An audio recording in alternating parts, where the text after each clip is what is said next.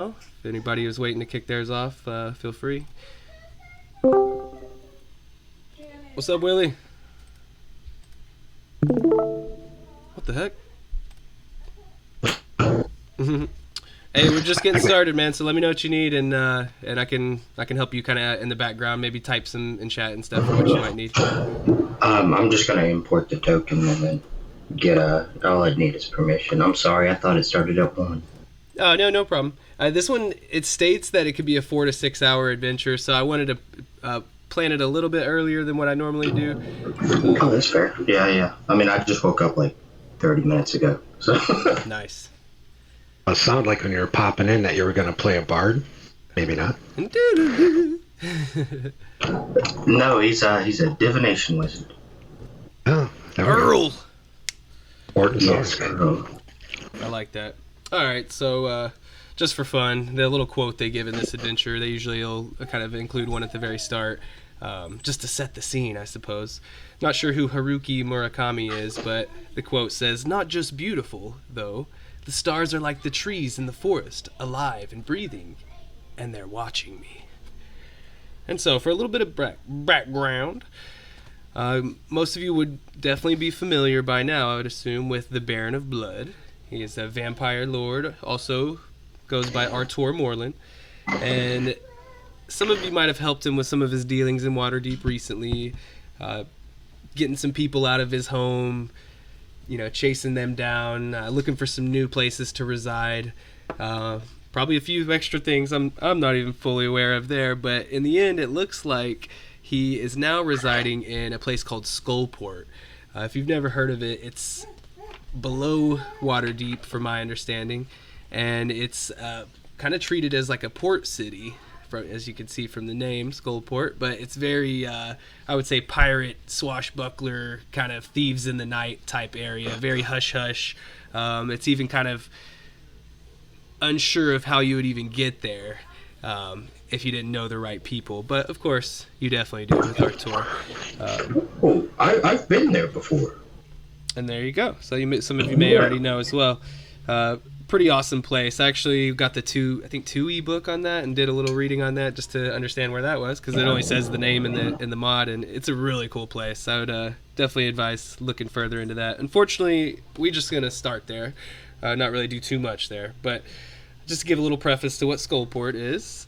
So it looks like Jarlaxle, you may recognize that name, but he's a devious sort, for good or ill, who can determine, but he exposed Artor's previous lair for his own benefit, we could say, and looks like recently some adventurers, perhaps maybe even yourselves, helped Artor clear a section of the Undermountain for his new home sweet home. He found an area called Shadow Dusk Hold, which would belong to a family called the Shadow Dusks, which have a pretty shady doings in their history. That's a story mostly for another tale, though, but you may see a couple of their faces come up, and the name Shadow Dusk and Shadow Dusk Hold, we're going to be there for sure. So, further on, it looks like Artor is needing adventurers to help him enter Undermountain once again without becoming imprisoned there himself. That's going to take a special ritual, and he knows from the expeditions of some of his other, he may call them servants, but you'd probably look at them as adventurers.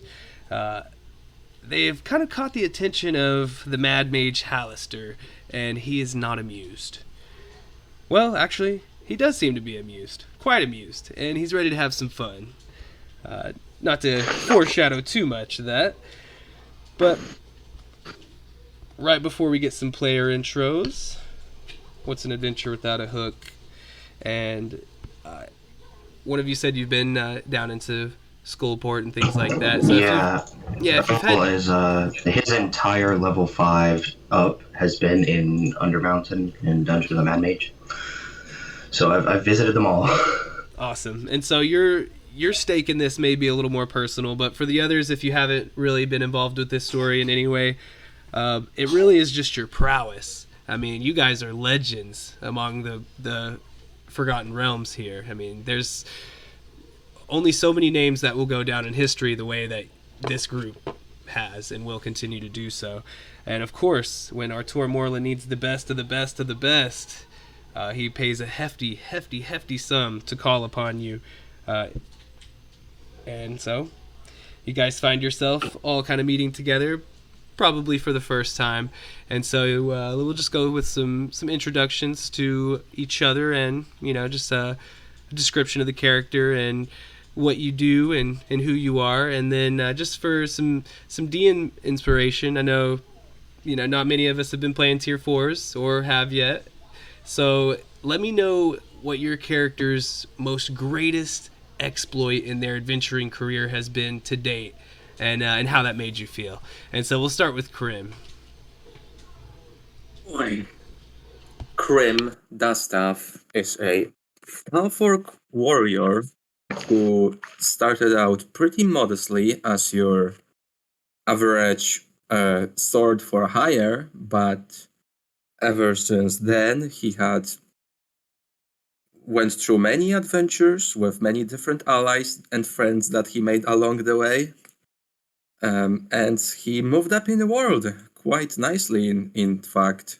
He started his own company, and now he has people to send to do jobs instead of doing everything himself. And nowadays, he doesn't really go out to the field that often, being mostly busy with managing the company, which, of course, can be a little boring at times, and that's why he really likes, whenever he gets the chance to do something fun like this one right here, he will, of course, take it. Because gone are the days when he was a mercenary to earn his bread. Nowadays, he just does it for the fun and for the thrill of the fight. He's wearing some hide, and clearly enchanted hide armor, a bronze mask that covers his face, and you can see that he has long silver hair. He also has a magical cloak and 2 swords, each on one of his hips.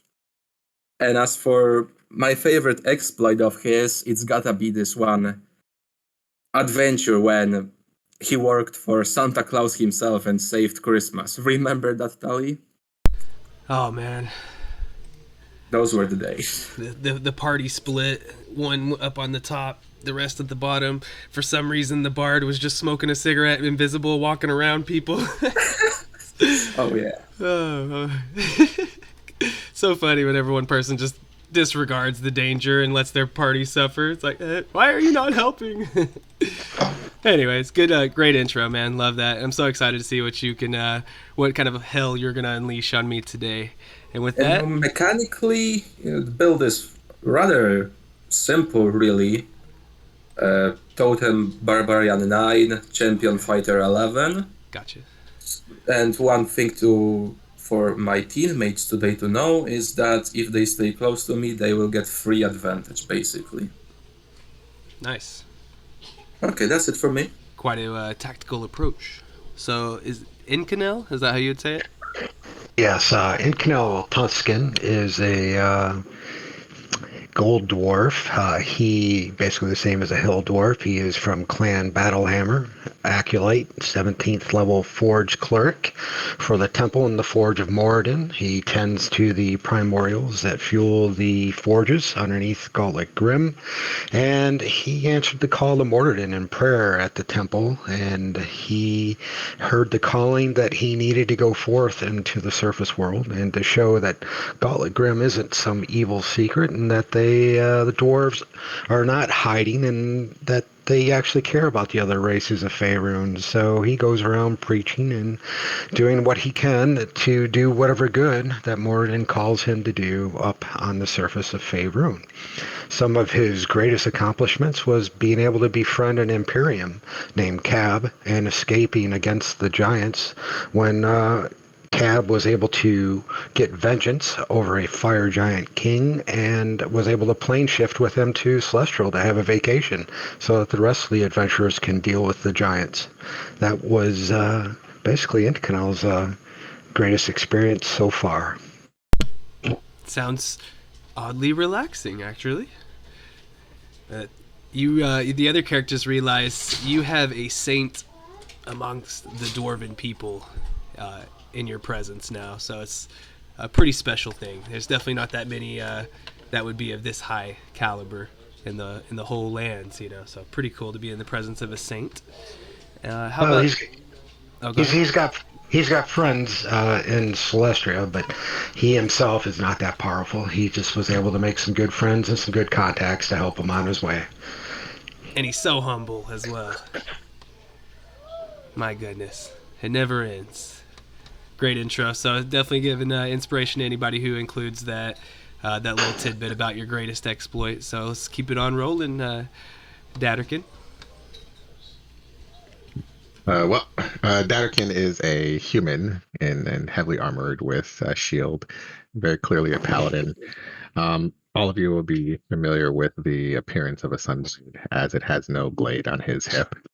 Sorry, my dog is coughing up a lung.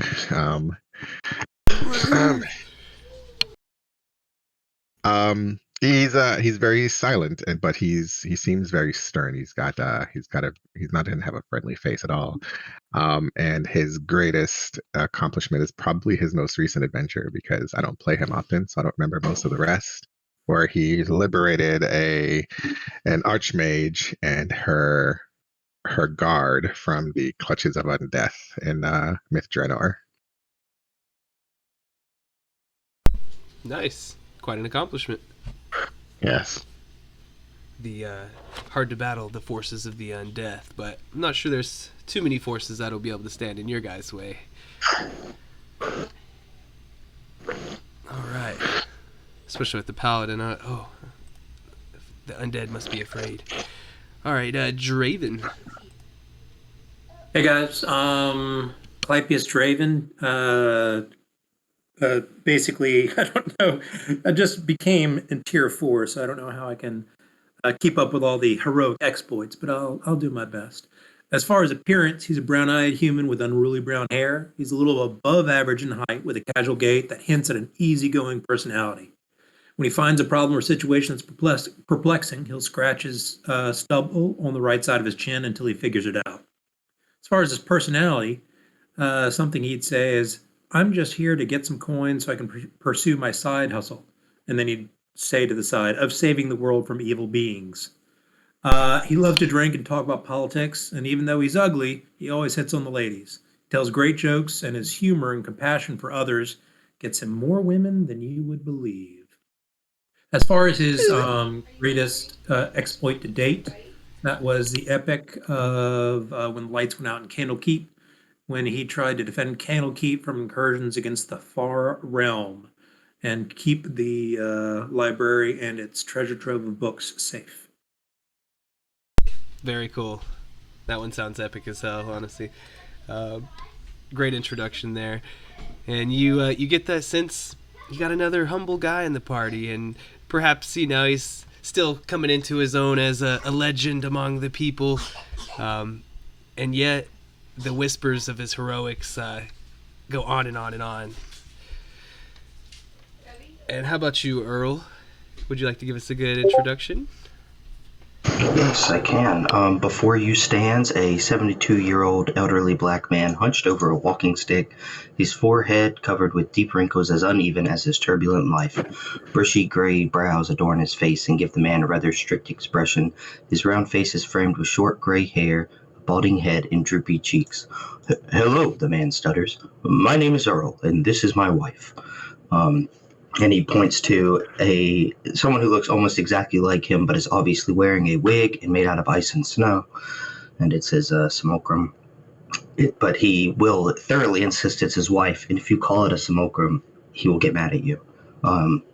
When he was 60, his wife passed away. They were both sages at Candlekeep, and after his wife passed, he kind of descended into madness and insanity, and started talking to himself a lot, getting mad when people are like, "Hey man, your wife's dead, we're worried about you." And eventually the first reader at Candlekeep had enough and sent him down to the Dungeon of the Mad Mage, basically on a suicide mission, just to get him out of their hair. And so he's here. I would say his best accomplishment was mapping out all of the Elder Runes in the Undermountain. So Elder that's what he was. Runes. Yes, that's what he was sent down here to do, and he managed to map them all out by trial and error. Well, that sounds like something that may help you as you are going to be I descending hope so. back into the Pretty Undermountain. cool. And just a funny thing, and feel free to say otherwise, of course, but whether you notice it or not, Earl always seems to make people feel a little bit uneasy, you know, and even they know his strength and power, they always hesitate a little to call upon him just because it's his ramblings and his mention that everyone must always treat his wife with respect. Yeah, and that's yet, my wife. he still gets the calls because he's just that powerful, and his knowledge of the Undermountain is probably only rivaled with the Mad Mage himself. That sounds about right. Mechanically, he's a level 2 knowledge cleric, level 16 divination wizard, and all of his divination spells are him flavored as him just asking his wife for advice. Awesome. She never lets you down. Okay, so No, she doesn't. Yeah, you guys have all given pretty good intros, so of course take that DM inspiration. The way I usually run it is just like advantage or like a re-roll. I'm sorry. So if you roll and I haven't told you yes or no on the roll, you could be like, I'm going to use my inspiration on that and re-roll it.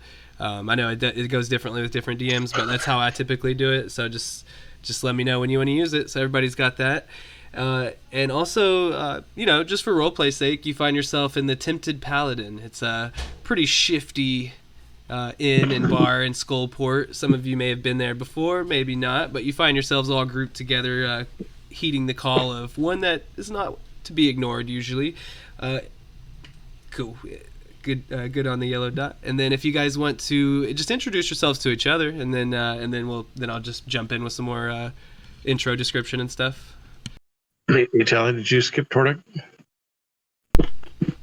Did I skip someone?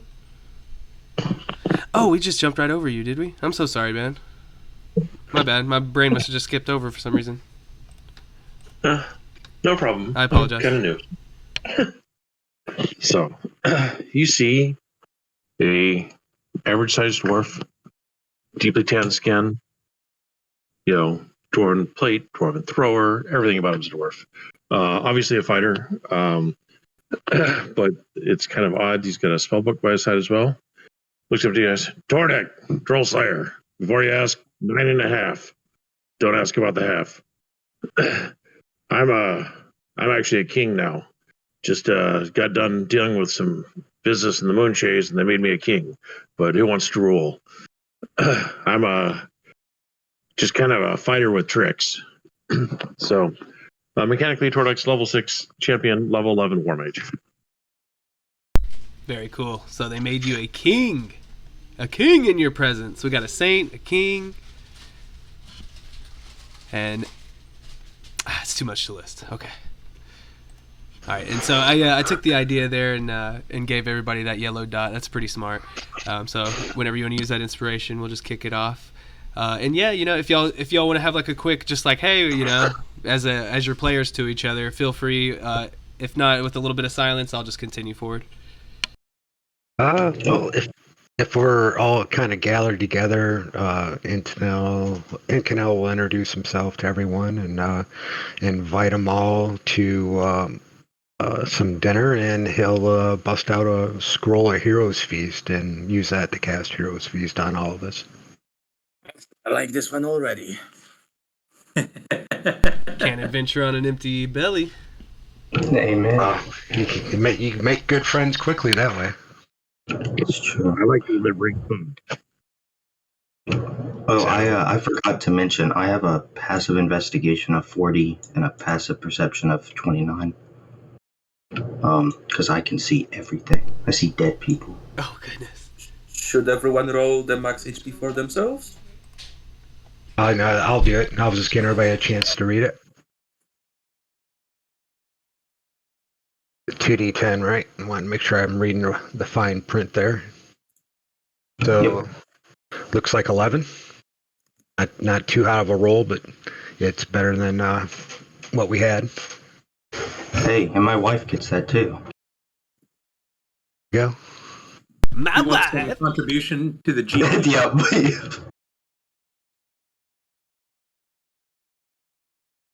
You want some contribution to the GP cost? No, It's 'cause it was a spell scroll, so I didn't have to pay for the component, so we're good. It was found on a previous adventure. Look at that. All right. You're already Yeah, off to a good start. Yeah, if I don't use them, I forget they're there, and they just end up being collected. So this Yeah. seems like a good use for it. So you look over and notice that Krim does not have a single scroll on his person, and you get the sense that he probably just burns them upon receipt. Just on my. Oh yeah, of course you did. I gave it to you. Yeah, I just on my log sheet I just write down a bunch of scrolls I don't care about. Thank you. This meal is most generous. Okay, guys. So we'll go ahead and get started. I saw earlier. I think that was for Incanel. You said you had a cutoff time. How many hours from now is that? Just curious. 5 hours. Oh, okay. So we should be more than fine on time with that. And we'll go ahead and get started. So you find yourselves at the Tempted Paladin in Skullport, where the Baron of Blood has summoned the characters. You kick the doors open. Don't even really notice the people there yet, and just have yourselves a feast. A bit of merriment, clapping on the backs, a few swapping of tails and things. And then as with your bellies full, you look up and realize that all the patrons in there are just staring at you. And you do see one person in particular different from the rest, who is most obviously the Baron of Blood himself. You realize that while this place would normally be filled with all kinds of raucous clientele, today it's just a whole bunch of vampire spawn that are in servitude to Artor there, and they're not looking at you threateningly, of course. They're just doing their thing. Y'all start to play some poker if you want, maybe a little blackjack. And To be fair, I'd be able to cheat. hey, it's just a little hint from your wife, you know. Yeah. And so here in the Tempted Paladin, you can kind of soak up your surroundings a little more, and you see that there's tapestries hanging on the wall depicting battles from ancient Shun Imperium times, long ago. And it's a pretty sizable bar with a nice west wall being the common area, a good few tables and things like that. There's a heavy red curtain hanging behind the bar, concealing a doorway. It's not a secret necessarily. It's just not openly advertised. It really just goes down to like a cellar and things. There's a large fire blazing, and you hear solemn, haunting music, and the air is laced with a very thin, coppery aroma. You see a few wine glasses about and in the hands of pale people filled with red liquid of unknown origin. And Artor finally waves you over. Ah, you must be the fine adventurers I have requested. Come, drink with me. And he offers you a cup, but not quite of the same thing he's drinking.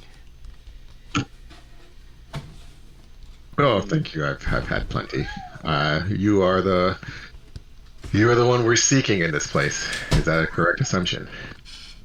None other than the Baron of Blood himself. It looks like I have one last final request, and hopefully I can start severing some ties to these adventuring parties that I've had to be acquainted with.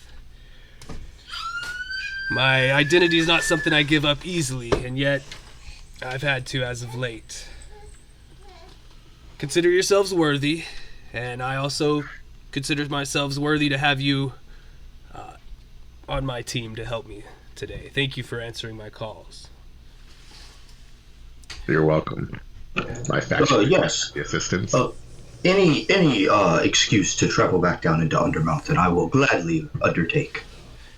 And, there's a very good reason why you've been called today. Your reputation precedes you, and I will have to ask you to return once more to Shadow Dusk Hold. You have been there, correct? Is that an offshoot of one of the main levels? Well, you may recognize it upon entry. Unfortunately, I haven't been there myself, so I don't have the greatest intel. But I do know that I'll have to come with you. What I'm asking for you this time is to transport me down into Shadow Dust Hold, so that I will not be imprisoned. The magics of this place won't affect me if I'm sealed in my coffin. And furthermore, if I can attune myself to the weave that is rumored to be down there, then the place should be mine, and I can fight off what is reported to be some far realm forces in coalition with the Mad Mage himself, Hallister. I would assume he will be getting involved one way or another, so keep your guards about you. I hear he's formidable. Well, this It's should be quick. ridiculous.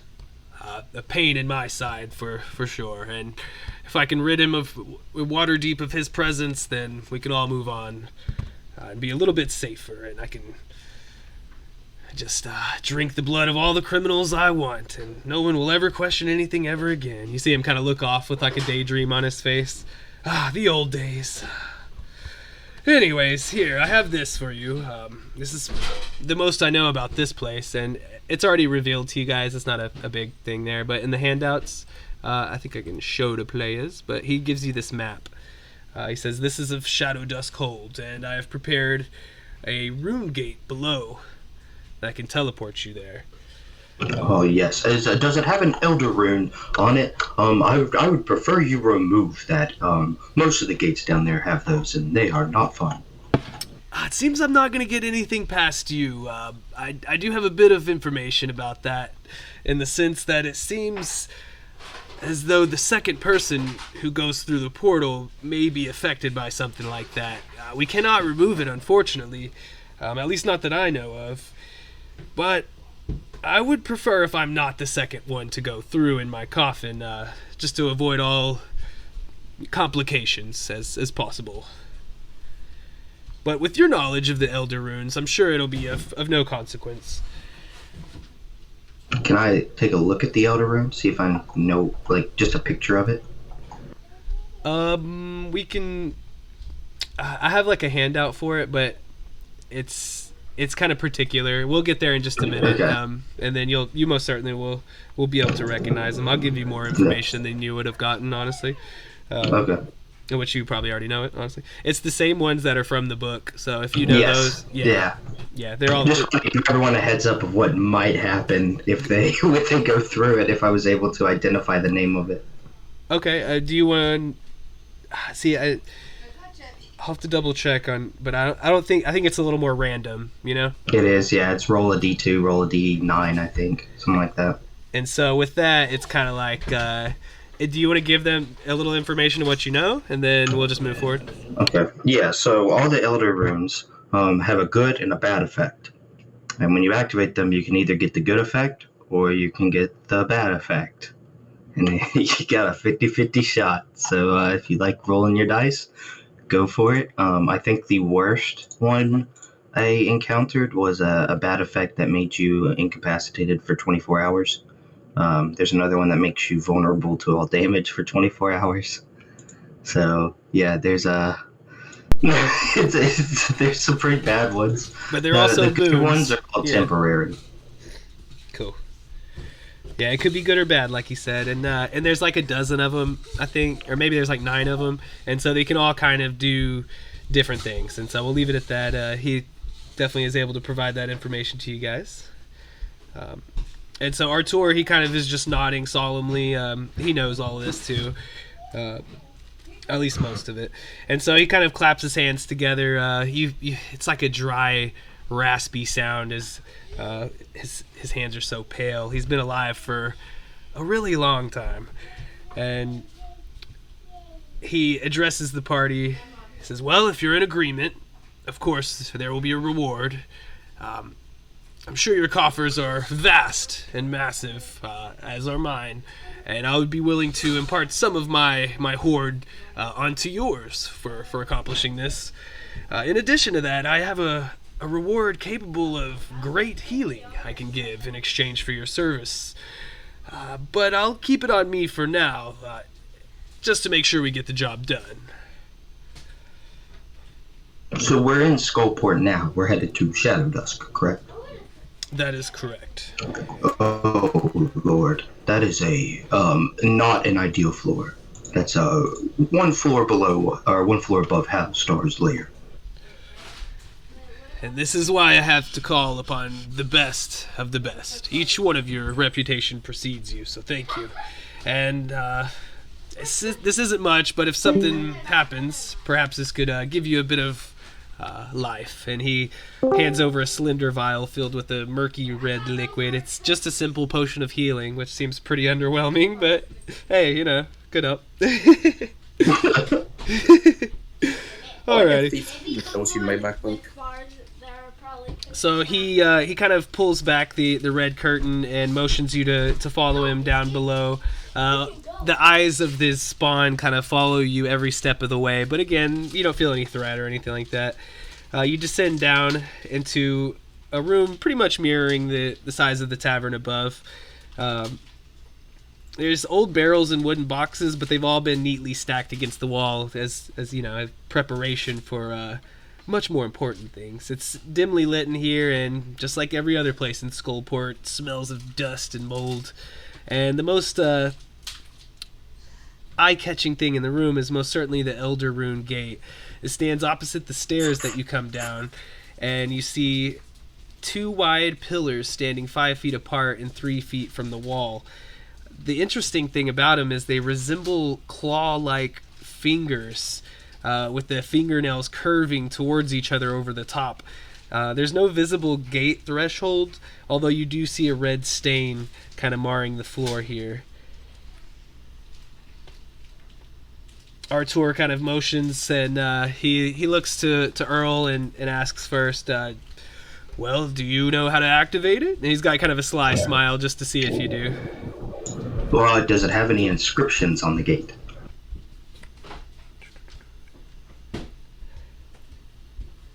You see, each gate has a different activation mechanism, and usually Halstar likes to play pranks, and he'll put how to activate it on top of the gate. I don't know if I see any on this particular one. It's like, yes, this one is perhaps a bit harder to read in that sense, but if you think about it, you may realize something, and he's of course willing to tell you, but just for your knowledge, do you just give me a history check or something, and then maybe you would already know. 32. So you can tell, especially by the red stain on the floor, which some of you may have thought was blood initially, that you have to throw a potion down into the floor there. And hey, isn't that convenient? Artor gave you one to do just that. Not so underwhelming now. And he kind of chuckles. Yes, I knew you would know. And he kind of motions towards a wood coffin. Seems to be made of ebony wood. Now, I'm going to have to seal myself in my coffin. It's a small ritual to do so. I might need a bit of help, though, from the outside. And then we shall all enter the gate together.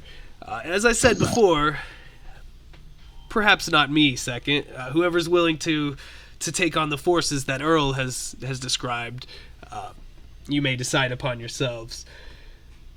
With that,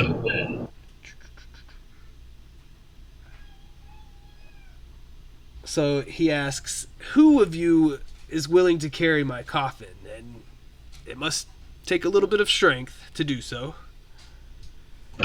Not I. I am far too weak. I'm but a frail old man. So you have to have a strength score of 14 or higher, or it could be done by two people that don't. Will I be able to carry it alone with my strength of 29? Perhaps with one hand, it looks like. Yep. I feel very safe in your hands, Krim. Thank you. So Just glad you toss her- didn't send one of your other lackeys and made an appearance yourself. That's quite an honor. I'm gonna sneak him around like those people with advertisement signs or whatever. And so there's one more thing I must ask of you is you must establish a secret passphrase to be used at the end of the ritual. It makes it so you are the only ones who can let me out of my coffin, and not if something were bad to happen and I fall into the wrong hands, I'll still be somewhat safe. That being said, there's one last thing that would allow us to do this. I must ask one of you to sacrifice a drop of your blood into my coffin after I've entered. It's just to ensure what I mentioned before, and that looks like that's all I'll need. Which one of you would be willing to do so? I have plenty of blood. I've got two. I hear two volunteers, but it'll only take one. Which of you? No, Datterkin said it won't be me. Oh, okay. So I guess Krim, yeah, you're the only one, eh? So you're gonna be carrying it, and you're willing to drop some blood on there, eh? Teacher pad. Okay. Sure. So What's the worst that can happen? he enters this coffin, and you see a small magic as he forms a sort of lock on the inside, and then he kind of motions for you to give a little prick there. Sure, I will. Prim will just bite on his own finger or whatnot. And so, no damage, but enough to get a little drop or two out. You kind of squeeze your finger, so blop blop. Looks like Incanel was ready to go, but Quick question: are we allowed to cast spells before we go in? Like while he's doing his ritual, can we ritually cast a spell? sure, you can do anything like that you want to. I wanna Secret throw up some passwords to detect vampires magic. suck. He's like, hey. He like bangs on the door, but he's trapped now. What the hell?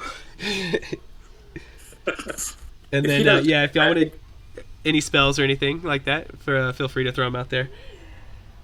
I'd like to do Roy's telepathic bond. That's a good one.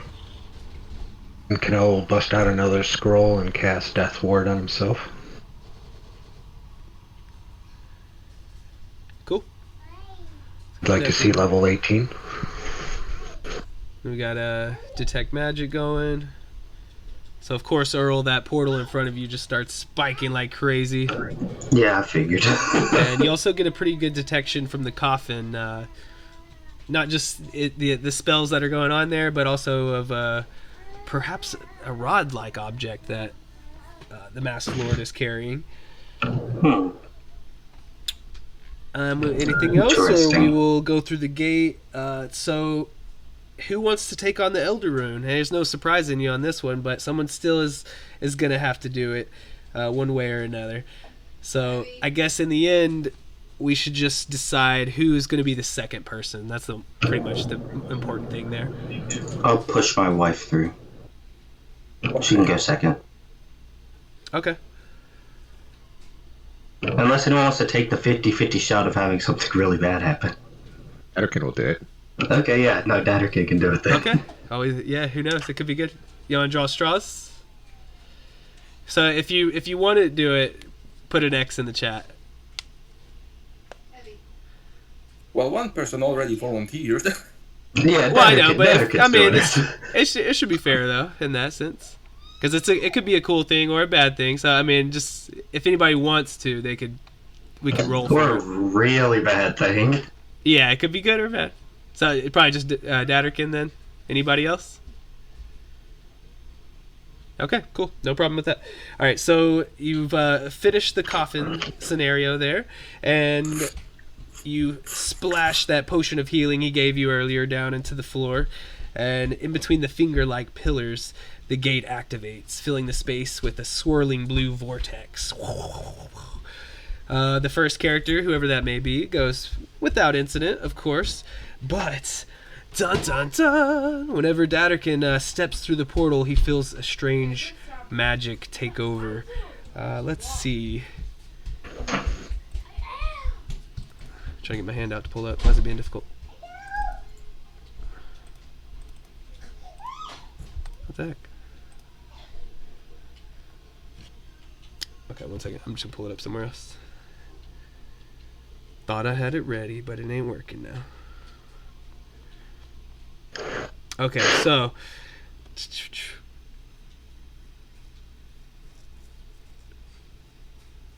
go ahead and roll me a D10, Datterkin, and if you roll a 10, we'll have you re-roll.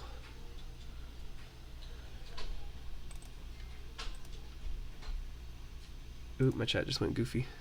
Why is my roll 20 being weird? I may have to re- There it is. Okay, we're good. I think. Good lord. Okay, what was the number? My bad. My roll 20 is being funny. 4. It erased my chat. It was a 4. Anyways, all right. So this is the Elder Rune of Chaos. It is titled Korambos, if that means anything to anybody. But go ahead. Caramba. Okay. Go ahead and roll me a D4. Odds and evens, basically. It's a bane or a boon, so we'll say odds bane, even boon. Oof. That is a 3. Okay, I'll probably just reload here in a second to get my chat. Tell them, don't worry, it's not that bad. It could be a lot worse. And so you got the bane effect, unfortunately, but go ahead and give me a wisdom saving throw.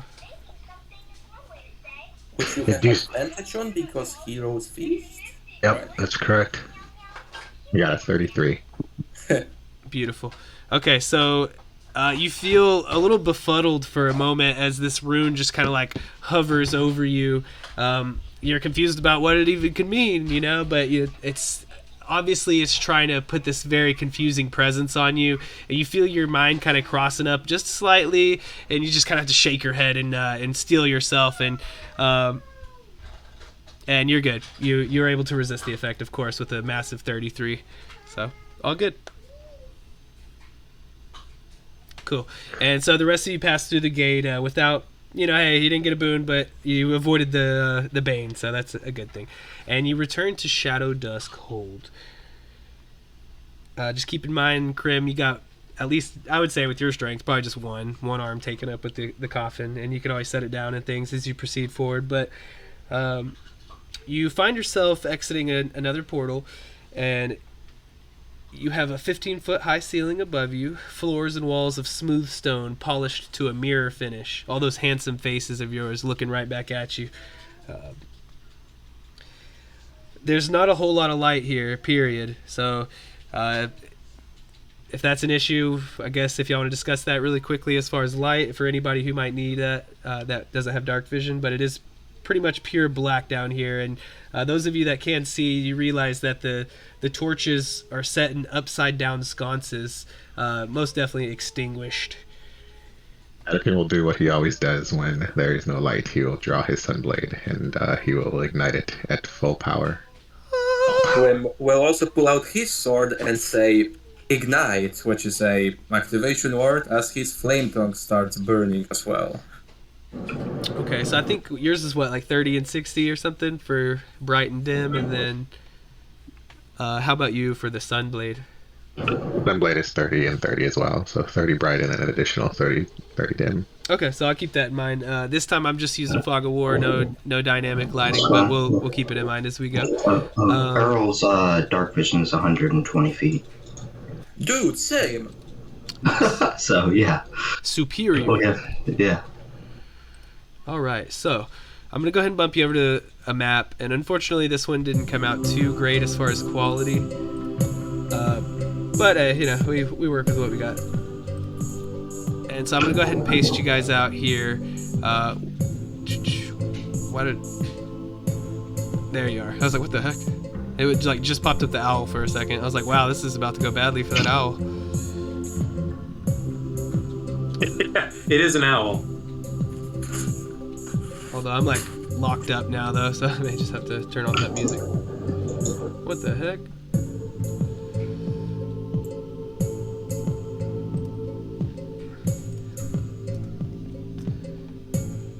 Okay, so anyways, I'm just reloading. Sorry about that. I don't know why it's acting funny today, but you see all around you that the black of the shadows is almost tangible, especially in certain places, like mostly right in front of you in this circular room. The gate that you have come out of is like a doorway too that leads to seems to be a hallway behind you where you can't really see on this side. And however, in front of you there's just an open chamber. However, the back of it is just sucked completely into this very tangible darkness. And one thing you see, and you'll have kind of a quick second to react, and then other things will happen, but you see a small little bead of light kind of just off into the darkness. Do we have a second to react? You do, depending on what you do. Because there's certain things you could do. Dispel magic. Oh. I know that spell. That's the reason I ask, is because if you know what was coming, then you definitely would have the chance to do something about it. Let me double check so it's a 7th level spell. So DC 10 plus 7. Alright, so you're casting that at 3rd level? Yeah. Okay, let's see your check there. Oh shit. Never mind. I tried. Okay. Draven doesn't know what's going on, but if he sees something, he would like to react with Dispel Magic and try his own. So I assume you would have seen Earl try it. Yeah, that's what I was gonna say. Fail, if anything, you see Earl try to cast Dispel Magic in a like his face kind of contort in frustration, and then you can take a shot at it real quick if you want. I mean, you're burning spell slots to do it, or scroll or whatever. So, I mean, it's totally valid. So again, you'll have to hit that DC. And I also have half proficiency as an Abjuration Wizard. Okay, cool. So +3. It isn't counted here, but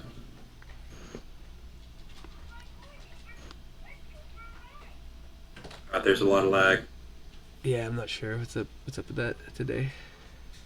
I had to refresh like twice, so y'all might have to a little bit. Yeah, proficiency makes that a 17, right? Oh, and that meets it. So that's cool. Yeah, I thought that was about to slam into y'all. So this was Earl, you were trying to dispel it first, right? Yeah, I think it's a delayed fireball. And if you want to explain that to the party, go ahead. You don't need me to do it. That beam of light that Draven so masterfully disappeared. It's a delayed blast fireball, and Hallister left us a housewarming gift. He was waiting for us. I don't know how the coffin would have fared. That's awesome. House just warms this one room. And so you nailed it on the head there.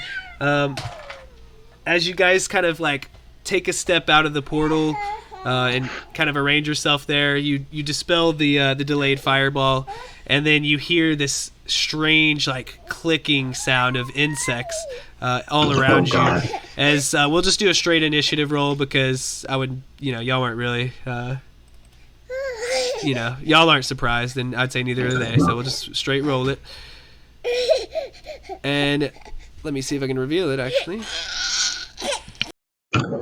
Also, this does not look like the level 21 or level 22 that I've seen before. This does not look like it at all, so I might not be any help with directions. You might want to pull up the tracker, because I don't think it will save if it's not up for initiative. Yeah, you're right. My bad. I was looking at something real quick. All right, saved.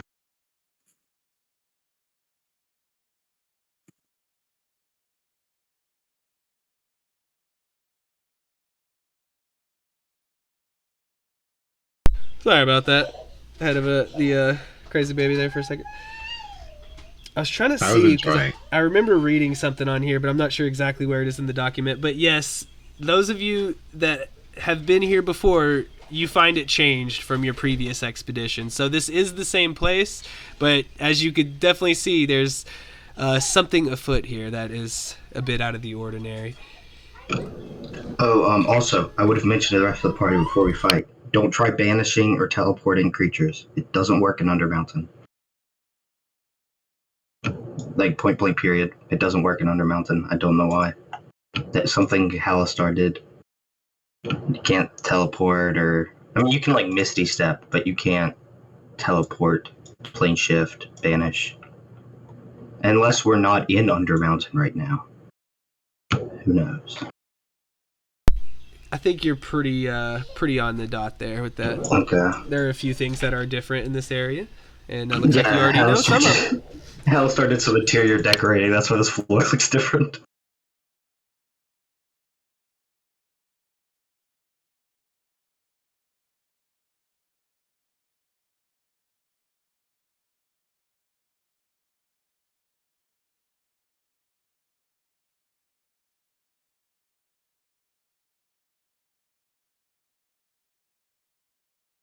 One second, guys. About to get the last one in there.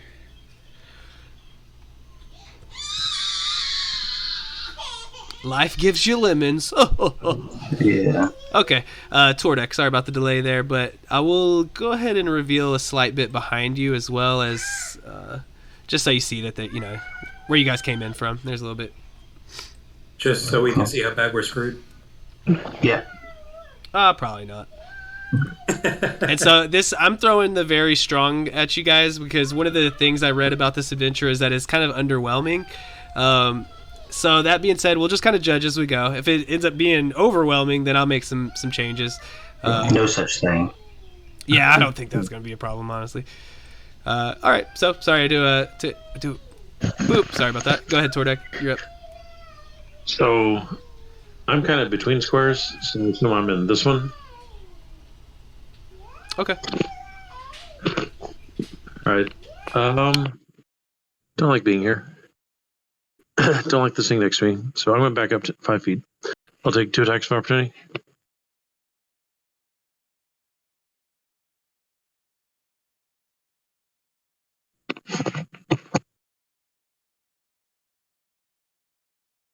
Okay, looks like a 28 and a 20. No crits or anything. So the 28 will hit. 28 will hit. Okay.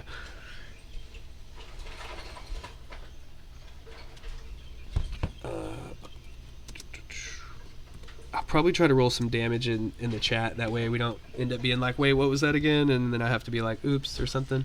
But it looks like 14. Yeah, got it. 14 bludgeoning damage to you. And then what else would you like to do? 2 attacks with Dwarven Thrower.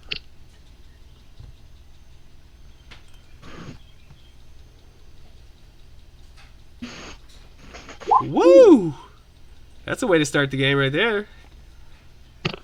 And so I will give them some color so we can differentiate them a bit. And if you want to tell me which one that you're targeting. Reds. Okay.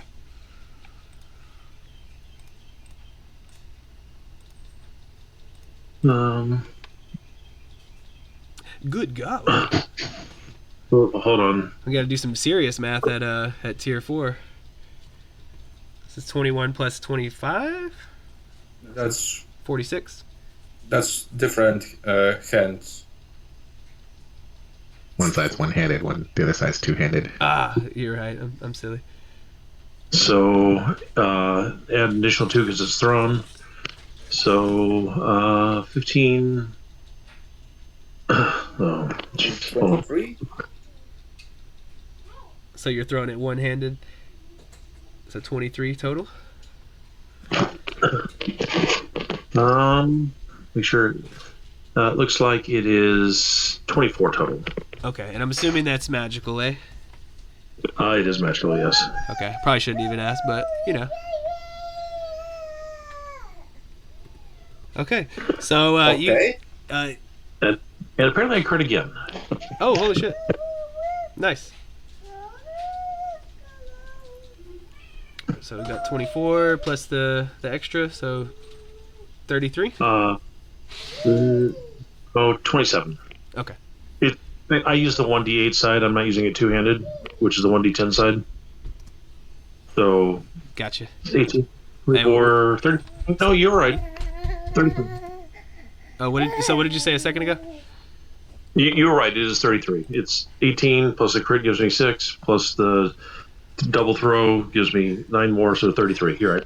Okay, cool. And as you see these forms rise up from the darkness, I mean, they're horrifying. Of course, those four fellows you see are rather large. They're pretty big. They take up a lot of space. And you see the clicking insect-like noise. Dang, that's a loud insect. I know. Sorry about that. But you hear that clicking, kind of whistling, scraping noise, and you see the robed figure off to the side. Every so often, you see the hint of just swarms of insects that make up his form. Pretty horrifying there.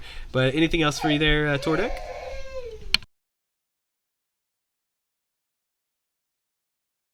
Okay. And if nothing else, we'll go to Big Daddy Dadderkin. Oh, cool. First, is this whole thing the room? What are the dimensions of the actual room? That is a good question. I was wondering how much I should reveal, but I didn't think about that. You're on a platform, and so, like, this is the line at the bottom. It's circular, and then it kind of just drifts off into, like, tangible darkness, like I said. I would say everything around you that's separated by white is more just like these star-like, kind of just void patterns kind of off. It's like skirting the periphery of your vision constantly. Look back and say, Tordak, no, don't jump. Because I think you're edging the cliff. Yeah, I think you just stepped off. But I was just curious because I needed to know how much room we had to move. Okay, so it's a little tight, and I'm not, he's fine. He could be on the edge of the cliff there. It's okay. No, that's cool. I don't think I'm going to worry about it then. It's that tiny of a space. I'm going to... Which one did he attack? I don't remember him saying which one. The red one. The red one. I'm going to move over here.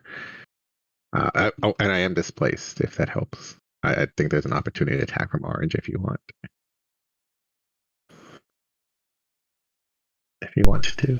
What was that last thing? I'm sorry, my wife was... I moved away, so I think orange gets an opportunity attack. Okay, so he... And I am displaced, so it would be with disadvantage. With disadvantage. So a 22 with... All right. That's going to miss. Okay, clang. Beautiful. I will continue swiping at red with my Sunblade. Boop. So that's a 23 to hit for 14 damage. And then my second attack will be that for 20 damage. And I'm still alive. So what was the total? 34. Okay, my bad. I thought I missed an ability there, but then I totally didn't. So it's cool. Sorry about that. It's all right, but that will end my turn. I'm not going to smite or anything. Is it still alive, though? Yep, yeah, he's still alive. Damn it. All right, end of turn. Okay. And I just want to make sure I get 100% right. My bad, I was bouncing from the stat block. You said 34? Yeah, the first hit was for oh wait, I'm so sorry. It's 14 and 19, so 33. Okay, cool. Thank you. And yeah, he's still alive, but you see these wounds opening up on his body, and this thick, sickly green ichor is just starting to kind of drip out and plop into the darkness, and it just seems to disappear in the darkness. But yeah, he is bloodied. All right, that will end my turn. Okay, so now we have this larva mage. He kind of just like screeches in deep speech. Do any of you understand that? Yeah, Earl does. Okay, and let me 100% clarify. But he says, "A message from Hallister," and then one second. You feel this kind of strange presence as you get like a quick vision of Hallister himself. And he just cackles in your minds, and he says, "Welcome to your graves!" And with that, of course, this dude has some pretty freaking cool abilities. I gotta say. But I will have him. Sorry, this is where it might take me just a second longer because there's a lot of abilities that I haven't quite used yet. Just handling spells as a DM is difficult. Yeah. Okay, so I'm going to need everybody to make a Constitution save. Cool. As you see this black sphere kind of appear off, like pretty far in the void behind you, but it's enough to where it just like kind of pops. And it's almost a sound that you feel rather than hear, and you just see this like wave of necrotic energy kind of ripple off of this orb. The save is going to be. Is this a spell? This is a spell. Could I counterspell?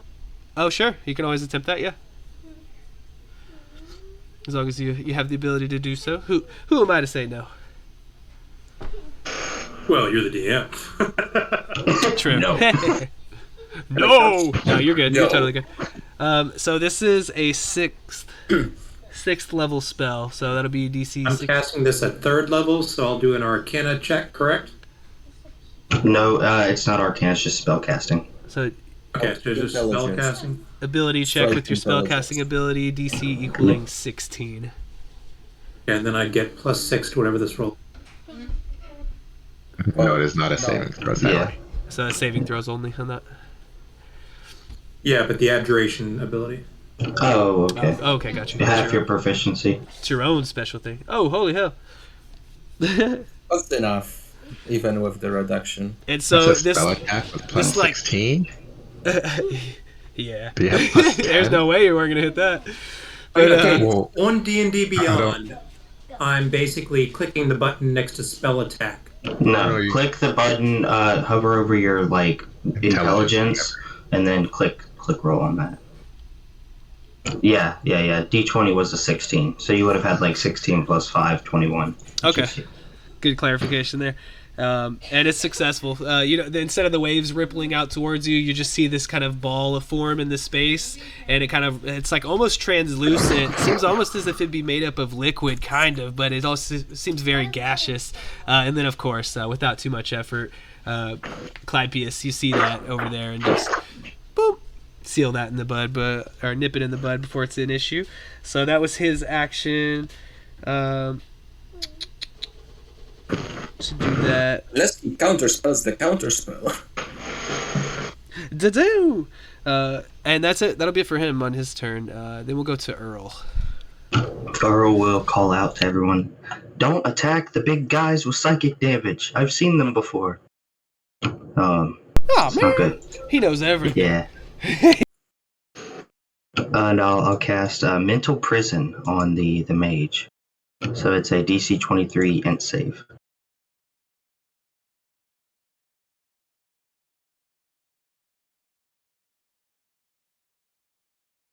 Okay, it was And an intelligence I can save. post that. Yeah, Oh, it looks like I here's did the effect. pretty badly. I got a 14. DC 23. So the area immediately around him appears dangerous in some way. I don't know what these guys are afraid of, but I'll just say I'll make something that's scary. A bunch of knives and fire and holy light and stuff surrounding him. So he takes 14 damage, and if he moves, he can't see or hear anything beyond it, and he's restrained. And if he moves out of the illusion or makes an attack through it, he takes 59 damage. Okay, so he is immune to being charmed, so it doesn't look like that's gonna work. Oh, I forgot that it's technically a charm. Ah, shit. Okay. So it looks like he just kind of the clicking of bugs, and you recognize it as a chuckle as he shirks off your mental prison. Okay, and then my wife's gonna firebolt him. So 20 for 26, and that'll be my turn. Damn, hell yeah. Earl, as an aside, your wife is the clone, right? Yes, my wife is the clone. Gotcha. 26 that was to the larva mage. Yeah. Okay. And then I'll look visibly upset with him for avoiding my prison. Okay, and hey, you know what? What's he gonna do? except for activate a legendary action at the end of your turn, and he's going to try to Eldritch Blast you. Okay, go for it. And so he gets 3 of them, of course. It's just a regular old Eldritch Blast. So we got a... Oh my god, those are terrible rolls. So a 14 and a 13. And an 11. Oh my gosh. I was making sure I had the D12s for some reason. Those aren't going to hit. Holy hell, that's terrible. So yeah, he's just... Pew, pew, pew, and they all just kind of go off into the darkness, and now you're the one who's laughing. Krim, what you got there, bud? I'm gonna take a step here, put the coffin semi-gently over here, Free action, I got it. activate my rage, give myself a little... Krim Right. looks pissed. Yep. Get over here. Now everyone has advantage with melee attacks on these two. And take my burning longsword with both of my hands and swing at the green. Okay. Okay. So I'll make just normal attacks, no reckless. 32 to hit. Wouldn't you believe it? Yeah, that's like twice as much as what you need. So 23 total. Okay, that's to Mr. Green. Yep. Attack And- number 2. Gotcha. 20. That'll hit. 21. So that's 23 plus 21, right? 44 so far? And one final swing. Critical. I will also put my Orcish Fury Strike on it. That's will add some extra damage. Looks like it will be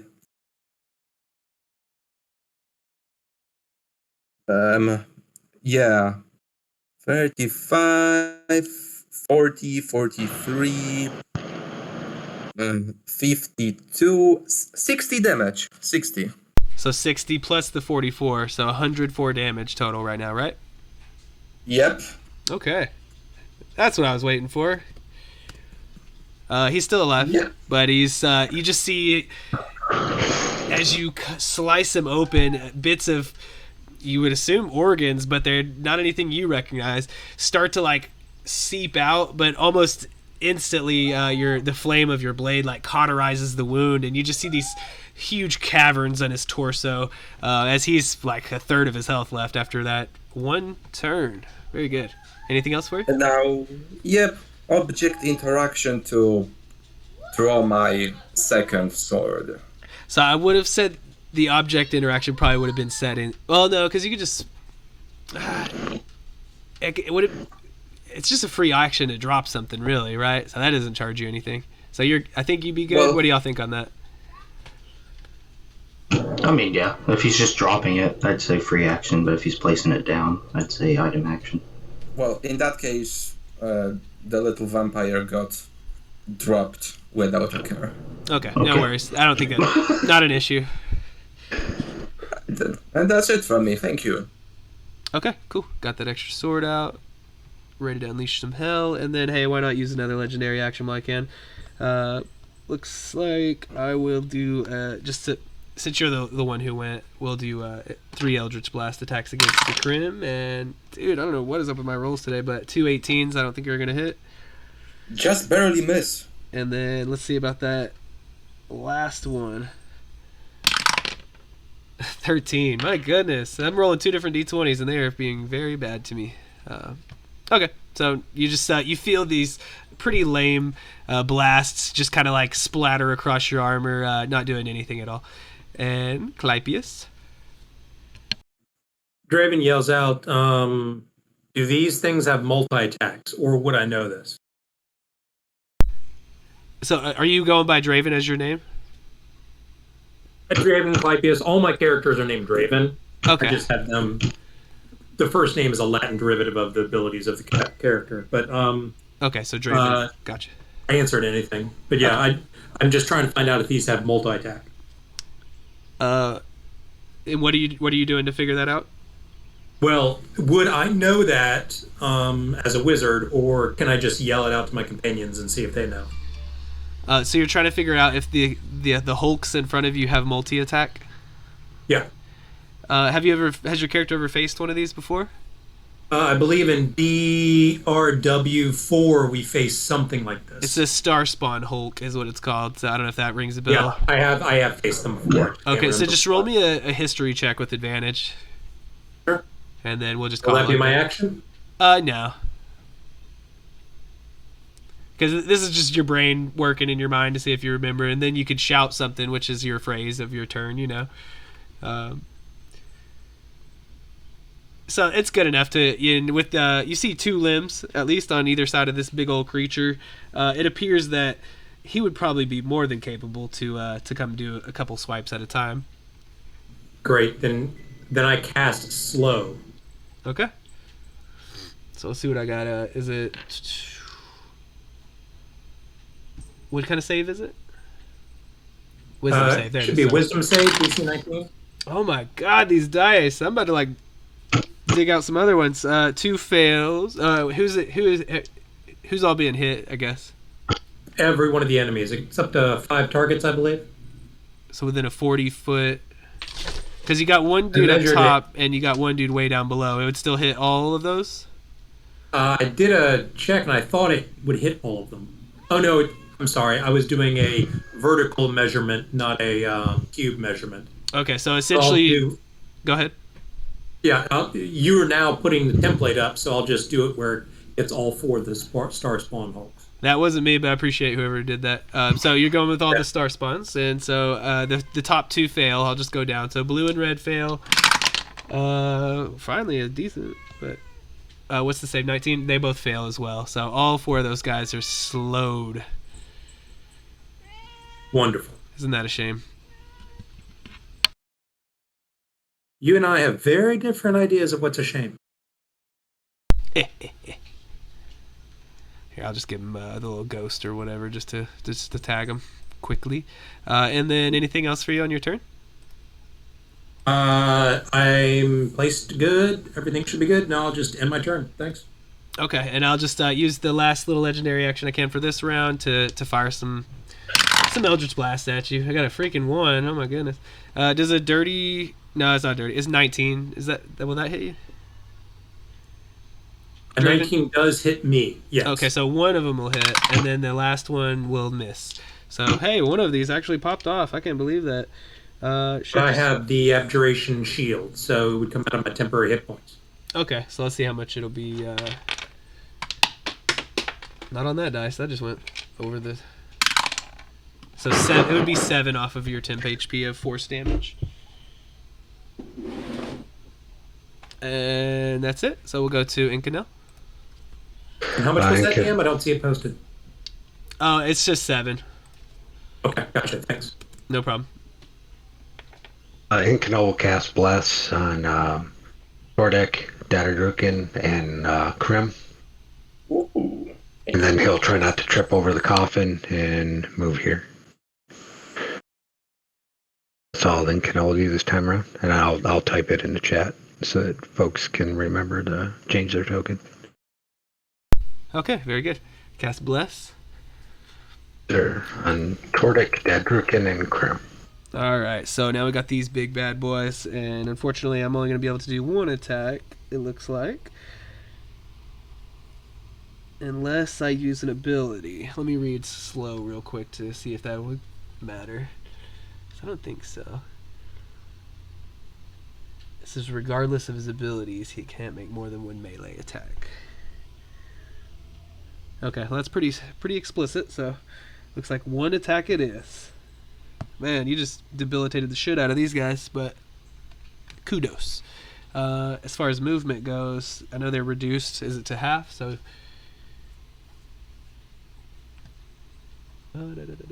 they have half movement, is that right? Yep. Okay, sorry, just trying to browse up through the spell there real quick. Alright, so I think he'd still be able to make it over to you, though. 2. That's just 10 feet. None of them else need to move, so it'll be pretty simple. Just some, you see them try to slam you with their long, extended arms and their giant, gnarly hands, full of sharp talons, of course. Going for that bludgeoning damage, though, and we'll just go. The first one's for Tordek. Would a 25 hit you? Shield.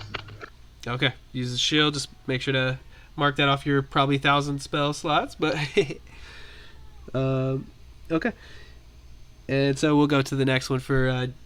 I guess we'll throw two. I'll roll. I'll see. So the first one towards Dad though is Okay, disadvantage. okay. Yeah, you may just have to remind me. Oh, I rolled two 18s. That's good. So 27. That will hit. Okay, and I'll do this one on the chat. I might end up just bouncing between dice and chat as I kind of whatever's easiest in the moment. But looks like that'll be 13 bludgeoning, as he does the best he can. And we'll throw one at Krim. Looks like a dirty 20 to hit Krim. Yeah. Yep. Okay, and then so just rolling the same.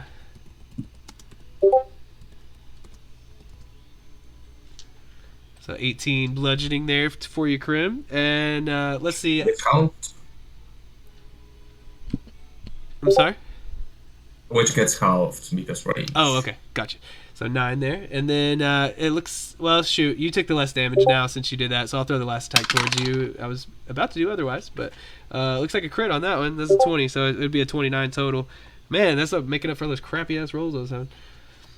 That's fine. Damage? All right, let's see it.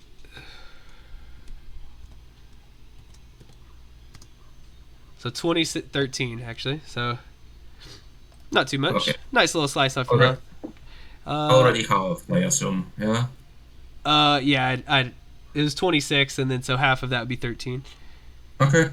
and then the other 9. Okay, cool. That's it for them. So Tordek, you're up. About to cast a spell. And we're back up at the top of the round. Yeah, I'm gonna move to cast a spell. Can you hear me? Yeah, I'm sorry, it wasn't that clear though. You're gonna do what? I'm moving to cast a spell. Okay, you're gonna cast a spell. Haven't done this one online yet, so it's gonna be fun. If no one stops me, I'm casting Steel One Strike. No one's stopping you.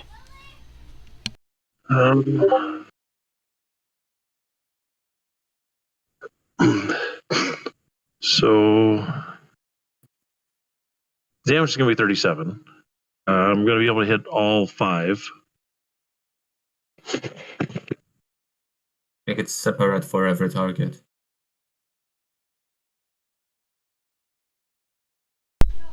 You say Yeah. You have to roll a separate melee attack for every target, I think the spell says. So 22, 30. 14, 20. Okay, so since they're slowed, just to make this simple, their AC is going to be 14. So whatever, that's going to hit every one of them probably. It's a lot of numbers there. Yeah, I'm plus 12, so my lowest is 14. Oh, nice. So with that slow, you're able to hit every single one of those. You guys are working together very well. So All right. you have to roll separate damage for each one, or no? If it's okay with you, I'll just take the 60-10 once and apply it to all.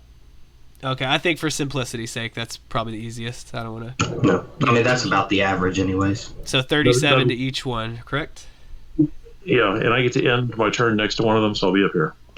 Okay, so you are going off the cliff there. But here, we'll play it like this. You hop... You hop off of the platform and... Oh, no, let's do it. It's not that bad. you already did it. The white is off the cliff? Yeah, it's okay. I won't do that, honestly. So you're good. You don't want to move off the cliff. You don't have to. No, I thought the white cliff and the stars were not the cliff. If it seems tangible enough, if you want to jump over there into the darkness, you could. No, I'll see where I'm at. I'm good. Okay. All right, so let me apply that damage really quick. So 37 to each one. The blue guy, I think that was like his first scratch. The red guy, you've reduced him to like his last quarter of health or so.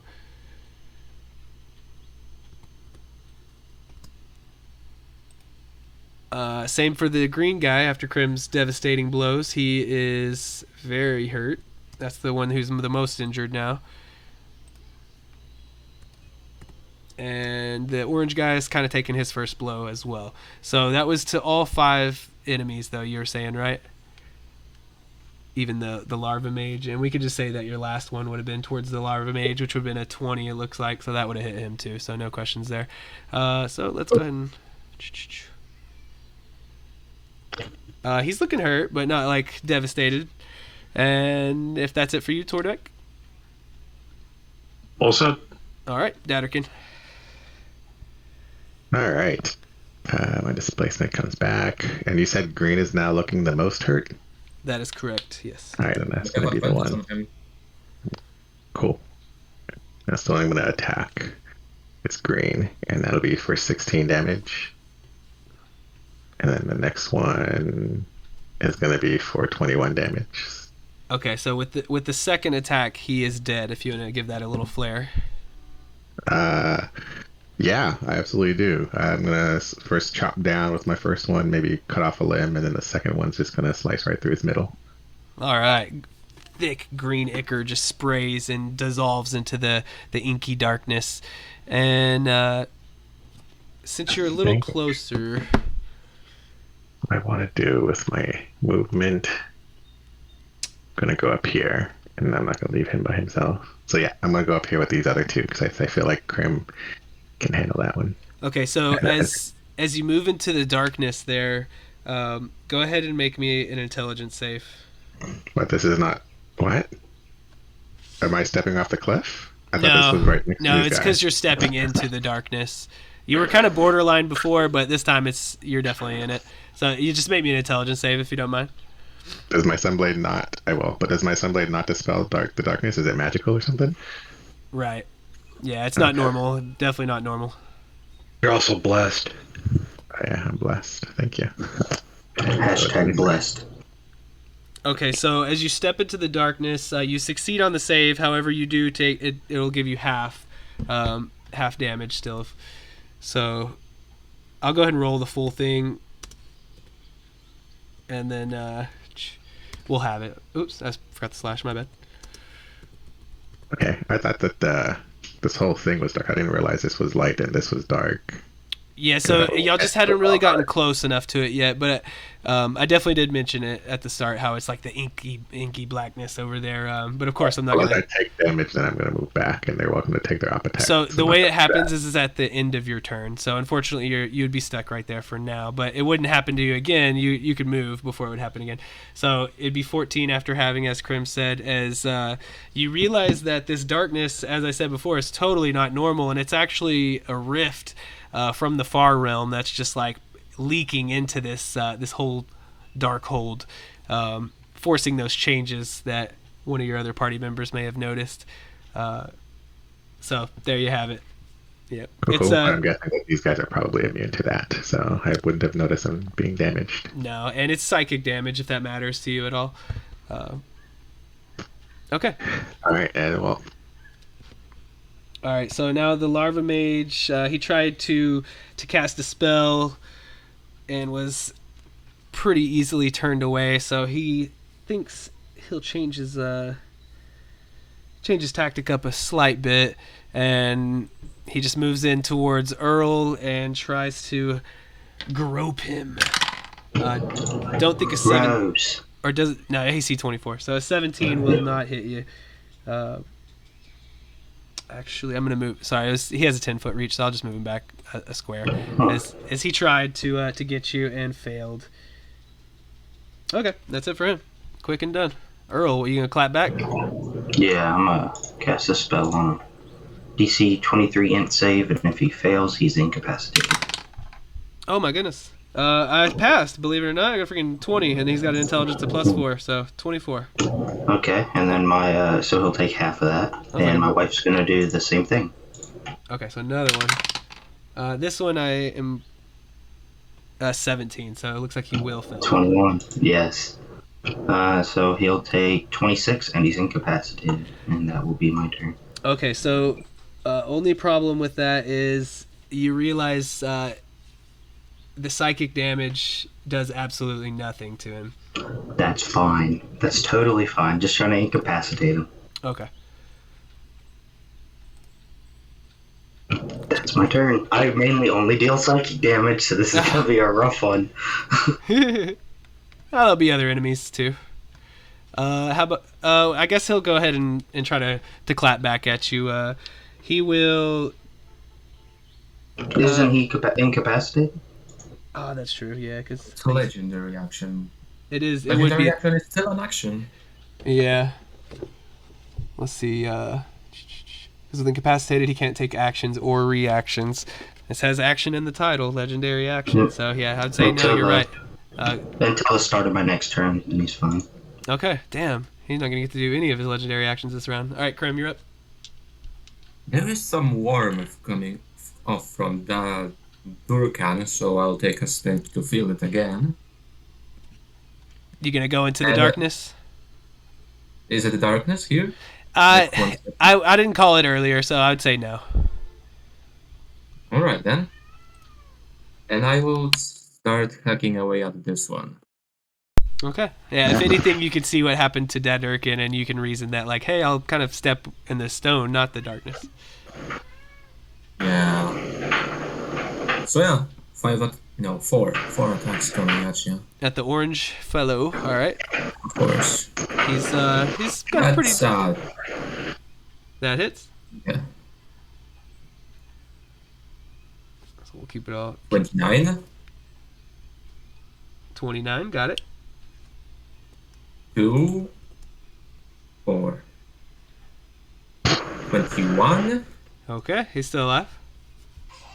Third swing is a 23. And he's still alive. He had over And- 100 health left, so almost there. And last final swing with my other sword Nice. for just 17 slashing magical. Yeah.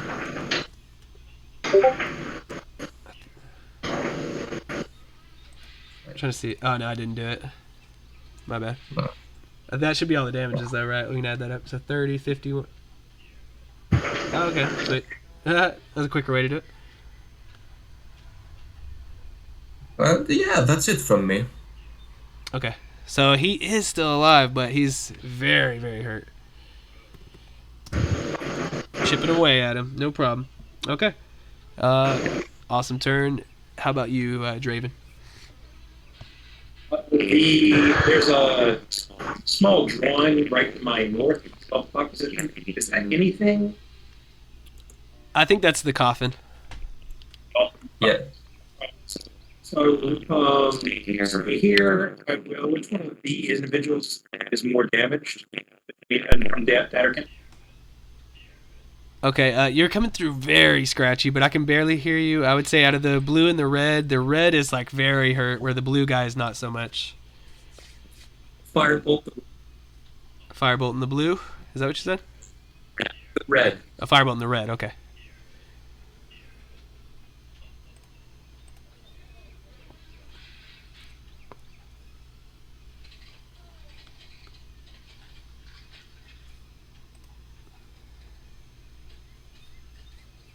That'll hit him. They never stood a chance.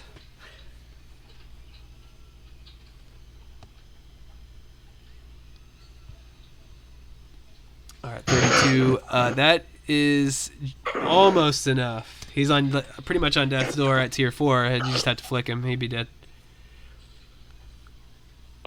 All right, I will send my owl to assist Datterkin when he attacks the bull. Okay, sounds good. Anything else for you? Okay, I think that's it. right, and Canel, you are up. I'm gonna try to sacred flame this thing. Alrighty.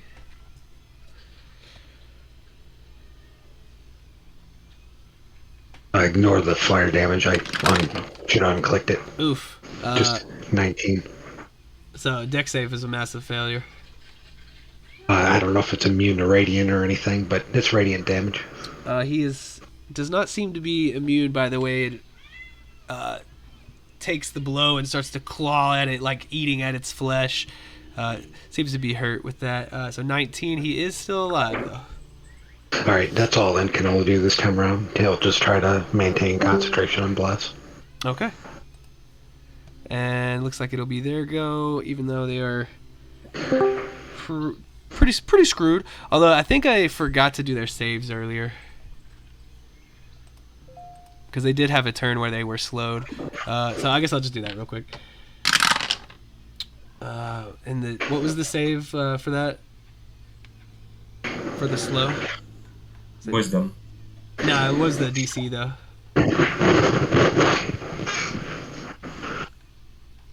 19. Okay, 19. So I think I may.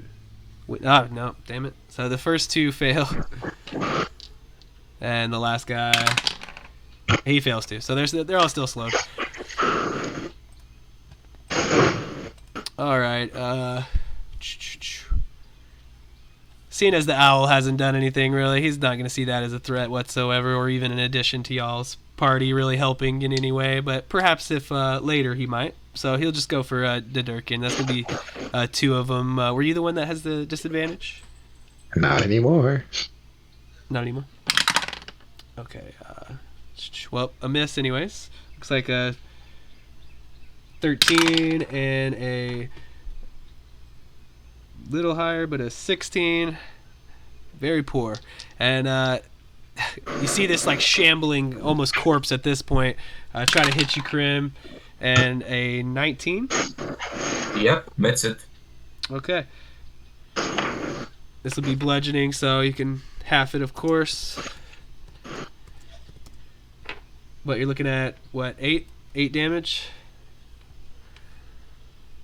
And these poor sad folk. That'll be it for them. Let me do the next set of wisdom saves. Looks like 2 failures and a failure. So they're still slowed. And Tordek, you're up back at the top of the round. Which one are you targeting?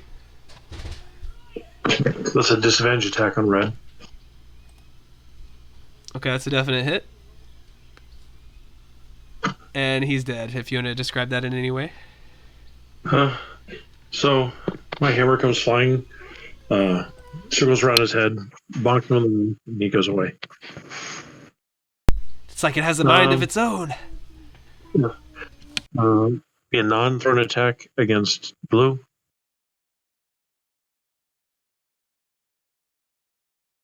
Oh. Damn. Looks like 23. 23 total? Yeah. Alright, so that took him under 100 HP total, but maybe just barely, as he's still pretty healthy. Anything else, Tordek? Oh, did it? I'm good. Okay. And now we are on to Dedurk. All right. Well, I'm going to move out of this space into this tiny owl space. And I'm going to I'm going to swing at this thing above me twice. This blue dot.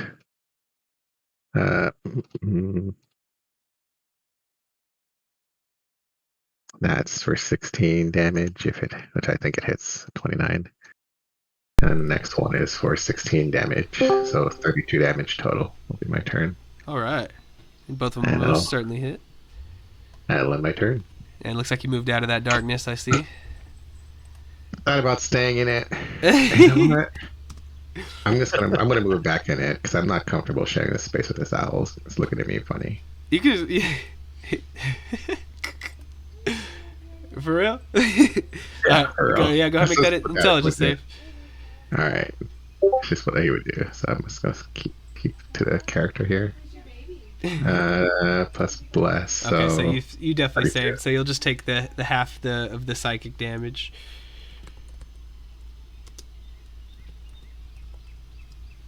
So 11 psychic damage to you as you feel the influence of the far realm tugging on you. All right. Thanks. All right. So back to this poor soul. He gets to make a save now. No, so it goes off at the begin. It stops at the beginning of my wife's turn, and she goes like right after me. So as of now, he's just boned. Yeah, Totally boned. All right, you are up. and Earl. he's still incapacitated on my turn because she hasn't gone yet. So advantage on a firebolt, 32 for 23, Okay. and then now he'll be fine because it's my wife's go. And she's gonna firebolt for. Ooh, I wish she was the one that got the advantage. That's gonna miss with a nat 1. So, yep, just a 23 fire, and then that will be my turn. Okay. So He's not by incapacitated. rules as written, a 1 is an auto miss, or even if your number Yeah. adds up. Yeah, 1's an auto miss. Okay, because I know the opposite end of it, but I just want to Yeah. double check. Because I mean, you would hit him. Yeah, unfortunately, 1's an auto miss. I wish it wasn't. Okay, thank you for the honesty there. And then, okay, so he's finally incapacitated at least, and of Yeah. course he's gonna freaking try to clap back. Can he see your wife? Yeah, I imported her. Sometimes it's easier not to have the token because she'll just stand within 5 feet of me. But yeah, Okay. she's there. Okay, just as long as I can see, yeah, and then yeah, if we need it for like filler of space later, we can always throw it Yeah. up. But yeah, out of what's the AC? I guess because out of AC would be not mine, so it will be what's mage armor? 15 plus dex, so 17 AC. okay, 13 plus dex. Oh, 17 plus dex. 13 No. plus dex. So it's AC 15. Okay, looks like I'm gonna do something. Okay, go All for right, it. so we had a 23 and a 26, Yep, both those are gonna hit. and then for the last one a 16, which looks like that hit as well. So all That will three hit of as them. well. Yeah. So these Eldritch Blast legendary action. Now that he's been freed.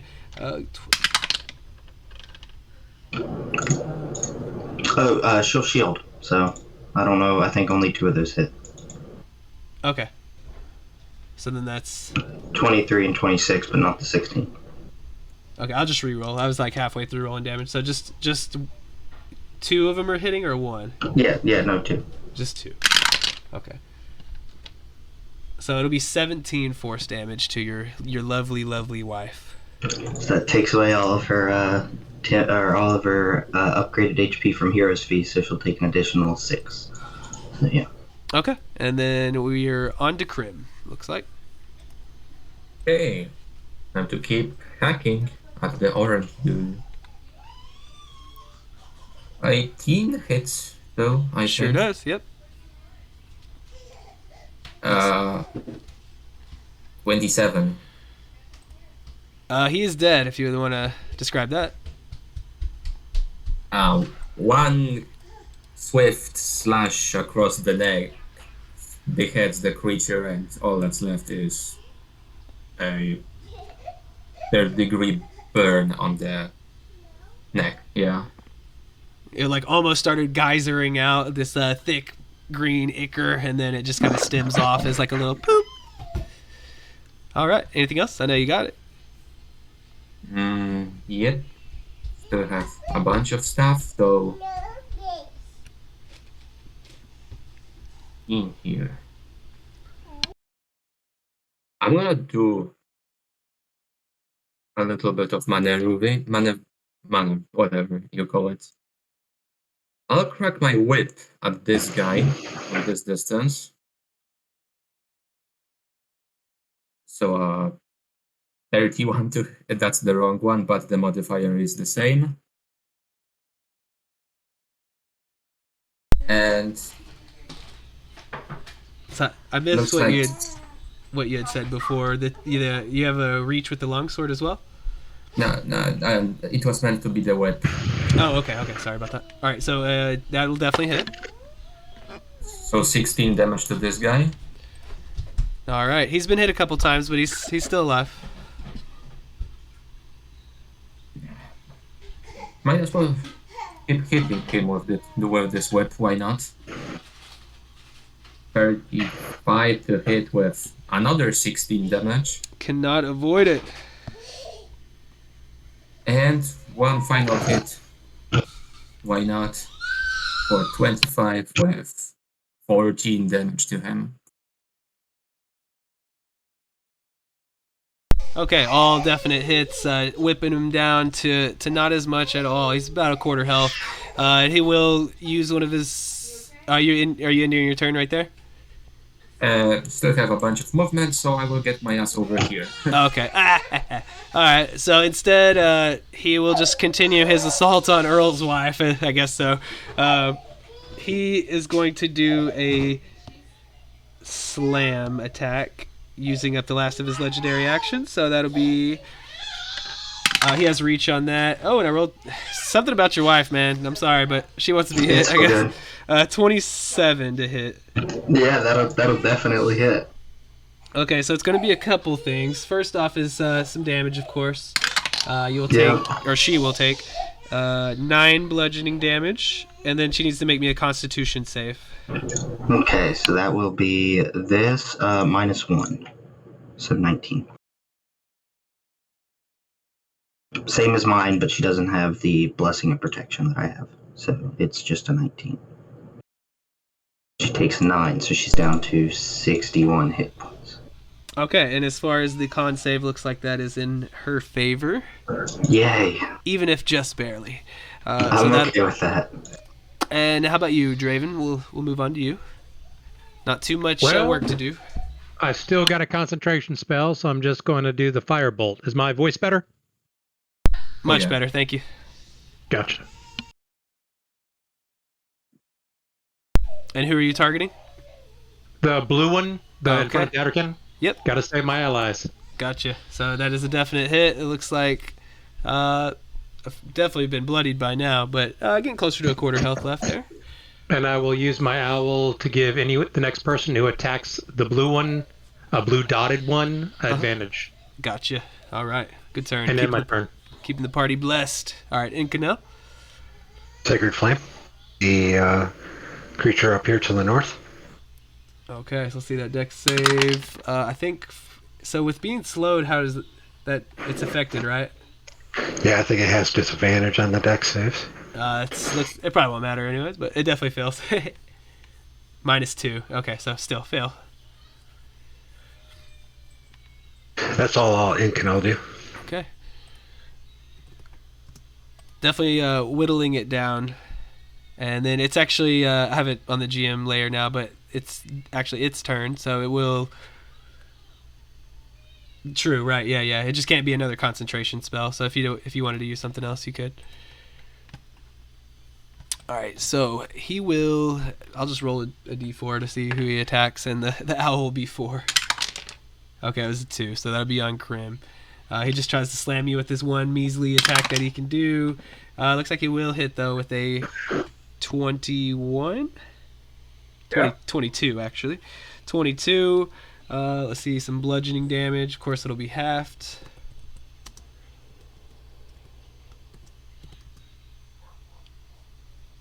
So 6 bludgeoning damage only.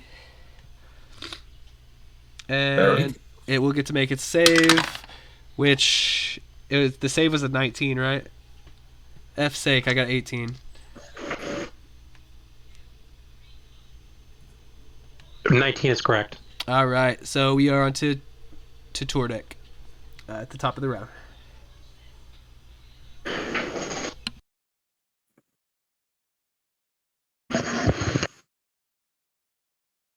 Tordek, you might be muted.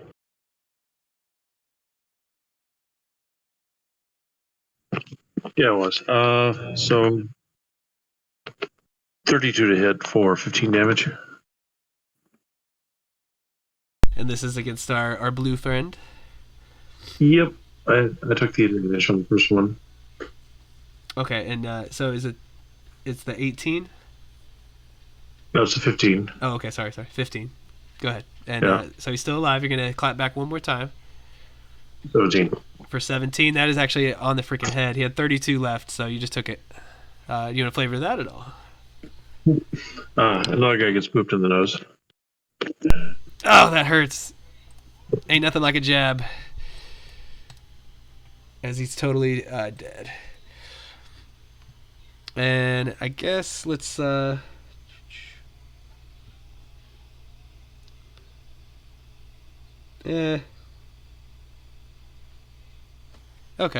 Go ahead to Durkin, right? Cool. I'm going to cast a spell. I'm going to make this a little bit easier on everyone. I'm going to point at this fellow and I'm going to ask him for a wisdom saving throw. I'm going to cast command. DC is 20. Oh, man. So,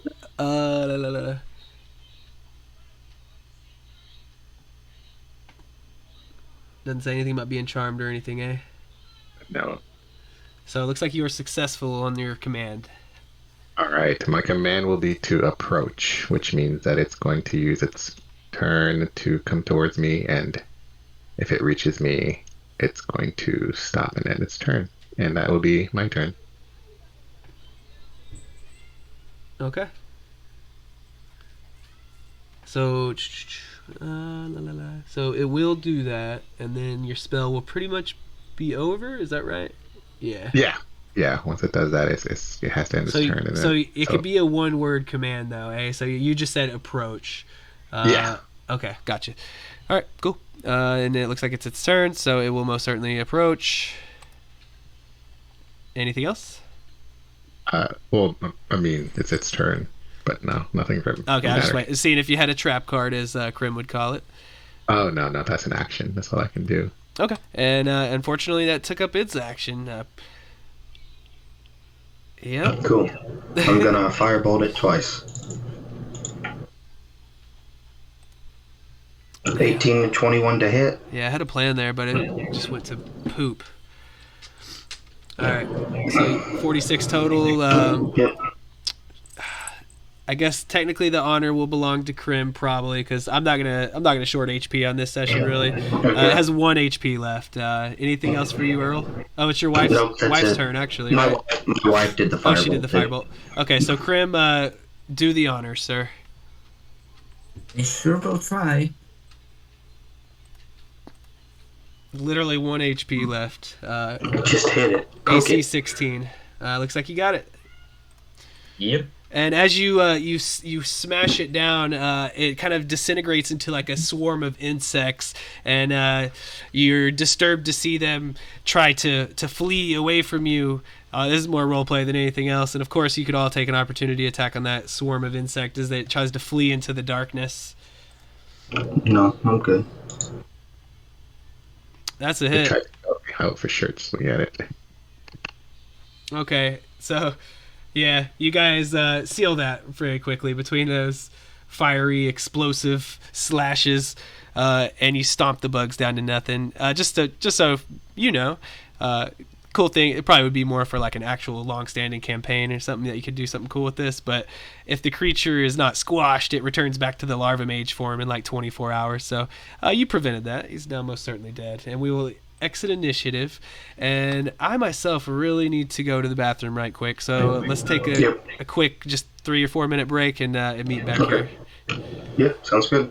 All right, thank you guys.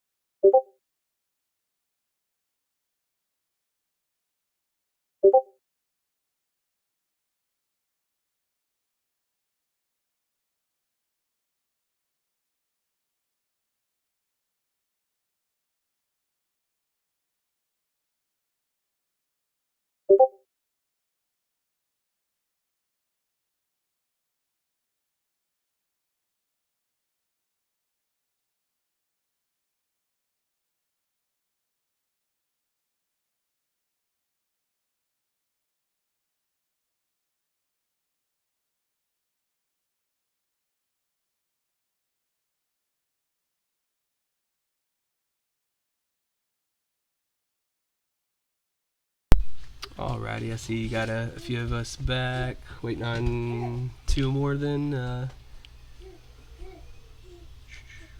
Looks like Draven. I'm back. Alrighty, and is that everyone? 2, 3, 4, 5, 6. Okay, cool. Alright, so I went ahead and left the initiative order up because it does actually kind of make sense with how we're going to progress from here. Krim, you did just deal that final blow, so we'll start with Draven. And let me get rid of this corpse over here and get back on topic as far as the PDF goes. I usually kind of keep the stats on my phone and the PDF on my iPad, so I can kind of bounce between the two. Anywho, so you finish off these welcoming party, as it were, and looks like not too much here other than that. And so you see, like, really the only way for you to go is behind you into this hall. You feel a sense of undeath and the ever-present sense of the far realm just twisting and making things so strange and weird. So I'm going to reveal this hallway, and then we are going to treat it like initiative as you move forward to the other end and look at the gate on the other side. So let's get that revealed. And then like I said, we're starting with you, Draven. So however you see fit to move forward is totally up to you. We're not on the platform anymore? You're still on your platform here in this little circular room. However, behind you, where you came in through the portal, there's a gateway as well that goes into like a twisting hallway, as you can see. All right, I'd like to send my familiar ahead in the twisting hallway. Okay. See what it says. Sure. And it See. seems to be about 100 foot long and about 10 foot wide through the passage, but it zigzags back and forth, as you can see. Ceiling still about 10 feet high. And as your owl progresses through, you just gonna send it all the way to the end? As far as it can go, and then I'll move forward, kind of like a scout. Gotcha. So what's its move speed? I think it can do flyby at 60, standard familiar. Okay, so how? I guess just move it to 60 if you want, and then we'll continue. It goes off into the darkness of the map. So it would be you would have to follow the zigzag pattern there. So like it would go like this would be 5, 10, 15, 20, 25, 30. I now see. Okay, basically the 35, monsters 40. are the railings of the walkway. Yeah, and I was about to get into that as well, just determining on Gotcha. how far you're going. I just saw the monsters and I thought, okay, big bads. Yeah, All and right, then cool. and so you feel terror emanate through your owl for a moment as it soaks that in. You see the floor, walls, and ceilings have the same glassy mirror finish as the rest of the Shadow Dusk hold, but you see what appears to be hulking undead beings made of shadow and darkness just pressed against all the walls and things. Their bodies are broken, contorted, and smashed together. You feel the enervating presence through your owl. And go ahead and make me a con save from your owl. Oh, crap. The owl's dead. 1 second. I was not aware my owl would have to die. But you gained information, so it happens. Now, here's the question. Is it half on a save, or is it none on a save?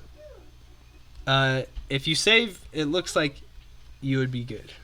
Okay. Although it's pretty high save, probably for an owl.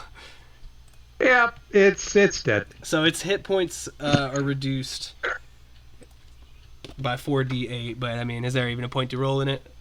Nope. Okay.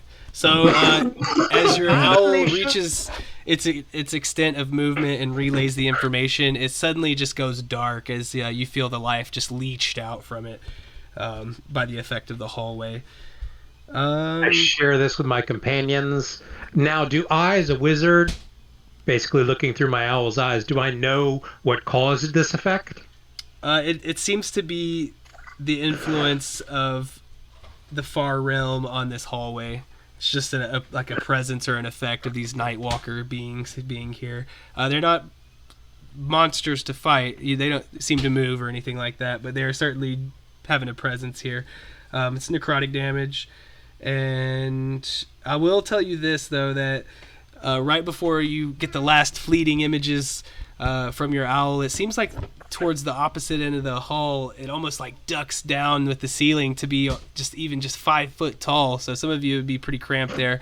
And the last thing you see before the vision goes dark is like a little pedestal with well, it'd be more of a gateway, I suppose, than with a little pedestal. And there's runes seem to be encircling it. Would I be right in assuming that that seems to be a portal out?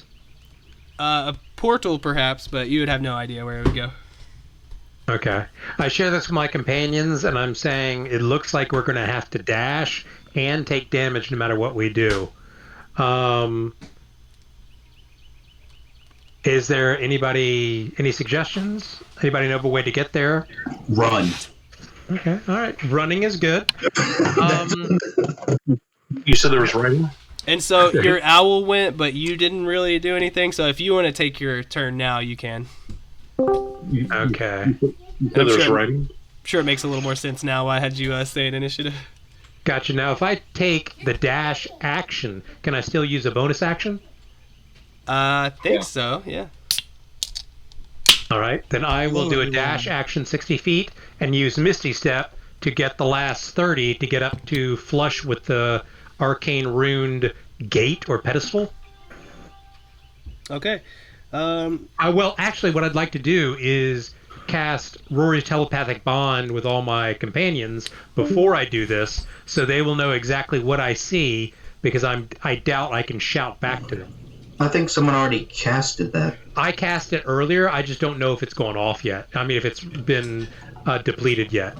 It's 8 hours, isn't it? For comprehend language? No, for Rory's Rary. telepathic bond. Yep. Oh, okay. I think it's 8 hours. Let me double check. Even if Yeah, it's it's an pretty hour, long. remember, we only just stepped through this portal when this happened, so it's only been like 3 minutes or something. Okay, and just to move on just a bit, whenever you get to It's the 1 other hour. side, so yeah, it'd still be good. Draven, Alright, cool. you understand that it will take another action to operate it, but there seems to be a small indention on the portal, and underneath it is a rune that is pretty easily identifiable as the number 1, and you get the sense there that only one person may enter at a time. Is kind of what that is indicating. So that would have to be your next turn, of course, and Gotcha. we'll go ahead. I'm sure I'll take damage. Dash action, Misty Step. I share all of this with my companions through the Rory's telepathic bond, and I just pray that my wizard constitution, which we all know is great, will let me survive. All right, let's see it. Constitution save, Yes, you sir. say? Yep. Yeah, you're on it. Con save. Oh, it's beautiful, man. So yeah, let's say you hit the end of your speed there, and you're kind of huffing and puffing, preparing to cast Misty Step, and then you just feel this dark swirling presence almost get you, but boop, you just pop out of existence there, and you're safe over here. No I damage. share that with my companions as well. Okay, very good. Oh, I'm sorry, I just skipped you. In Canal, you would be up. Well, all right. With all this information, I guess the route to go then would go ahead and cast Bless again. I will bless myself, and then I'll bless Tordic, and then this character here. I think that's Earl. Is that Earl? Yep. That is Earl, the bald man. Yep. And then He also has a wife. Don't worry about her. You can bless her with That's your cross to bear. And then I'll go. So I use my action to bless, and that's my movement. So I'm inside. All right, just be a con save. Okay.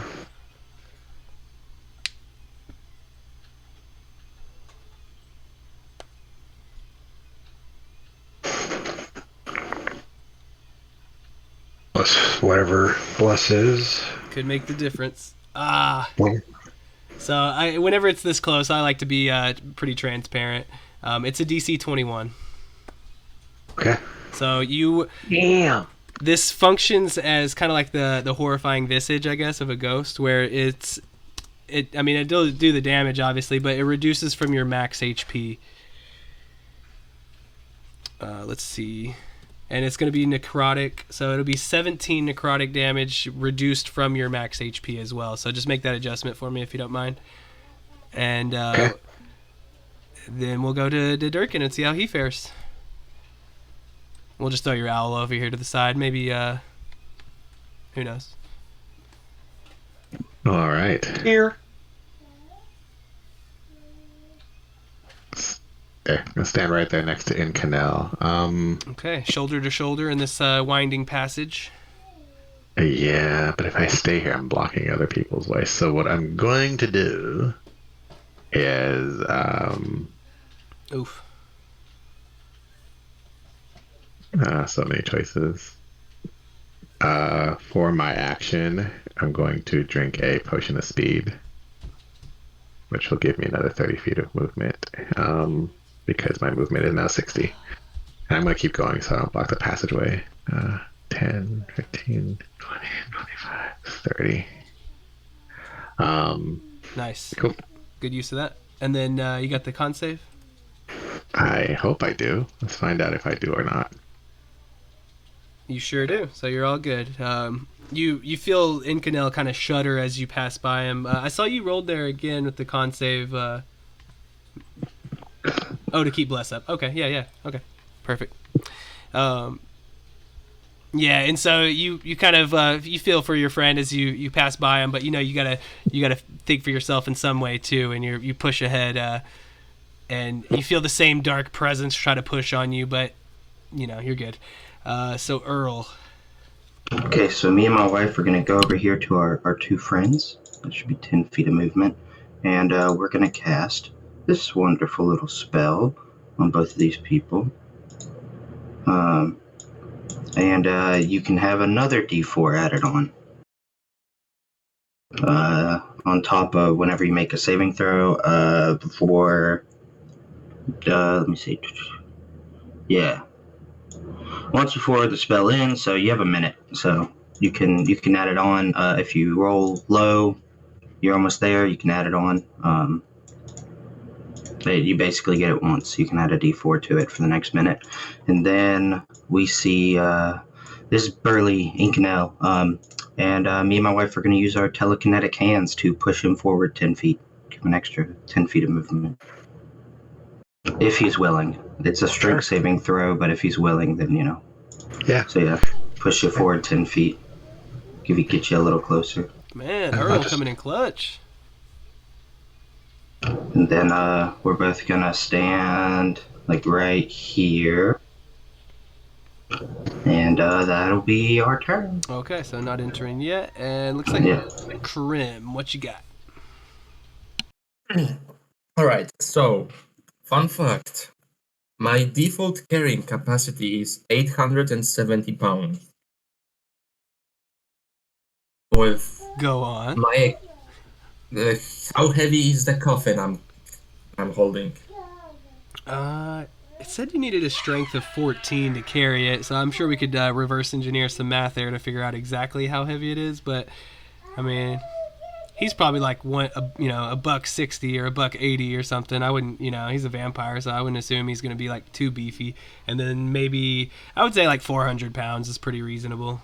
Yeah, that makes sense. 350 or something, 400. So with stuff I'm carrying on myself, I should still have like 400 left over. And so I guess if you're going to try to pick up Incanel, it would matter what he's carrying kind of too. Yeah.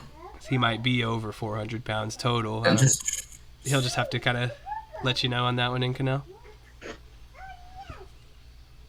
Let me see. 'Cause I don't think there's no way you would carry all that gold with him. So let me see what that is. 'Cause I think that's what's putting him over.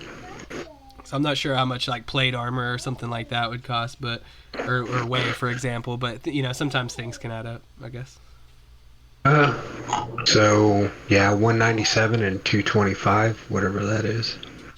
So you're like so it's all pretty close enough to where I'll allow it. It seems pretty valid. Right. Looks like you got yourself a ride. Might have a pound or two difference there, but I'm not gonna fault y'all on that. Coffin on one shoulder, friend on the other. And yeah, with the dash action, I have like 80 feet of movement speed, so I can get us over here no problem. Nice. But still one person at a time, right? That's what I have deduced, momentarily. I'll be the first guinea pig. I'll be glad to. Okay. And it looks like you might actually get to be the first guinea pig with Draven. Yep. All right. I look at the contraption. Do I need to make an Arcana check or?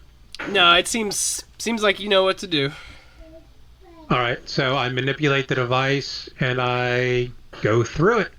So you press your palm down on the indentation and it kind of flares up with the light. And as it does so, go ahead and roll me a d4 to determine which room you will find yourself in. Shit. 2. Oh, yeah, I'm so sorry, Krim. Thank you for reminding me if you'll make that con save. Sure. And you got a 2, so we will push you over. You got the fun room. Yeah, once again, I think your idea of fun and mine are different. Okay, so your friends... Exactly a 21. Krim, you're good on the save, and so you wouldn't have needed to make a con save there again yet, Draven.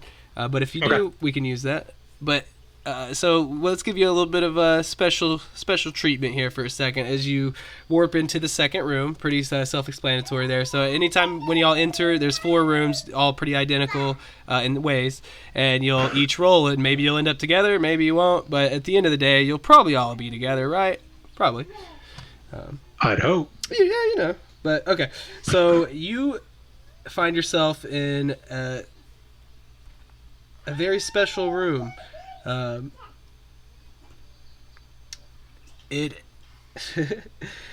walls of this room are lined with thousands upon thousands of tentacles.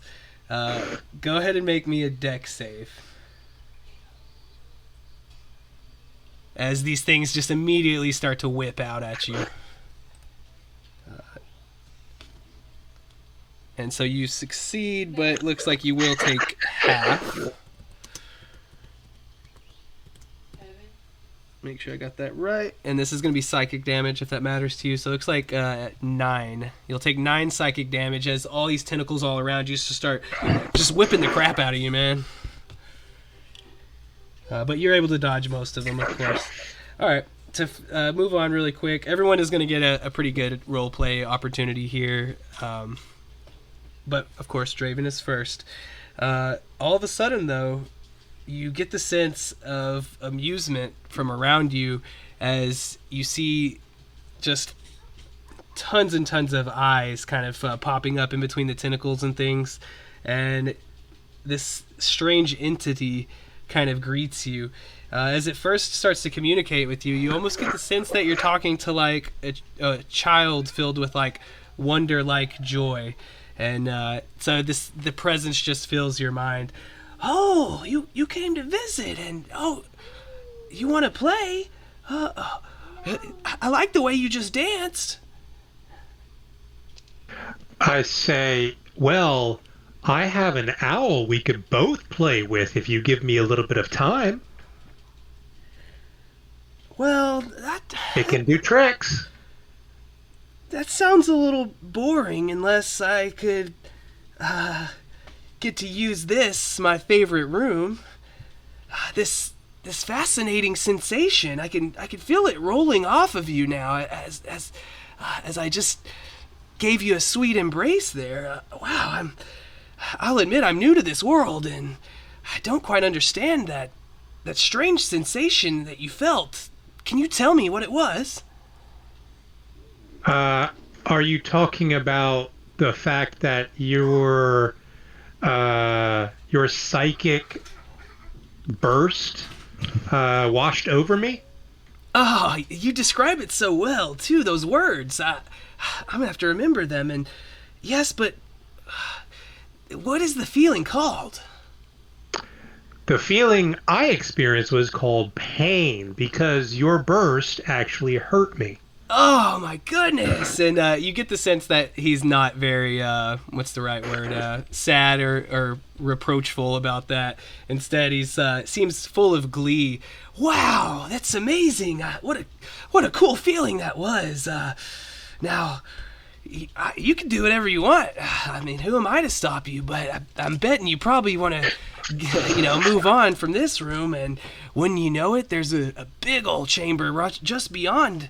But, man, you wouldn't leave without, sharing something with me, would you? I'd like to share a secret with you. Oh, a secret?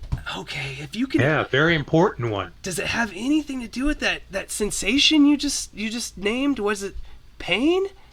Please tell me more. Maybe a memory or something. The earliest memory I have of pain is when I was first learning how to become a wizard, which is what I am. I manipulate the arcane energies that flow through the universe. Your particular burst was called psychic. That is a type of arcane energy, one of which I can wield. But a different type... I'm sorry, go ahead. Oh, no, it sounds great. Please tell me more. One of the earliest... There's other types of pain. There's emotional pain that I had when I was first learning how to be a wizard, when some very evil people were trying to kill the individual I considered a master who taught me how to train. And they gave me an artifact that was that they were searching. But that kind of pain is not happy to us. So we will not like experiencing it like you like experiencing it. However, you can you probably experience the same things if you target that at other things like the walls or perhaps those statues that are on the railing outside. Well, I don't have any influence in that hallway, unfortunately. It's kind of a secret that I'm here, honestly. Nobody knows.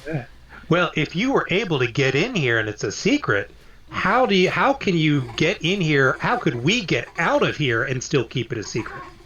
Well, I mean, whatever happens after this is kind of beyond me. I'm just getting to know this world and the things you've explained. What was that word you used? Kill? Oh, that one's very interesting to me. But, oh yes, and you hear like what sounds like a million hands clapping as all the tentacles start to like whip against each other and his amusement. You've pleased me greatly.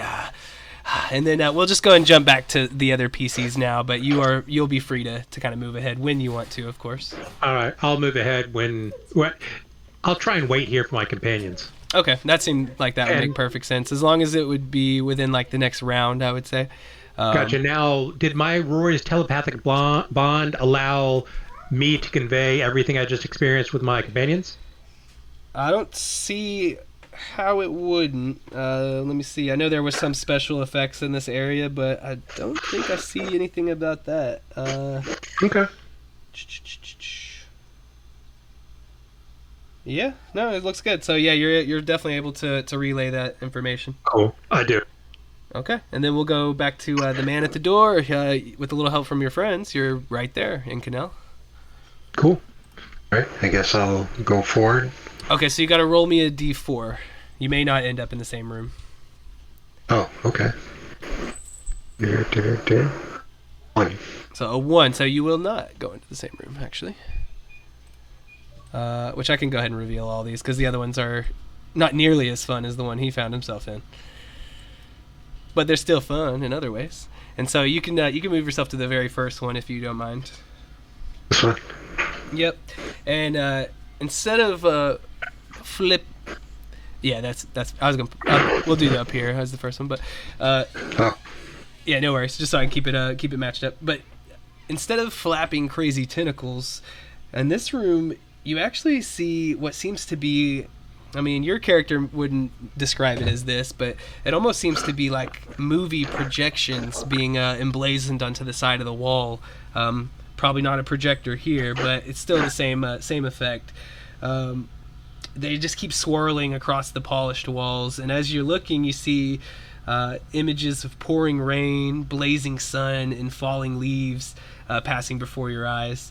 And then, of course, you feel that same presence that Draven did, and this time you might somewhat be expecting it, but he comes up and says, "Oh, another visitor, and I'm trying to learn. Maybe you can teach me about this world. Your other friend was most willing to impart some of his wisdom. I hope you can do the same." What have you done with my friend? Is he okay? "Oh, he's fine. He's fine. And if you help me, I could take you to him or further beyond into the next chamber. It's definitely up to you. But look all around you and see what you think there. Something's missing, though. I've only been able to observe this world for a short time, but what am I missing? Can you help me? And if you can recognize it, could you give me some sort of display or perhaps a memory of that?" Okay, I'll look around at what's being displayed. And so once again, you see what looks to be like pouring rain. These are just different views of different kind of settings. Just mostly wilderness, but pouring rain, blazing sun, falling leaves, just in different orders, kind of all around you. Okay, so it looks like seasons. Oh, seasons! Yes, that's an interesting word, but I'm missing one. Looks like winter's missing. Oh, even the word feels cold. I kind of like it. Tell me of this winter, and how have you experienced it? Winter can be pleasant and unpleasant, depending if you're not prepared for the environmental effects. The environmental effects would require someone like me to have thicker coats, perhaps a heat source to keep warm, to keep the extremities from freezing or from becoming sick from being wet from the dampness of the melting snow, which is the same as rain, but as the seasons of the years go through, that the climate changes from being warm to hot to starting to become colder as the leaves of the trees fall, as the grasslands are covered with the white frozen snow. It can be kind of pleasant to be out at night to see that most of creatures are hibernating, and the only sounds that you hear are the crunching of your own boot as you go across the plains. My goodness, it's all so much. And all the eyes are just starting to blink in different, as he's absorbing all the information. Wow, especially the part about the freezing and things, and I didn't realize your soft little form would be just so susceptible to so many different things. And you can see he seems to be getting more and more excited by that. Oh, you've shared so much with me. It's the least I could do to keep you moving forward. But I do have one of your friends. Would you like to join him, or I could just pop you back off onto the next room if you like? Would he be joining me? Well, I think it would be more up to you, since it's your indication. All right, I would just go with my friend then, what room he's in, so that we can stick together. We have Rory's telepathic bond, so I just say let's both go to the next room. Okay, yeah, we'll do that then. If I'm sharing this information with him as well, then yeah, we'll just go to the next room together. Okay, and so he was pretty much just waiting, which he's not like holding an action necessarily, but for the sake of this, it pretty much is. So we'll try to keep everything on a timeline, more or less. For now, I'll just move you guys over here a little bit by the owl, because you're pretty much both indicating that at the end of this round you would be moving forward. And then let's go to Tordek.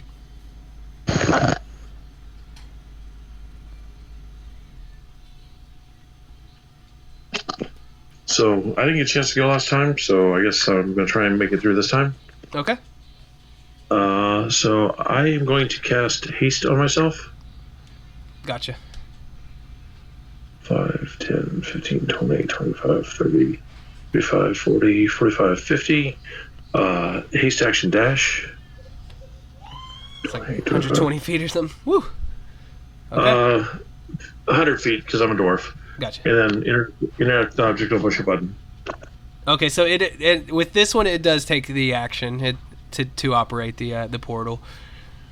Okay. It does go against it a little bit, but that's just how this particular thing works. So just go ahead and make me that con save if you don't mind. As a dwarf, I'm sure you'll be totally fine. Is it a magical effect?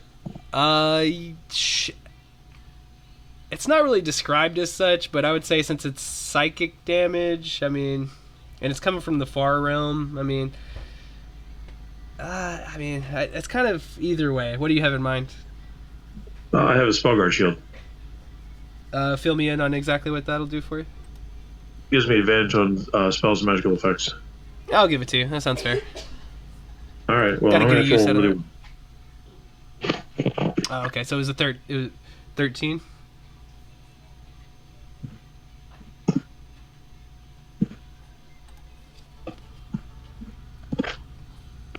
Yeah, and the 9 gives me oh shoot, 2d4. No, it's 2d4, not 2d8. Oh, okay. So I think you are gonna have to hit max with both of those to not take it. The save's 21, so you hit 20. I think that's what was it? Well, he's blessed though too, though. Tordek is. That was with the bless and the yeah, that was with it, right? That was with what you gave me and bless. So yeah. Okay, so again, it will be subtracted from your max HP, but you, despite your heritage and all the strength you possess, you just the inky blackness just coalesces in your mind. Let me go back real quick. Looks like that'll be necrotic. Oops, almost messed that up. So 11 necrotic, and just take that off your max HP for me if you don't mind. And we'll jump over to the man in the middle of the hall, the Durkin. All right.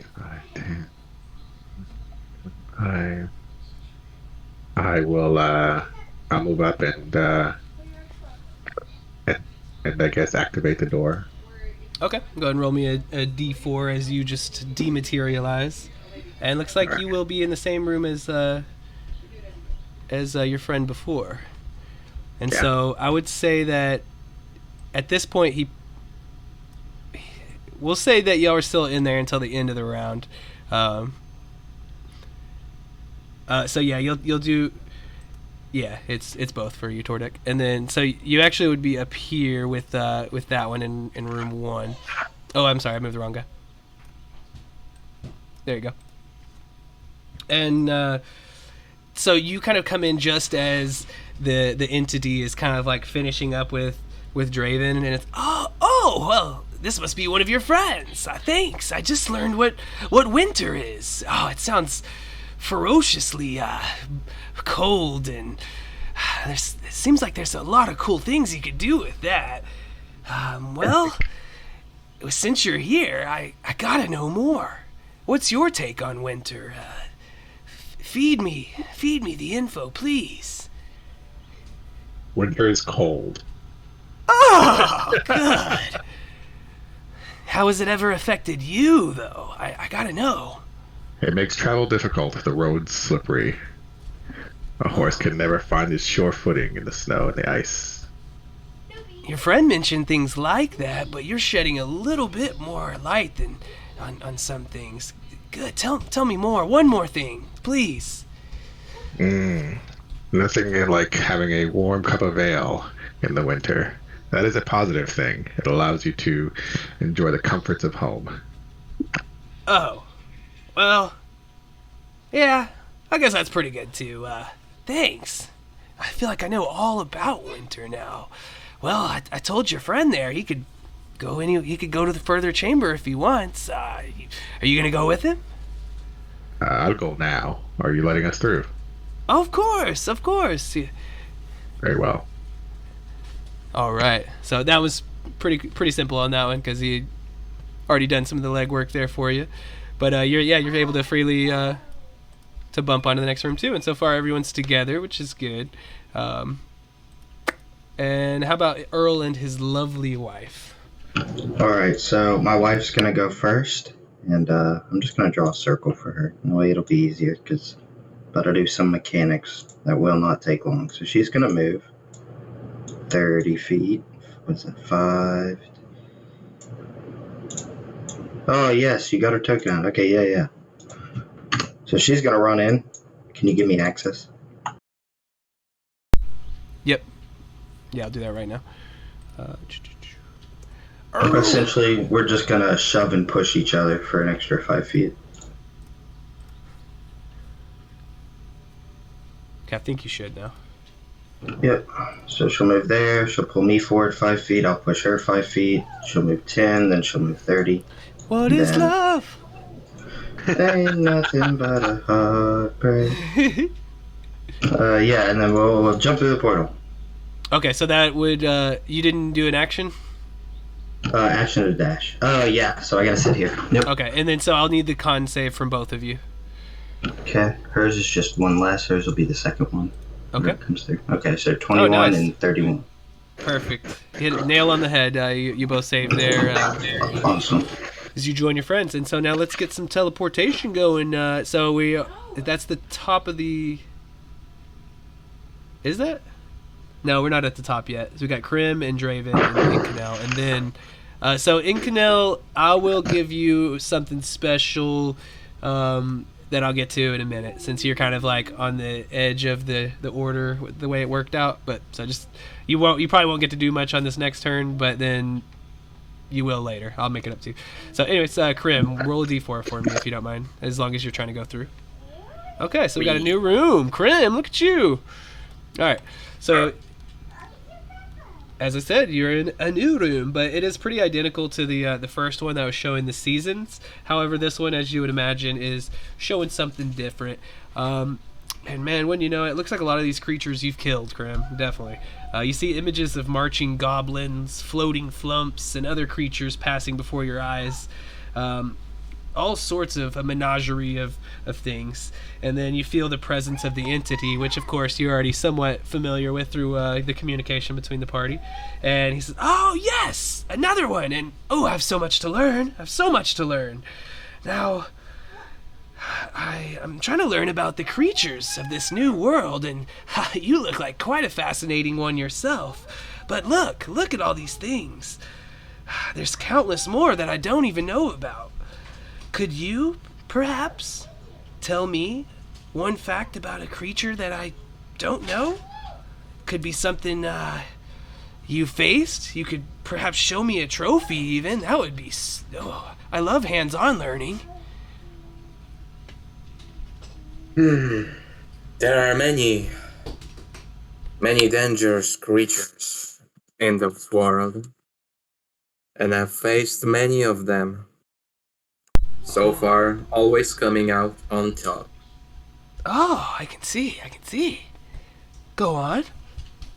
The greatest obstacle I've ever... what's the word in English? What, massacred? Overcome? Sure. Okay. Yeah, overcome. I'm like, massacred?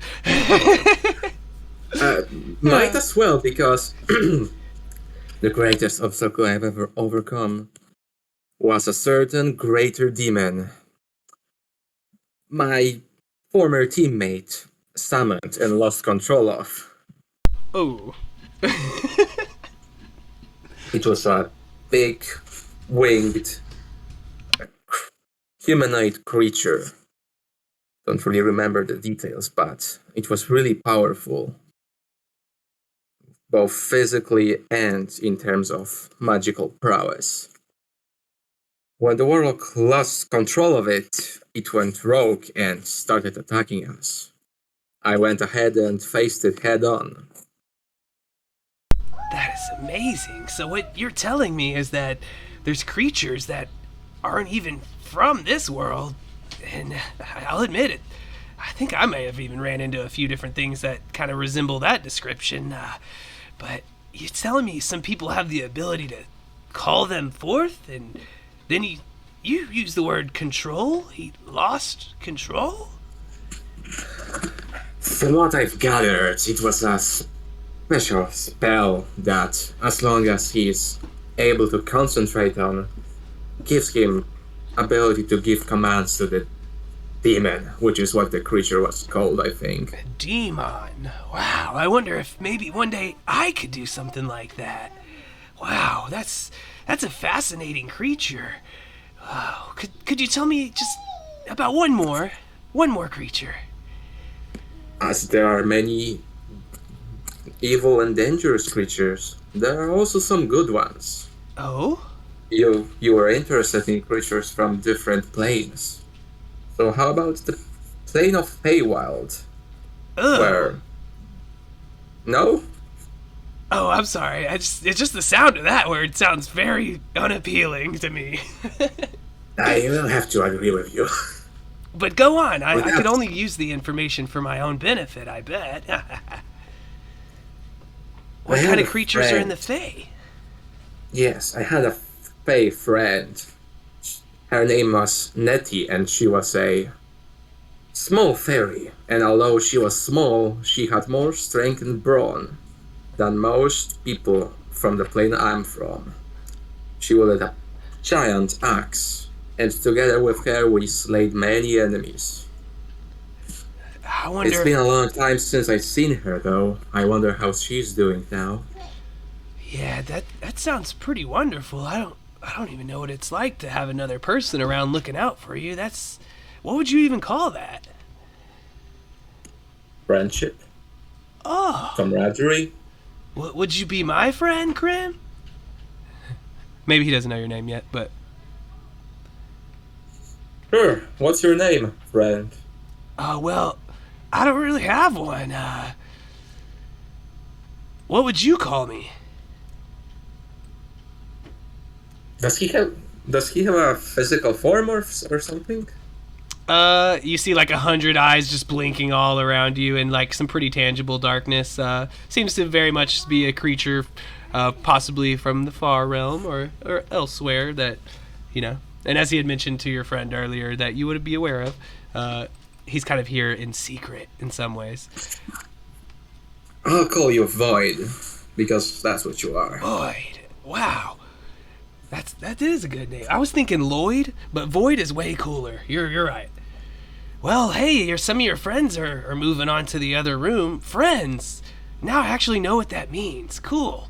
And you've taught me so much about the creatures. I could let you through too if you want. I will take this. Thank you. And he does just that. And so we have one person already moving through. So I guess if you were, I'll just put it like this, not too much of a surprise, but it'll be a combat encounter in the next room. If I'm skipping you right now, then you could have a surprise round, and we'll just do it like that to make it a little fair, because technically, well, let's see. No, actually, that would be everyone at the end. So, okay, we'll go to the top of the round, and you guys are going to the next room. So it's just a bit of separation of the party, which I kind of already gave away what's going to happen, but no worries there, of course. So I'm going to push you guys over to the next room.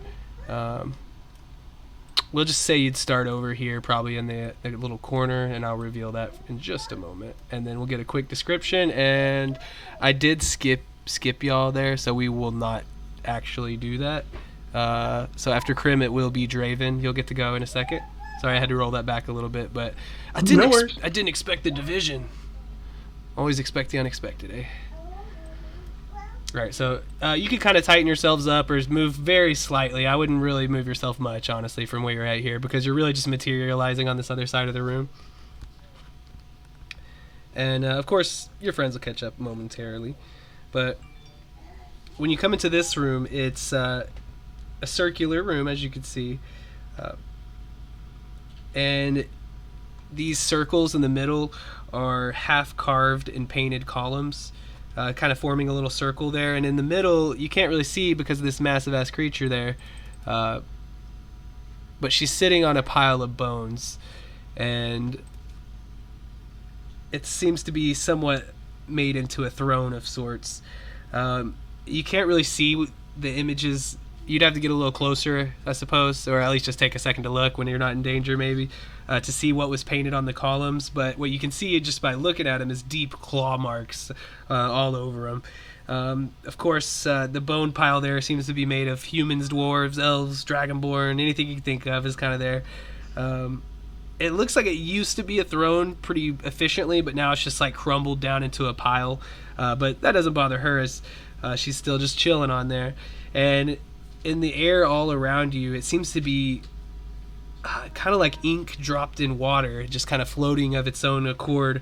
You see just little tendrils of far realm inky blackness, not really depicted on the map so much, but you can kind of imagine that there's circling around you.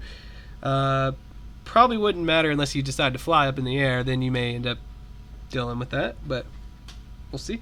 And to get to the more important thing, you see she probably wouldn't identify herself, but I'll go ahead and tell you here, because it may not come up otherwise. But this is Berlane Shadow Dusk. She sits atop the pile of bones, and she is flanked by some Deathlock masterminds. Actually, I have one more that I'm going to pop out since you guys are oh so strong. And shoot, we'll probably keep the same initiative from earlier, and I'll just roll them in real quick. I'll do that in a quick second. So the rest of us were just stuck behind? But it looks like you're going to join in just a second. So yeah, unfortunately, with the way that everybody progressed, there was a bit of a separation there, but it happens. Anyways, so you see this figure, and it's clearly the head of a woman. However, the body is just Salvador Dali. That's exactly what I was going to say, yeah. His limbs everywhere, arms and legs on top of each other, pouring out from every little bit and place. So you can see that this person has been corrupted by...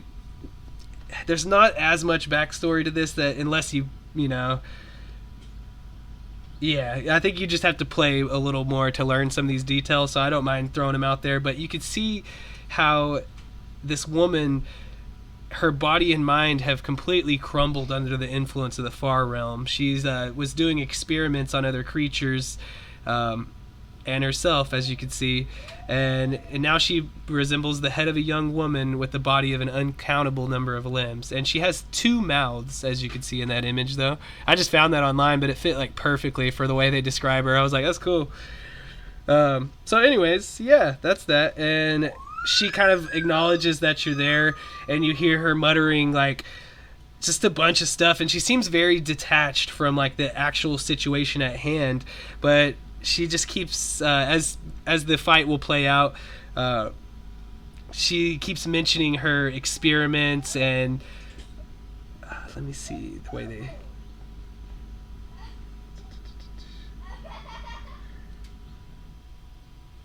Just making sure I'm not missing anything.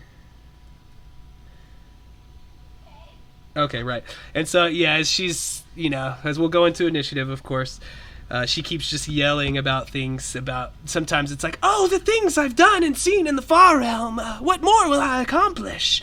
Or she may yell something, well, if you eviscerate him like this and categorize it like this and place it in the right vials, and organization is key. You must always keep it. And she's just going, it never seems to stop. It's just this crazy stream of babbling about, seems to be kind of experiments, and who knows. It's kind of hard to keep up as she just continues and continues. But you can see that she most certainly means you ill as she turns towards the group and says, more species, more things for me to study. Oh, great.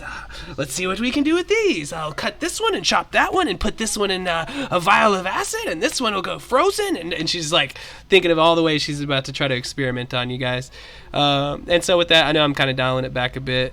It was actually going to be Draven's turn.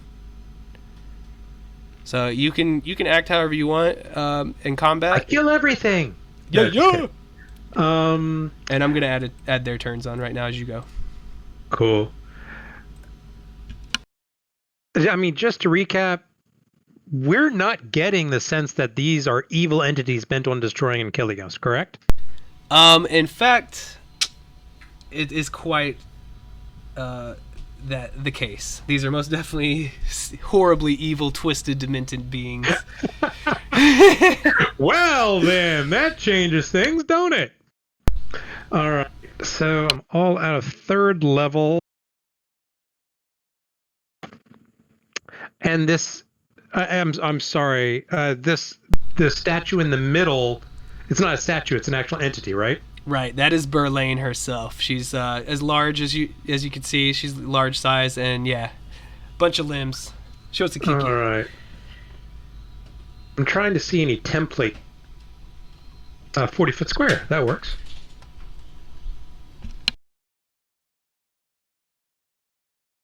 Uh, 30 feet. If you need one, just let me know. I can import one. Thank you.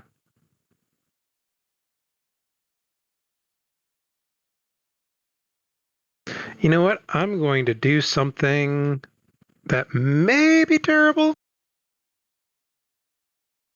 May not. It's only 20. Damn it.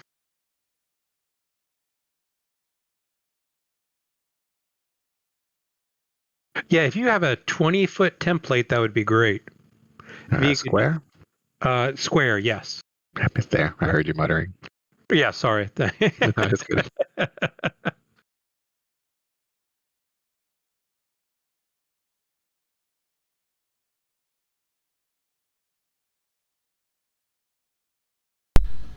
roll the exact same thing. Oh, go ahead, sorry. Yeah, if I placed it there, that would... Basically, I'm trying to cast Evard's Black Tentacles. If I cast it there, that would get all 3 of those individuals, right? Yes, sir. All right. I don't know. That's, I think, my most immediate thing, since everything else can be a problem. So I cast Evard's Black Tentacles.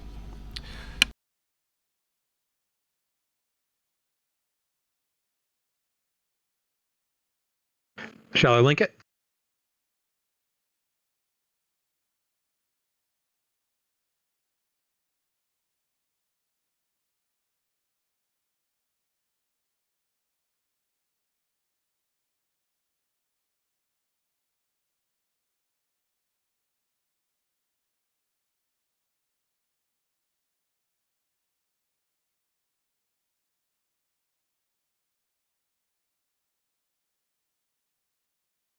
Did we lose our DM? Oh, my bad. I was on mute, but I did. I got that all rolled out, and I failed all of them. Yep. All failed. So wonderful. I know you're shedding a tear and crying inside, but my character's damn chick. Nah. All right, so that should give all my companions advantage on them whenever they attack melee. So I will do the smart thing and hug my paladin's backside, and I will end my turn. Okay, so it was necrotic damage. Bludgeoning. Oh, so it was very good. Yeah, I didn't want to do psychic. Doop doop doop doop. Okay. So this is weird. Just kind of random. It says necrotic from non-magical attacks. How's that possible? No Can you idea. deal necrotic without magic? That's what I'm saying. Yeah, this must be an error in the stat block. Unless you just had like a weapon that had like an extra D8 of necrotic it could do, but But then it's a then magic that would be weapon, magic, so it's right? Yeah, that magical, seems very redundant. But sorry, That's so dumb. I always got to share that stupid stuff. But awesome, great turn there, Draven. That'll be it. Yes. Okay, so we go to Incanal. You are in the same chamber. You witnessed all the same things.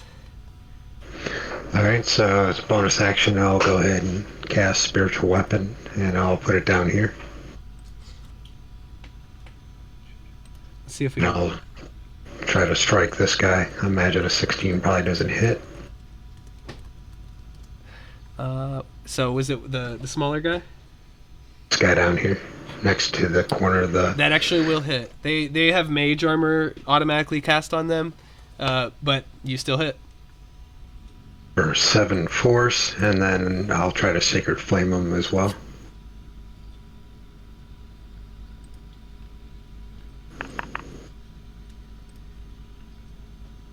Trying to find like a little sword or something I can throw out there for you. Oh, you got one. My bad. You already beat me to it. My bad. That Oh, was it. someone else pulled it out, but it's cool. I got it. Yeah. Sweet. Hey, I can thank you move it. guys for helping make this game that much better. I appreciate y'all. And that's all Incanel can do. So would he be able to disseminate the life drain that he ended up experiencing? Is that something that would be something that he would know would be like a remove curse, greater restoration? Or is it just I'll a double deal? check, but what I had read earlier is that it'll go away after a long rest. But let me double check and see if you could do that. Right. Yeah, it says reduction lasts until the creature finishes a long rest, so I guess that's it. Okay. All right. Just curious. Thought I'd ask since Yeah, definitely since good. I'm here and it's my turn. Yep. That's all I'll do. Turn done. Okay, nice. So, so it's 17 radiant damage to him. Let me make sure I get that marked, my bad. Alright. And now we'll go to Tordek, who will be joining you very soon. Looks like you'll probably have to get through this dough. So if you want to roll me a d4, you can... I know, you're like, fuck the entity. We don't want to talk to him now. Fuck that. Let's get this shit over. Alright, but unfortunately that is a thing you'll have to do. And it looks like you'll end up in the same room as Krim earlier. And as you enter the room, you feel like his presence just left. But the entity comes up and he says, "Oh, another creature. And look, this one's different. He's a little shorter, but a little stockier. Wow. Well, I'm looking to learn about any creature I can. Maybe you could tell me more about yourself or any other creature you're familiar with. And oh my goodness, if you have a trophy of some sort, I would just love to see that." Let me tell you about trolls. Trolls are the apex predator on this plane. You can't beat trolls. They're just too tough. I hunt trolls for a living. And he goes on like a 20-minute speech about trolls. And like normally, whenever Tordek goes on one of his troll rants, he starts to get some yawns and things. But oh my gosh, like every so often, one of the eyes around you will blink, but he's very obviously in rapt attention. And when you finally wind down, or maybe you just stop to take a deep breath, he kind of pokes in. Oh my goodness, trolls! Wow! And you say you slay them? My goodness. I didn't even know what a predator was, but it sounds pretty cool. Are you a predator too?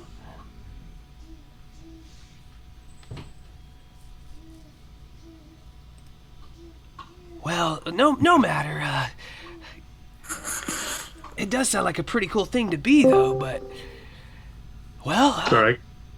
I got disconnected. Yeah, I've slayed 9.5.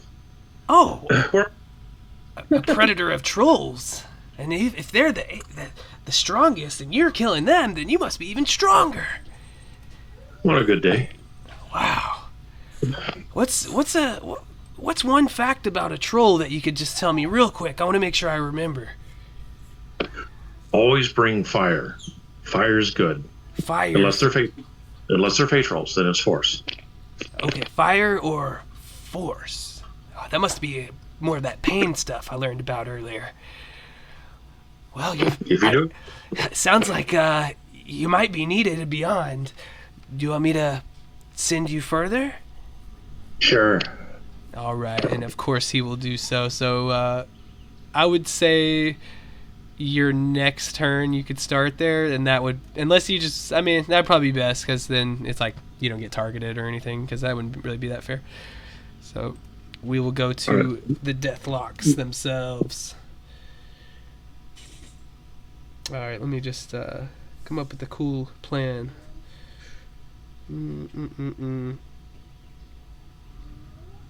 Well, that's kind of a cool idea. All right, so as long as they are within that cube, they would have to deal with that that advantage. Not that they would know that necessarily, but just as a DM, I'm curious. Like, would anything happen if they were to leave the squares? Just curious. They're going to leave the squares. Well, they're restrained. Oh, okay. No, that's what I was looking for. All right, so that was the benefit of it. Right. So one of them. Well, let me link it again. They can use their action, either Dex or Strength, to try and break it and get out. Okay, those two will do just that. Then that's probably the best thing. I was hoping they had very low Strength and Dex, but I didn't know.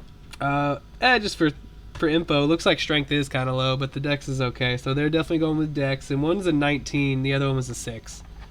So yeah. So one gets out. Well, the 19 I think makes it, and the 6 does not. Okay, sweet. So we will give him a little restrain. I'll just do that. So that was his action to break free. We'll just have him. I'll just have him move over. He'll stay in the same spot. It'll probably make the most sense there. This dude. Every time they start their turn in there, they take 3d6 bludgeoning. Oh, okay. So let's do. Do you want to roll that out for both of those guys? Sure.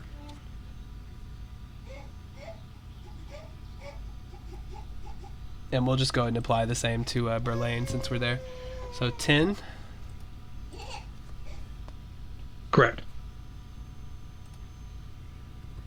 All right. That did 1/10 of their health. Good job. And except for Berlane. Okay, back to what I was doing there. This dude, he's just gonna shoot the first target he sees, which would be Dedurkin, and then the other guy might do something a little different. But for now, so this Deathlock holds up an ethereal crossbow and trains it on you, Dedurkin, and fires. And you see the bolt is almost like see-through, as this is very ghostly attack. And it looks like one's gonna. With disadvantage. Yeah, I'm still displaced. Somehow I rolled that without even knowing, but it's good. It probably would have hit, maybe not, but it definitely misses. It just seems to pass right through you and kind of stop in the wall behind you, but you realize that whatever effect it would have had didn't work. The other guy. I always want freaking Crown of Madness to work, but that's just. Do you do it? I don't know. Let me see. I'm gonna check one spell real quick.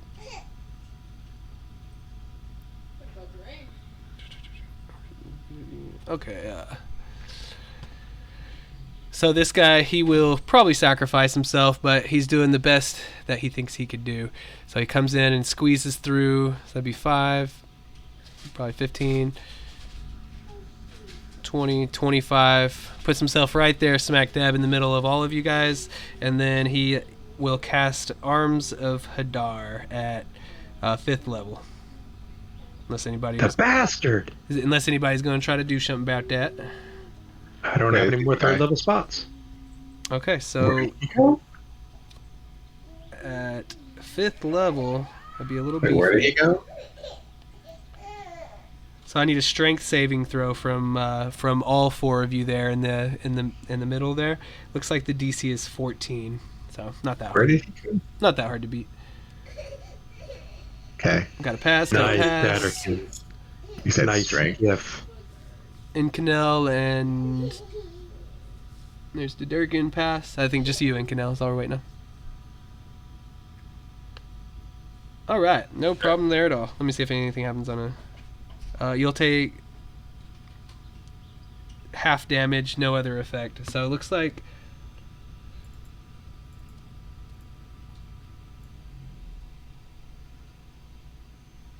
just counting up the d6. Looks like it'll be 7d6 altogether. But you all only take half. So that will be 15 necrotic damage to everybody there. And let's go on to Berlane, this crazy bee. She is restrained, so she will try to fix that. Do I see where the guy is? Because I can't see him. This dude? Oh, okay, so he's in Connell's space? Is he? Yeah, he was. I don't think so. He's right in front of him. Tordek's space, yeah. Because Tordek's right here. Is he? Yeah. Oh, unless I see. No, him he here, hasn't. He hasn't moved forward yet. I see Tordek over here. That's Right here awkward. for me. Really? Yeah. What about now? Okay, he hasn't moved forward. Okay. Okay, that makes was more weird. That must have sense. been a weird glitch. Now, yeah, because Tordek hasn't. He hasn't. He'll start his next turn in the room. But I didn't want to throw some attacks at him with, kind of unduly. But anyways, this guy will try to break free. That's all she can kind of. So if you're, is it restrained or incapacitated? Restrained. So wait, I might could do something else. Let's see real quick.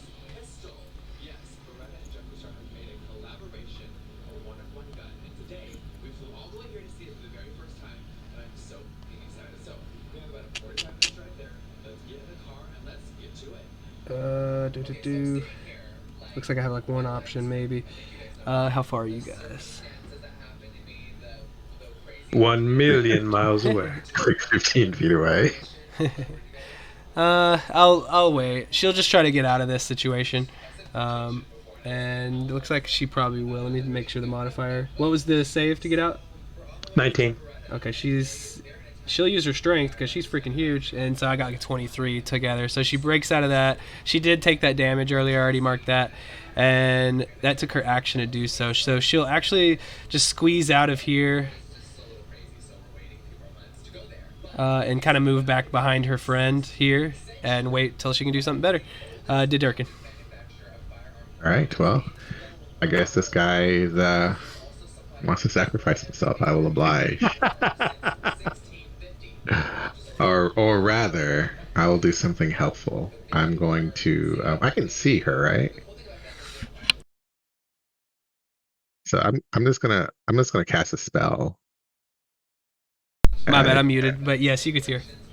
Okay, I'm just gonna cast a spell then.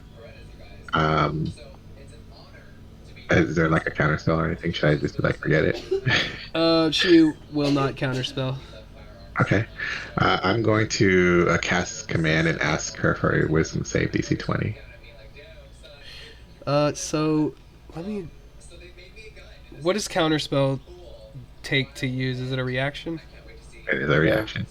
Okay, so she can't, but it looks like her friends can, and so the one in we'll keep it simple. So I'm managing slots. This dude in front of you will do it. So he will. What would the DC save be? 10 plus the spell level. Yeah, but it's a first level command. I was so happy because you said no one was counterspelling. But it's fine. No. If you want to, I know that was my fault. But I mean, you never really know until you do it, I guess. So it probably wouldn't have been fair for me to say yes or no to that, anyways. Yeah, it's just that it's fine. Okay, so counterspell, then that will be my action end of turn. Okay, I don't mind retconning because I know it does seem slightly unfair, but I don't know. It would all be about phrasing because I don't know if you asked if she or if anybody could, because she can't. Yeah. Well, no, I just said, is there going to be a counterspell? It's just okay. I know that sometimes DMs don't let you tell you what the spell is, so you can counterspell. That way you don't know what the spell is, but it's Gotcha. fine. It's Okay, not a I big see deal. that. All right, I'll try to manage that better in the future. Okay, so anything else for you though, Didurkin? Nope. Okay, Earl and his wife. You were feeling a little bit lonely. Other than Yeah, we're all alone. D4. Yep, and I guess that'd be for both of y'all. 1 and 2. Okay, so with the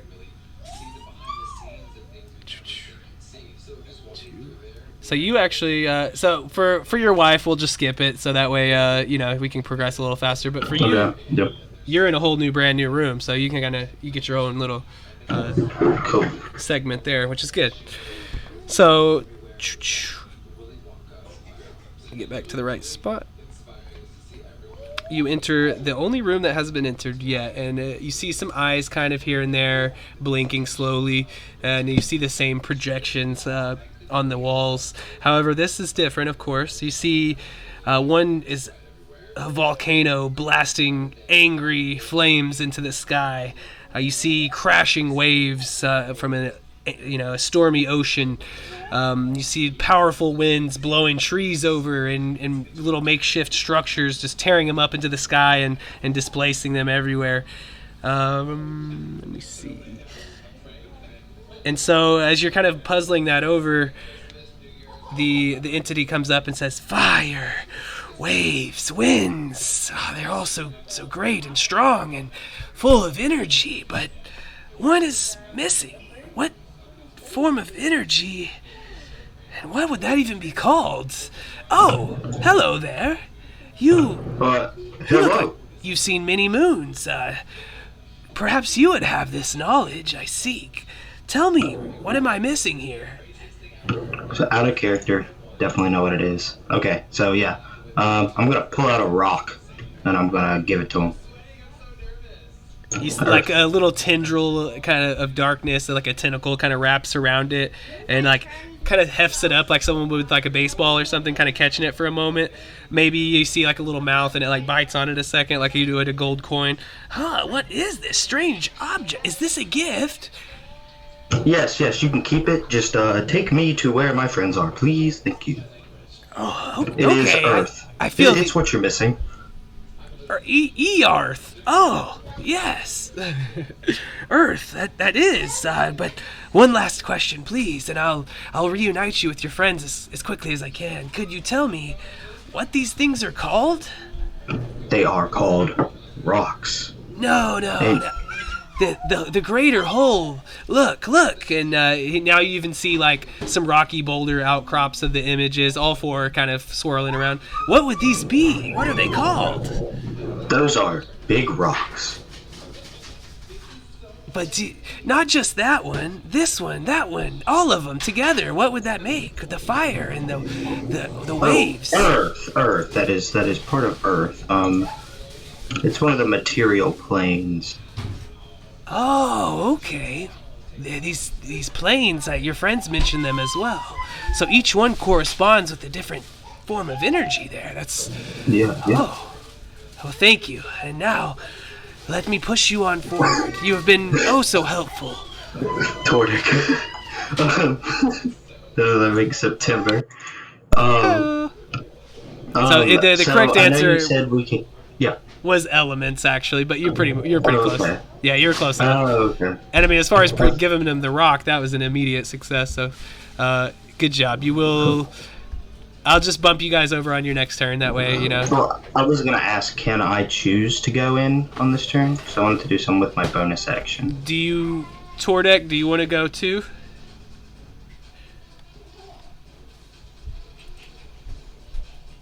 You might be muted. Okay, I'll just send both y'all in the end. Really, I mean, it probably won't matter as much now. Okay, and then I want to bonus action pull this guy back into the tentacles. It's a DC 23 strength save. Oh my gosh. Yeah. Oh, he failed it miserably. Okay, so back into the tentacles. So he'll take that damage again. All right, so that was 3d6. If you want to roll that out, caster. Draven. The tentacles, you want me to drop it? No. Roll the damage. I pulled him back into it. Ah, thank you so much. Was it 10 feet or 5, or how much did you move him? Well, I mean, I could do 10 or 5, so I'll just do 5. Okay, so back where he was. Works for me. You know what? I'm just going to use roll 20 this time.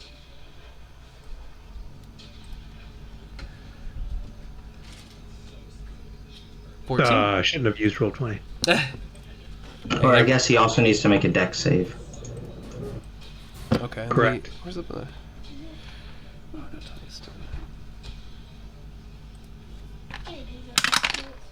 12. Probably a fail, eh? I Yeah. will fail it. So he takes the 14. Awesome. Yeah, that's all I can do. That's my turn. That's fantastic. No, that's great. Sheesh. So I have a stupid laptop that wants to switch to like tablet mode, and it does it at the most opportune moments, and I can't type when it does that. I'm like, fuck. But anyway, sorry, useless information. But yeah, good use of your ability there. Anything could you do? Would you want to do something like that with your wife, or nah? She could... No, but I do need to roll my portents because I'm going to do something on my turn to make this combat go a lot quicker. Okay, and we are back to Draven. All right. Through my telepathic bond, I asked them, is there any reason why I shouldn't drop this Edvard's tentacles and put up a wall of force around the big bad Picasso guy? I was just going to make him go bye-bye. Okay, on my well, turn. that's perfectly fine. Then I'll keep it up. Krim? Oh, did we skip Krim? Did we skip Krim? Yeah, sorry about it. Looks like we did. I'm sorry. All right, no worries. I'll be quick anyways. Must have double clicked there, my bad. Rage. This down. And there's a guy right in front of me, so I might as well. Makes sense to me. Reckless attacks. Uh-oh. Critical. Uh-oh. Oh shit, bruh. Looks like 53 damage. Sheesh. There's nothing he can do to stop it as you take away almost half of his HP in one go. That's just a 26. And final swing for 28.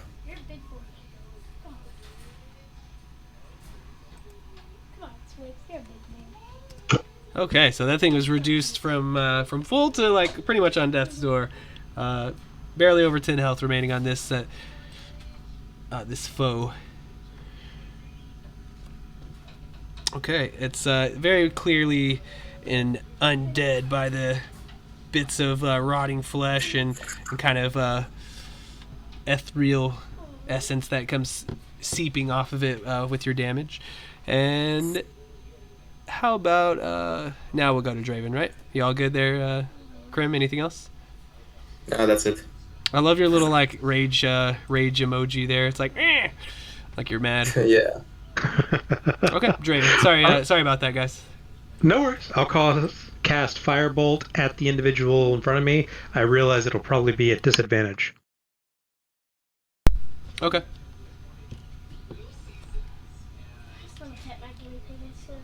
So yeah, okay. Still hits. And it is dead. Excellent. Any kind of flavor you want to throw on that?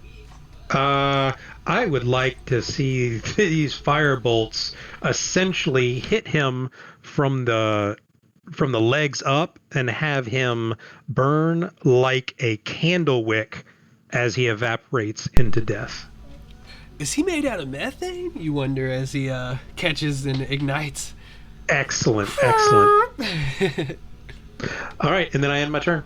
Okay. I feel like y'all are gonna make short work of this, even if you had a bit of a separation at the start. Incanel. All right, I'll try to spiritual weapon the Deathlock in the lower left-hand corner.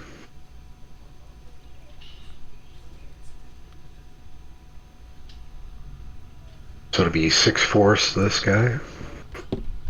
Okay. And he'll be the same target for Sacred Flame as well. It'll be a dex save. 16 is a fail. So 17 radiant, and that's all Incan will do this time around. If anybody needs healing, speak up, because I don't see health bars. So I know I put it in the chat, but just throwing that out there if anybody gets low. I don't want to leave you hanging. Looks like Datterkin needs some. Yeah, almost everybody has a bar except for like 2 there. So there's just those of you that we didn't get to add it on before we started. Just feel free to keep us informed if you don't mind. That's all I do. Turned on for Inkino. Okay, nice. So I did not mark that 17 damage. Let me do that real quick. Thanks. Okay.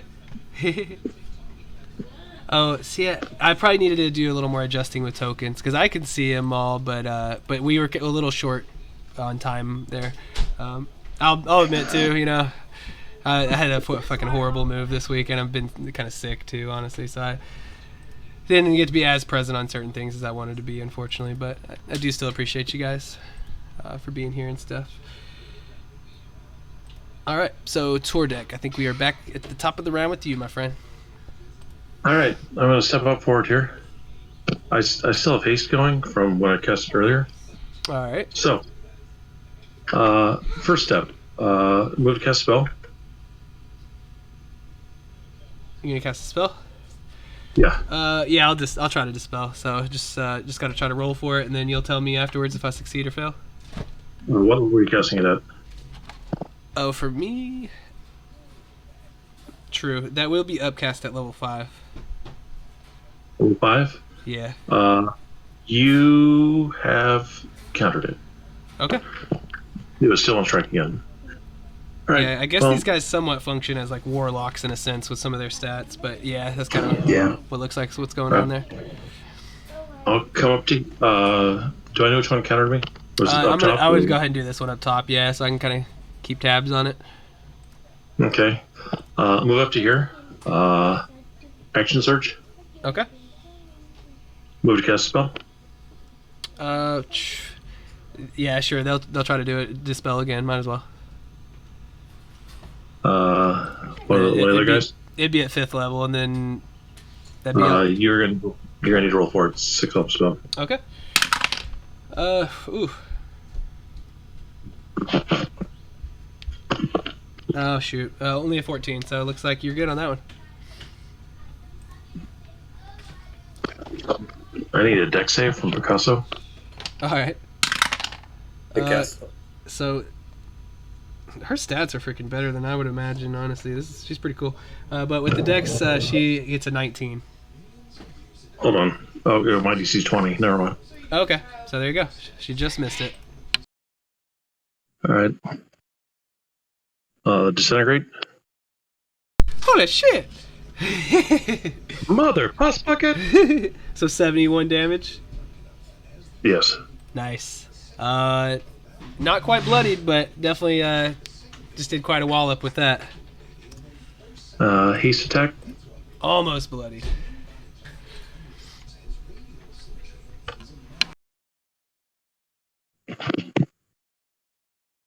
That'll hit. For 16 more. For 24 more, actually. It doesn't give me my extra D8 for throwing. Okay, so -8 more. Yep. And now she is definitely bloodied, as you see like bits of limbs and things hacking off, and some of the limbs are like trying to collect the ones that have fallen and things, and you hear this horrific creature just, I'll have to save those for later, and wow, this is gonna be an interesting experiment. And you can see that she's so fucking deranged that she doesn't even really seem to be noticing that she's getting killed. Hey lady, tell me again what you're gonna do to me. The response to that could be go a lot of different ways. Well, I think I would, maybe a big hug coming up pretty soon for what you just did to me. Oh, little insect, I'll categorize you with the rest. Oof. All right, anything else for you there, Torde? All right, so we'll go into these folks up here. The dude up top is completely out of spell slots, so sucks to be him. But he does have his little ghostly crossbow. Yeah. So he will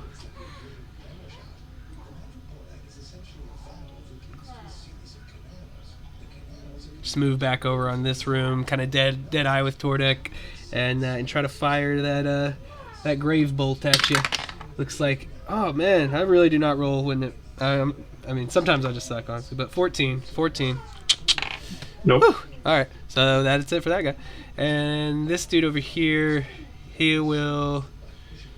Everybody's just kind of behind cover for him, so he doesn't really have much to do but try to break free. Do you want to roll that 3d6 for these two guys? I think they will take it again.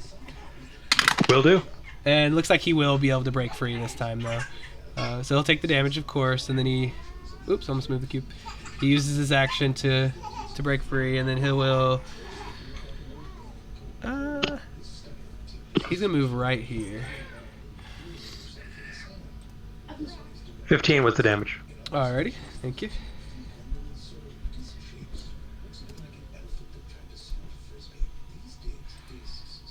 Alright, got that marked down for them. The dude on the bottom is especially looking pretty rough. But he will get to go now. And so, remind me, whenever he got pushed back in, did he get restrained again or no? Yeah. Oh, okay. If he failed the dex save. All right. Well, he'll just try to do his little grave bolt attack on our roll. That's probably about the best thing he can do then. And he'll miss like the other guy. I think I rolled the same thing too. Ooh. Okay, that's everybody. Let's go to the big bad Berlane herself. And as she had indicated, the sounds of 1,000 footsteps approach Tordek as she moves forward, and countless amounts of hands and things reach towards you. You try to fight them off, battering one after another, but they just still never seem to cease coming. With that, I will need you to... Oh, it's actually just going to be a hit. As she tries to constrict you with this effect. My gosh, though, my rolls. That would be a 12 to hit. Missed. Okay. And she says, Drat, that my hypothesis did not lead to the conclusion I assumed it would. And, Dedurkin, you're up. I forgot. Would my haste potion last a minute? I know it took me one round here, and I've only been in this room for one round. Would it still be up? Because it would be up for 10 rounds. So you had the time talking to him in there, which we could take up like maybe 2 minutes of time with that, probably less. All right, that would be a no then, because it lasts a minute. So I'm going to come up here and I'm going to attack yeah. Picasso person and attempt to hit them. Okay. Does that hit a 17? Meets it, beats it. Awesome, and I will, since it hits, I will add a smite to that because they're talking too much. I don't know if they're fiends or undead, but I'm gonna assume they're not. So I'm just gonna roll without that. So it's a 3rd level divine smite for 28 extra damage. So that's be 43 damage in that hit. So 43 total. Yes. And she doesn't seem to be particularly affected by the radiant damage per se. I mean, she's hurt, but not like specially hurt or anything like that. So 43. Oh, and I will take another attack. She's barely alive. She's standing on one leg now. That hits, and I will I'll just use the second one. You know what? No, I'm gonna use a third one. Another 3rd level smite. Okay. So let's see, 27 damage. Okay. And then, actually, it's enough to put her out of her misery. If you want to give us a description of that. The Sunblade, just as she's probably still talking, is going to just up and shove it down her throat and cut her face in half. Oh, this is a very... Yeah. She's still like detailing how it, that feels and what she could do with that perhaps herself before she realizes, oh dear! And you chop one of the mouths off. God, that was distracting. And the other mouth keeps talking, what the fuck did you just do to me? And I will move back 15 feet again so I can have everybody in my aura and then my turn. Okay, nice. Alright, Earl. Okay. Well, I'm gonna need a minute to think because I was gonna cast a spell on her and make her fail it so I could remove her. But she's dead now, so I need a second to think about what I'm gonna do. Okay, sure.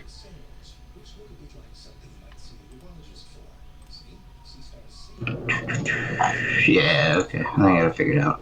Alright, I'm gonna move down here And then I'm going to need a strength save from this guy to pull him 5 feet back into the tentacles. Okay, he fails. He's back in the... So then he's got to make... No, the one up here. Gotcha. My bad. Yeah. That one was still in there, I believe, right? He didn't escape? No, he didn't. Great Okay, yeah. use of y'all maximizing the spell, man. Really good. No I kidding. have That nothing really did else to just do with my cripple. bonus action. So yeah, 10 feet. If he fails, pull him back in, make a dex save. Alright, Take so that 3d6. so he failed the initial one, so he did get pulled back, and then for the dex save in general, it looks like he failed that too. So he will take that 3d6 again, and he'll be restrained. Then green guy up here, I'm gonna rail with him, psychic lance him. I know it's psychic damage, so they might be immune to it. And so you're going against the guy with the green dot. Yeah. Looks like he is not immune. Cool. And then I need a int save, and if he fails, he's incapacitated. So shit, I don't even know if he can make that save. Period. Honestly, I don't think he can. So he fails. Cool. In that case, I will. I'll hit this one down here, because I can see him still. So I'm gonna. All right. My wife's gonna cast it as well. Nice. So if he can't pass it, 14, and he's incapacitated as well. Okay. So while he's restrained, he would roll with disadvantage or nah? I don't think for Not for a intelligence save? saves. Okay. Yeah, not for intelligence. Okay. But Well, he I mean, failed. He failed anyways. yeah. So that'll be my turn. 2 So- incapacitations. That one gets dragged back into the tentacles. So they're incapacitated with that psychic lance. Yeah. Nice. Okay. Well, if being grappled wasn't enough, or restrained wasn't enough. Oh, that was this fool up here. That's creative too, how you mix that up. I like that. All right, Krim, what you got? Except for some Yeah. dead whites. Oh, the right place. A bunch of enemies left, so I'll go. So you push yourself through the pillars, feel some bones crunching underneath your boots. Sure. Yeah, let's whack him. Okay. With advantage. Hey! Yep. Poor guy. 24. Yep, that's a good one. Another 28. So 24 and 28. So, all right, he's still alive. Critical. I think he's just dead. Yeah, this may be it. 29 plus 3, 32. Yeah, he's dead. He had 40 left. How would you like to describe that for us? Although mechanically those were 3 different attacks, let's flavor it as one powerful searing blow that just burns him in half. So you hold your sword aloft like it's from something from by the power, nah, like old cartoon stuff. But yeah, they see the flames of your sword just elongate all the way up to the ceiling above as you strike down. All right, anything else for you there? Bonus action, crack my whip at this guy. Just enough distance too to not even worry about Yep. that stuff. So, yeah. So he is, that would be with advantage, right? So Well, it should be straight, right? Because Everard's, you can't see in it. Is it magical darkness, or am I thinking? No, I'm thinking of grasp, whatever spell that is. okay, yeah, I'm not sure how high or if it was just on Yeah, the floor. it's not magical darkness. It's just basically tentacles. Okay, that's Yeah. what I thought. So you can see him. 27 It either would be way. straight. All right, so 27 to hit was for 17. Yep. And that's it from me. Okay, so he's about bloodied-ish. If some ectoplasm drifting off into the darkness above type stuff, and that would be the end for Krim. So you're up, Draven. Glorious, glorious day. I am going to attack the individual just south of Krim with my trusty firebolt.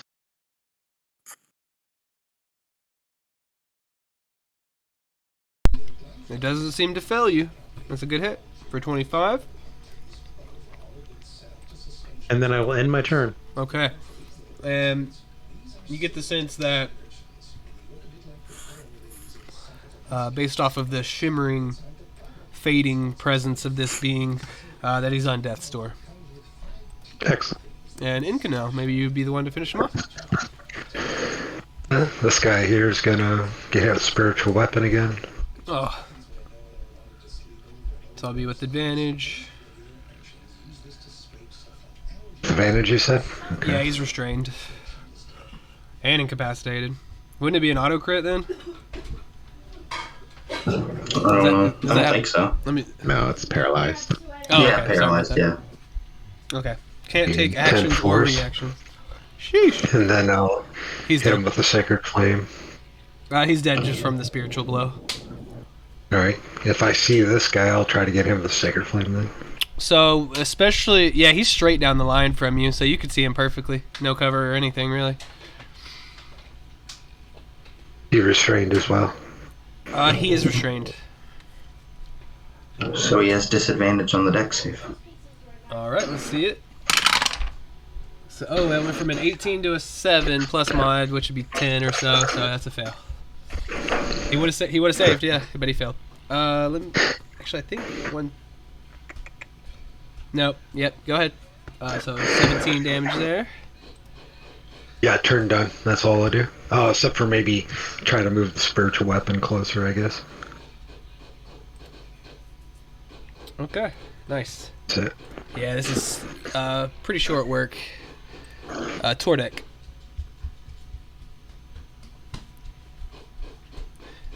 Got one little foe left. Squish him like a bug.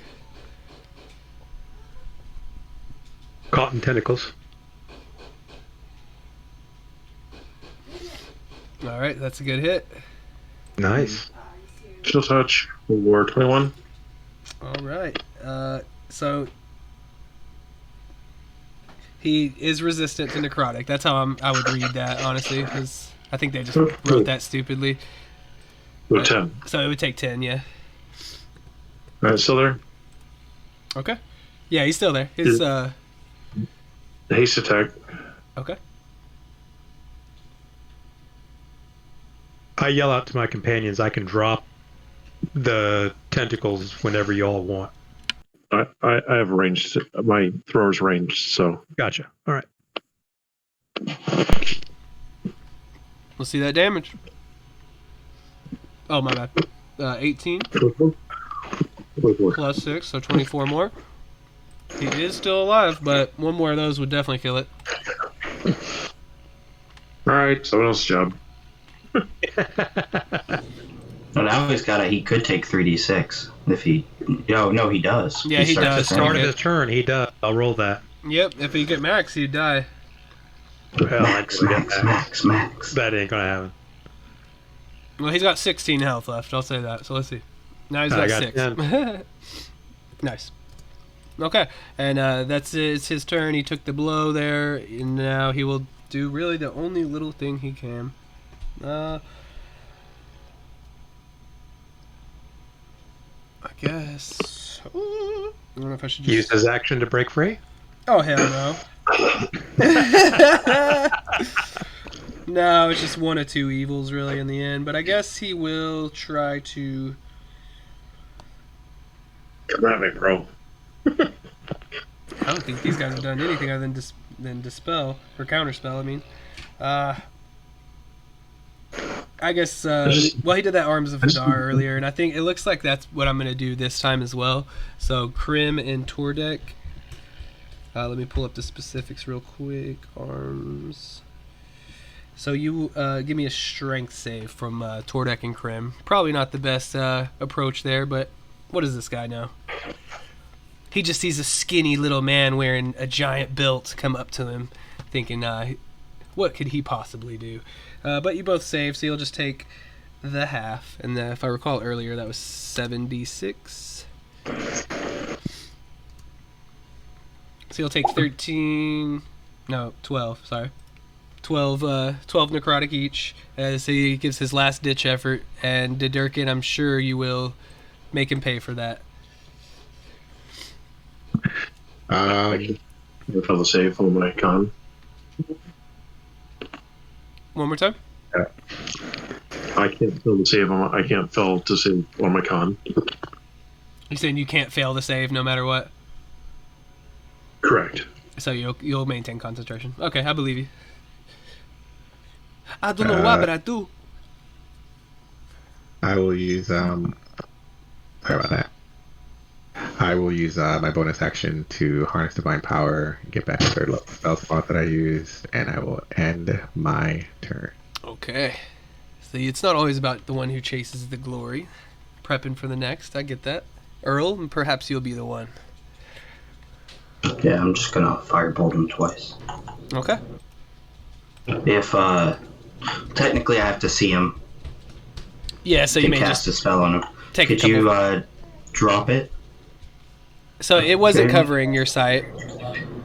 Oh, the tentacles aren't? No, they're not. But you'd have to move so you could see him around those pillars, though. I can absolutely drop it if you want. No, I don't think it would matter either way. Here, wait, can I see him now? Yep. Okay, cool. Yeah, me and my wife are just gonna blast. Boom, boom. 34, 22. Okay, So 44 yeah, damage. How would you describe that flame tearing him asunder? It hits him right in the chest and then it slowly spreads out like a piece of paper catching on fire. And that it does. So I went ahead and cleared the list this time. Oh man, that's a relief, isn't it? It's been a while. Yes, it has. Okay, I'm good, but does anybody want to take a quick bathroom break or anything before we go to the next room? No, I'm good. Good. And of course, you want to search. I'm good. Understandable. All right, yeah, we'll just keep on rolling. We're making pretty good time, actually. So, almost 4 hours in, and we're getting pretty close to the end there. Let me see. Where did you?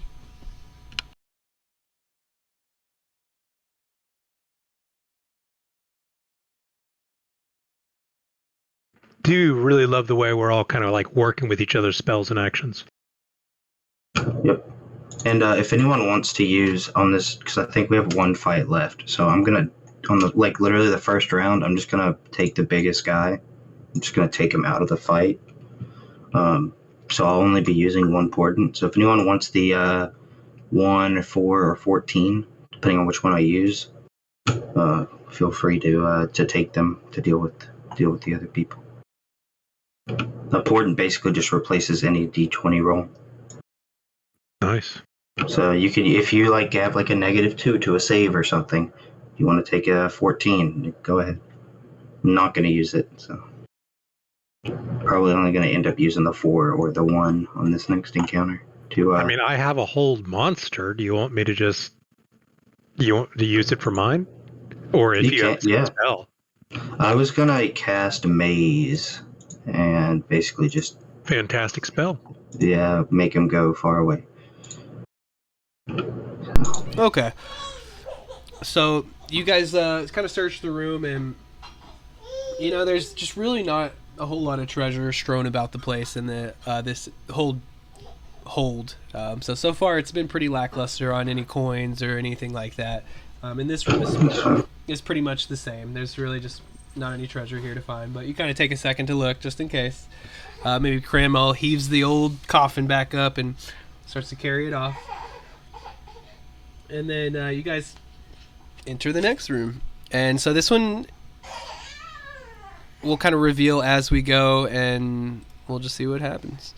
As you make your way down the stairs here, and then you can kind of you see all this stuff over here is just background. And so I would say this is pretty much a 5-foot opening, so you would pretty much be going one at a time. So if you want to just form a little marching order on the stairs, and then we'll keep on going. Krim, are you just hefting Strahd's coffin on your shoulder like it's a bag of beans? Basically. Basically. Nice.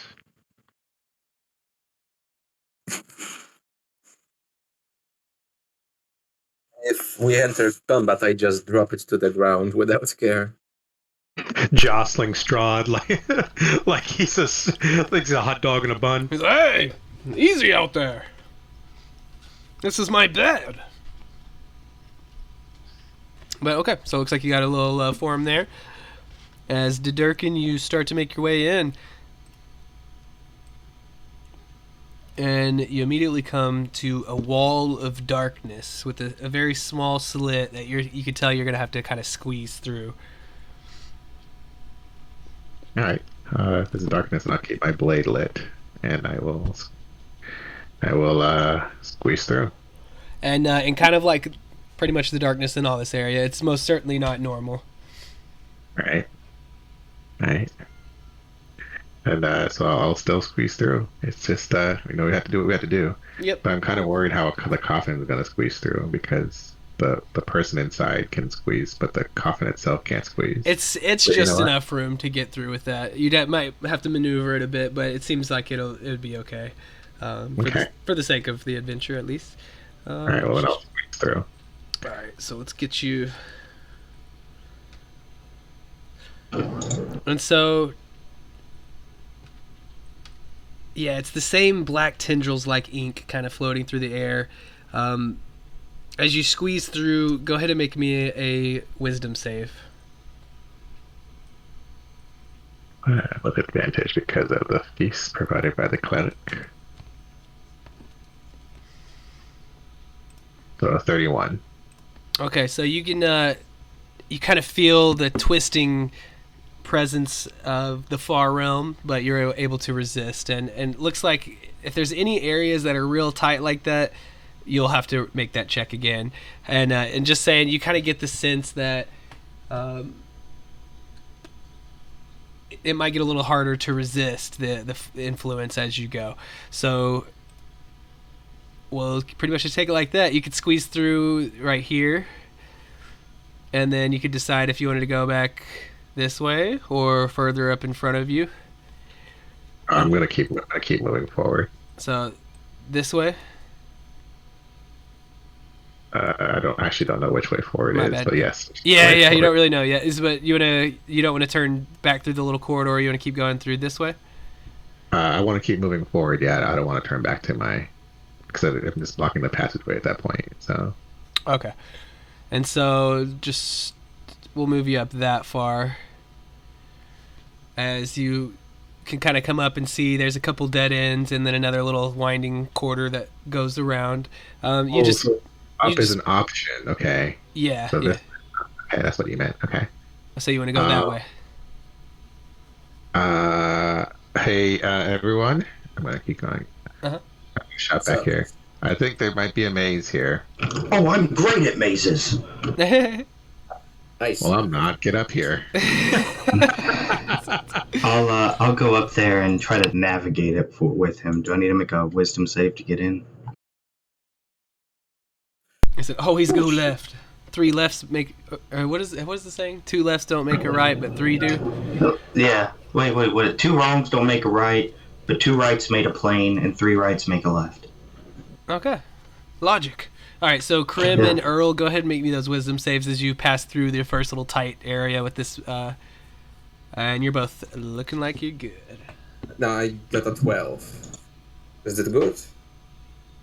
Oh, I'm sorry, I didn't see yours up there. But Earl and his wife, y'all are good. So it looks like for you, Krim, as you go through, you feel the darkness taint your mind, and it looks like this will give you a short-term madness. Oh shit! So I'm going to look that up real quick, so I have that to roll on. And why don't you go and roll me a D100, bud? Oh boy, I love D100s. And then and a D10 34. on top of that, if you don't mind. So it'll be for the full 10 minutes, unfortunately. But as far as what exactly happens, you become incapacitated and spend the duration screaming, laughing, or weeping, your choice. Cool. So Krim is kind of... Yeah. That's for 10 minutes, too. So unless there's like some way that your friends could get rid of the madness, then you probably are going to need to be carried or have to catch up later, or however y'all have to figure that out, of course. I'm assuming y'all are going to pass through, so unless you have anything that you could do about it, kind of, Tordek and Incanel, if you just want to go ahead and make me those wisdom saves to get them out of the way.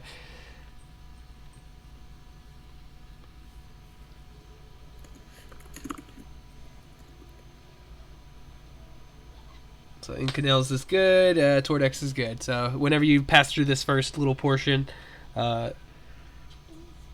you'll be able to just go through no problem. So back to the front with Didurkin. Last you were like, hey, get up here. And then, so what do y'all want to do? Well, if everyone's okay with waiting 10 minutes for Krim to come back, I can cast Divination and get us the exact route to go through. Works for Or me. we cannot wait 10 minutes, and I can wing it with my intelligence.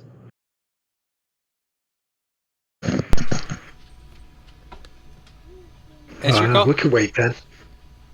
Y'all good with waiting? Yeah. Okay, so 10 minutes pass by as you you do your ritual, but it's like unbearing to witness in ways as Krim is just like screaming and weeping, and he keeps yelling like, they're coming, they're everywhere. You know, you can see he's definitely having some war flashbacks, but eventually he kind of and the rising and falling of his chest kind of softens a bit, and so you cast Divination. It basically allows me to ask a question, and you give a truthful reply. Oh, truth. All right, so who you asking? What god? Ion, the god of knowledge. It is me, Ion, the god of knowledge. How do I get through this maze, oh powerful one? Oh, that's easy. You just close your eyes and follow your feet, and you'll find the way there without any effort. Okay, I will close my eyes. I say, thank you, my powerful god, and I will close my eyes and start walking. I already knew that you were gonna call me for this. I know everything. Well, that's why you're a god. And I give him a thumbs up. And he's like, that's right. That's me, the god. You're like, who is this? Is this Io? Who's picking up the phone? Okay, you're right. I'm just a guardsman, but I pushed the button, okay?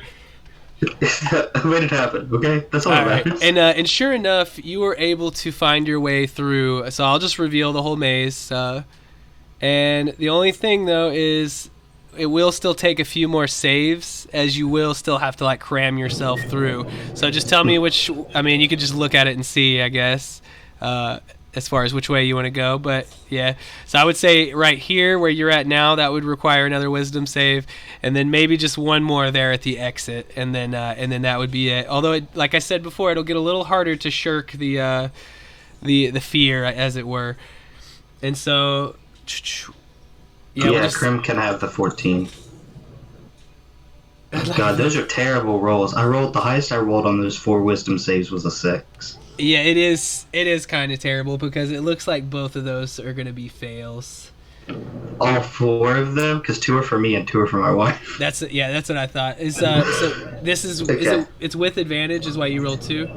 No, because you said we had to make 2. One here Okay. and then one at the end. I Right? was just But clarifying. if those fail, then I'm going to lucky them. Okay, and you do have advantage based off of that feast earlier, right? Oh, yeah, I do.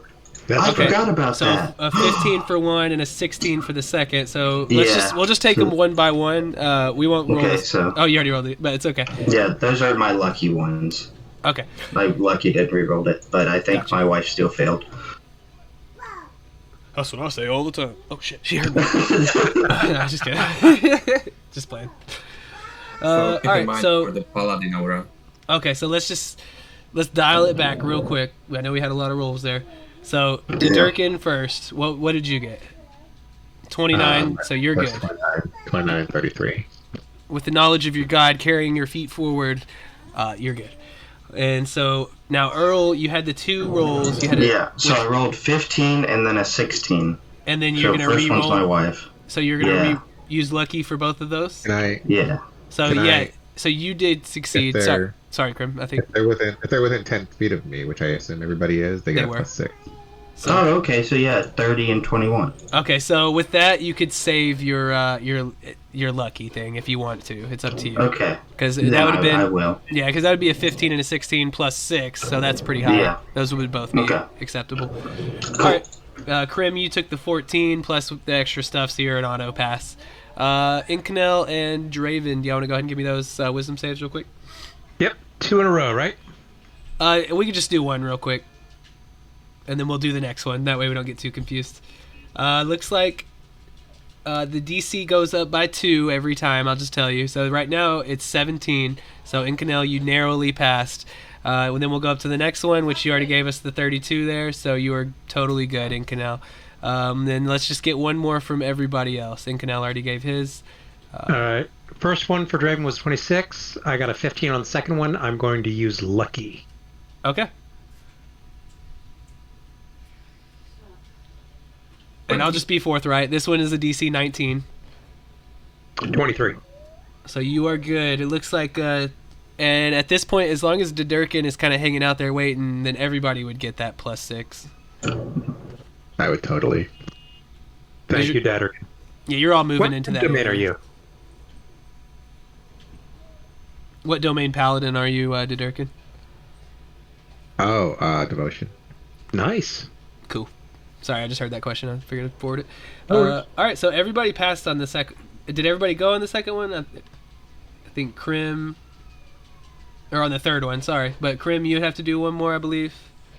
No, I only did 30-20. Okay, so all good. Draven only did 2. Should he do a third one? So everybody needs to do the third one if you have it. No, he did. I gave him a portent. So the first one he failed, I gave him a portent, so he had 21 on the second one. And then this last one, he rolled a 20. Okay, very good. So Draven, that would be shy, though, unless you're in a... But +6 because I'm in the aura. So you're good, actually, yeah. So 19 to beat, so that's good. Am I missing anybody now? I think that was... I think that's everyone. Okay. All right, so, hey, you know, Krim had to kind of, like, cry in front of y'all, which is so unlike him. But, you know, you felt like you might be better friends by him showing that. So, however y'all decide to decipher this room is up to y'all. The point of the mask is... No one sees me cry. The racking sobs that shook your body were telltale enough. But hey, man, it wasn't right, your man. volition. We all have demons. That we do. Okay, so awesome. Great use of your skill there to pretty much circumvent that. Could have ended up being a couple more of those saves if you took a wrong path, and then it keeps going up by 2 every time, so that save at the end could have been like a 23 or something. So good job with that. I made short work, as you typically do, and we're moving on to the last episode. However, there are a couple bonus objectives. I think we're still like an hour and a half until that one time that someone said they had to go, right? Yeah. So we'll just Yeah, we'll kind of play it as it goes. Worst case scenario, you may have to dip out, and like the way they did these bonus objectives is one's about to come up like right now, and it's fine. We can do that. It's a pretty quick one. The other one is like an afterthought of the adventure. So if at the very end you have to leave and everybody else still wants to do that little after thing, then we can, and you won't miss anything out on that at all. So no worries. Okay, thanks. Of course. Thank you guys again for being here. And let's move on. So you push on a little bit further, and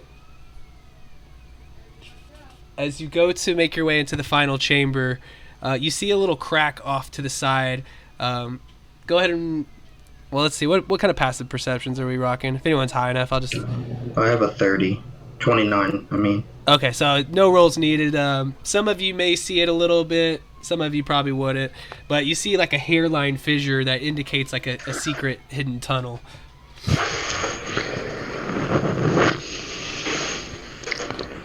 Doesn't seem to be booby trapped or anything like that. You could just push through if you want to.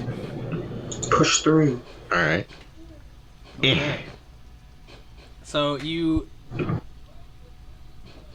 kind of push your hand into the crack, and it separates a section in the polished wall, and you move in, and almost immediately there's not really nothing on the map for this one, so we'll just have to do a little more theater of the mind.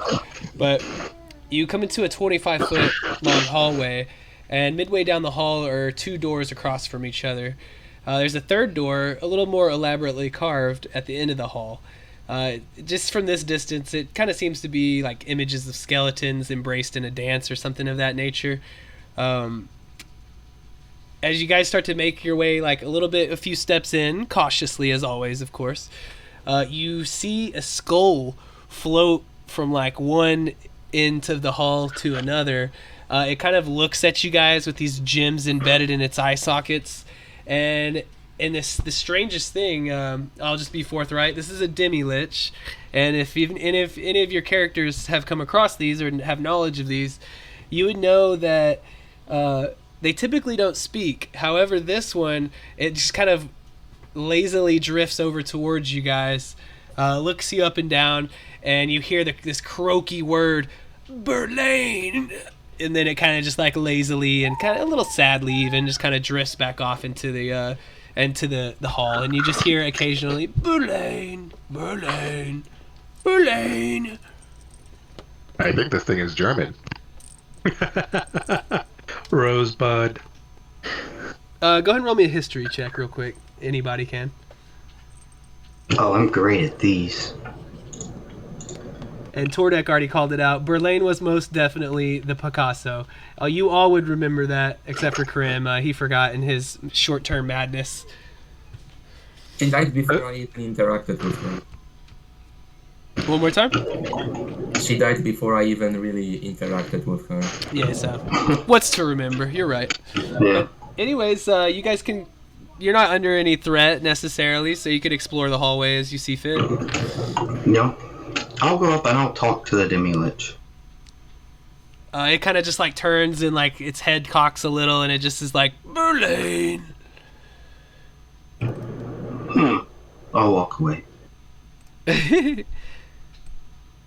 Okay, so you see two doors on either side, and then a third one at the end, if you want to investigate any of that. I'm gonna go to this other end. This thing doesn't seem to do anything.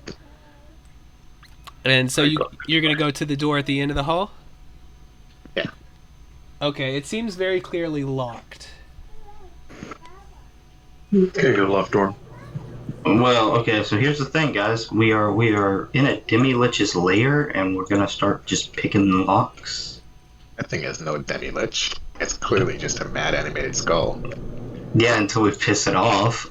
There's Tordek, There's you nothing you to it. check the left door, and it opens. It's unlocked. Well, Beautiful. Let's go through. Good enough, I guess. Let me just double check. Okay, so you go through the room and you see a square room, about 15 foot on each side. In the center of the room, however, though, is a 20-foot wide pillar of ice, magically frozen. You're horrified to see human hearts embedded throughout the pillar of the skull. And you also can give me a perception check if you want. Or wait, who has the 40 investigation? We don't need to even roll this stuff. Earl has a 40 passive investigation. So Earl, you're able to neatly identify a metal key kind of hidden among the hearts in the pillar as well. I'll point it out. Oh, look, it's the key. Cool. Well, let's get it out. I'm going to start chopping at it to get the key out. It seems to not take any physical damage whatsoever. What's up with the key again? I wonder if we hit it with a skull, if that'll work. So it's a frozen pillar Oh, God. with the hearts kind of strewn throughout it, and also the key. So it's a frozen pillar with hearts. Yep. I like to jam my hand into it. You wanted to do what? Just jam my hand into it with a punch. I don't know. It just feels cold. I mean, it just seems like a frozen tower of ice. I'm gonna go grab the skull. Maybe we need to use a skull to break the ice. I'm gonna go grab the skull Yeah. and try. God almighty. Wait, hold on. You're gonna use the demi-lich and smash the demi-lich against the ice? I And don't so even know where you're getting demi-lich from. There's nothing to indicate that this thing is anything but an animated skull. Are you assuming that for some reason? Yeah, it's a head floating around. What else would it be? An animated object, an animated head. There are a lot of things it could be. At tier 4? No. No. Not at all. I mean, as a player, I know this is a tier 4. As a character, I have no Right. clue this is a tier 4. Yeah, whatever. No, Well- if you think your character would recognize a demi-lich, then it's simple as that. But if you wouldn't, you wouldn't. Yeah. And I appreciate the honesty of role playing like that. I mean, I've been under mountain my whole life, so yes, yeah, I'd assume this is a demi-lich. Oh, I can tell you this is not like any other demi-lich I've ever seen, and I have seen a few. Go ahead and roll an attack, Krim. Sure. And then just roll the damage out for me. It doesn't really matter what the roll to hit is. So you get an idea in your head. Fire melts ice. That's pretty simple. And so you strike your flame tongue longsword against it as heavily as you can, and it chips away some of the ice very slightly. However, you could see that this thing has been enchanted to rebound fire. So unfortunately, that 9 fire damage bounces back in your face, and you take that. I'd still like to do that plan. Well, actually, is there, I mean, despite the fact that I'm being told, is there any indication that this is actually a demi-lich? Because honestly, I mean, yeah. Besides the fact that it's a floating skull. Yeah, if you would recognize it if your character would recognize it on sight, then you most certainly could tell that was a demi-lich. But yeah, I mean, it's a skull with gems embedded in its eyes. And it only is saying one word over and over. Berlin! You can hear it drifting in from beyond the hall. I, both as a player, a DM, and a character, have seen many floating skulls that weren't demi-liches, so the assumption is kind of asinine that I would automatically assume. But the gem skulls, the gemstones in the skulls, that's a giveaway. Okay, there you go. I will not manhandle the mad demi-lich. All right, and so this is kind of a strange Is it wrong? thing I was here. kind of hoping he would. Give me an... Let's say... I would say Krim, and then... That sorry, I'm matching voice to name, but that was was that Didurkin who was... Yeah. Okay, so Didurkin and Krim, give me an insight check if y'all don't mind.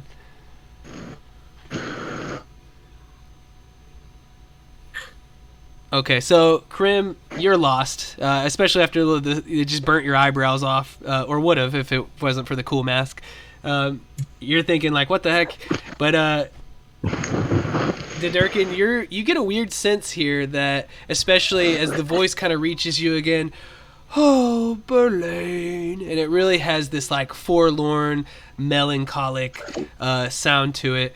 There's some information here that you just probably simply wouldn't know unless you played some of the previous adventures. So throwing you a bone in a sense, you can tell that, funny enough, because of course I'm going to let you try to use fire before I say anything, but what would it actually take to melt this pillar is reciting a love poem. So any one of you may do that, but I would definitely require you, like, physically to do that right now. You'd have to tell me a love poem. You can look one up if you really want, or just make one up that's funny, or however you want to do it. Love or regret? It says love, but hey, what's love without regret, if you ask me? Yeah, that's That's a good point. 1 second. I can pull out one and recite it to my wife, unless someone else wants to do it. No, it's all you, man. If you got it. I'll pull out a piece of paper, a parchment I wrote as I talked to myself in a wig. I'll say, Lulu, my beloved, it has been many years since I have seen you not in your icy form, but not a single day goes past that I don't remember the times we had together. We have been together for over 50 years, and even now, when people try to tell me that you are long gone, I refuse to believe them. You are my wife, and I will forever cherish thee. You bringing a tear to my eye. Look, you got Tordek giving us a quick one. Thou art surely more temperate. Krim's coming out there with you're the war that I wage, the drug that I take. I'm not familiar with Starset, but I like the poem. Okay, and so it definitely works. It almost seems to like fall to the ground and evaporates into mist around you as the hearts kind of just like plop, plop, plop, a little bloodily in different spots. And of course there's a tinkling of a key. And so you have the key to the end of the hallway. Did y'all want to still pop? I saw someone had typed it, go to the right door. Do you still want to do that, Tordek? Yeah, we can grab the key first, but... Okay. Not much else in the room as this module tends to go, but you do pick up the key, and you go into the other room, and as you do, it's a pretty identical room as to the other, 15 foot on each side. However, this one's covered with a thin layer of fine sand. And whenever you enter the room, a soft, haunting waltz begins to play in your head. Oh, well, I just recited this beautiful love poem to my wife, so I'm gonna dance with her if there's music, just for funsies. You, sir, are 2 steps ahead as you're just swept up in the moment now, Earl. I mean, this is all even too real to you. You know, you're thinking you're like finally having this reconnection with your wife who has totally been alive this whole time. Absolutely. And, while the rest of you just watch you descend a little bit further into your madness, you offer a hand to your wigged self, which delicately takes it.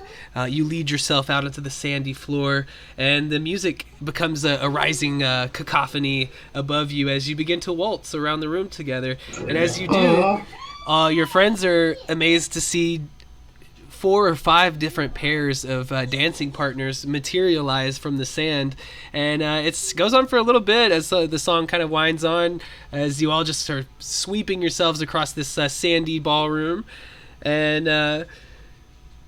yeah, that's so cool. I can't believe that, because I didn't think that would do anything. I just wanted to do it for fun. And as the song finally comes to an end, you embrace your wife and maybe even share a crusty old kiss.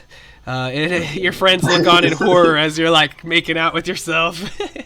And then as you kind of draw back, though, you realize, oh, was that gum she just pushed in my mouth? And you kind of cough something up, and it's another key. Oh, well, I will hand this spit-covered key to someone if they want to hold on to it. Not it. I'm gonna look over at Krim. Come on, man. Yeah, come on, Krim. Here you go. Take it, man. Already holding a coffee, guys. Okay. And so, yeah, you officially solved that little puzzle without even really thinking about it too hard. Hey, roleplay, man. If you hadn't used your initiative or your inspiration, I'd give it right back to you because that was just amazing. Beautiful. As you leave this room, you discovered what you could there, and there's only one way to go. I would assume you'd want to make your way to the other door. I suppose, yeah, we got 2 keys now. Of course, the demi-lich, if it is that, he comes floating on by you, you know, kind of just barely casting you a glance, and he's, Berlane, Berlane. Very sad. And speaking of Berlane, you go to the last door at the end, and you see 2 keyholes, and you realize that, hey, we already got those, so you can jam them on in there. Your massive investigation won't reveal any like traps or anything like that. And you enter another room. It's 20 foot on each side for this one, and it's lined with shelves from the floor to the ceiling. Weirdly enough, they're labeled pouches, jars, and vials, and they contain really weird stuff, like a few stray hairs. There's a few fingers that are pickled in a glass with red painted nails on the end of them. There's carefully rolled bits of parchment with matching handwriting, cracked spectacles, a family tree, broken jewelry, and everything there labeled seems to have belonged to the one, the only, the Berlane Shadow Dusk. You realize you're in a very odd and weird, what's that right word? Temple to Berlane that this demi-lich has created. I'm not even gonna bother with the perception checks, honestly, because you guys are just so awesome at that. So Earl, most specifically, if you're good at something, you're good at it. And you spot a tarnished silver locket hanging from a nail on one of the top shelves. Well, I mean, we don't need anything here, right? Like, if I don't want to take this guy's locket. I feel kind of bad for him. Like, is there a specific reason we'd need to take her heart or the locket or anything? I chime in. This is the only possession he has of the love of his life. Yeah. Taking it would likely lead to battle. That's my suggestion. Well, I mean, I could. Yeah, that's fine. We can get rid of him easy, but it's just I don't want to be cruel. Her heart is as not I clutch my wife. Atticus strides forward. I've never heard such sympathy for a lich, and he grabs the locket. So just give me a sleight of hand check, I guess. We'll just do it like that. Or stealth, if you prefer. I mean, no, I don't want to be stealthy, but I'm rushing forward. Okay, sure. I'm a paladin. Anakin, I love your character. I do too. Thanks. Dedurkin, you see in the locket, it's silver, and it holds a faded picture of a dour-looking teenage girl and two adults, presumably parents. The letters J and H are etched into the back of the locket. The demi-lich follows you into the room after a moment or two. He sees you holding the locket, and he slams into your hands, and he shoots his skull face up into yours as close as he can. And a little more menacing now, you hear, "Berlane! Berlane!" as he most clearly wants you to put that down. This is a lich. Paladins don't bow to liches. Berlane! Berlane! It's half threatening, half pleading as he's just, Berlane! Berlane! Berlane! Leave me be. You have one option, that is to be laid to rest. Okay, and seeing that you are most definitely not going to give that up, let's... I had it in a different place, but it honestly would make more sense to be here, so 1 second. Because, of course, he's going to attack, but he's only one little demi-lich.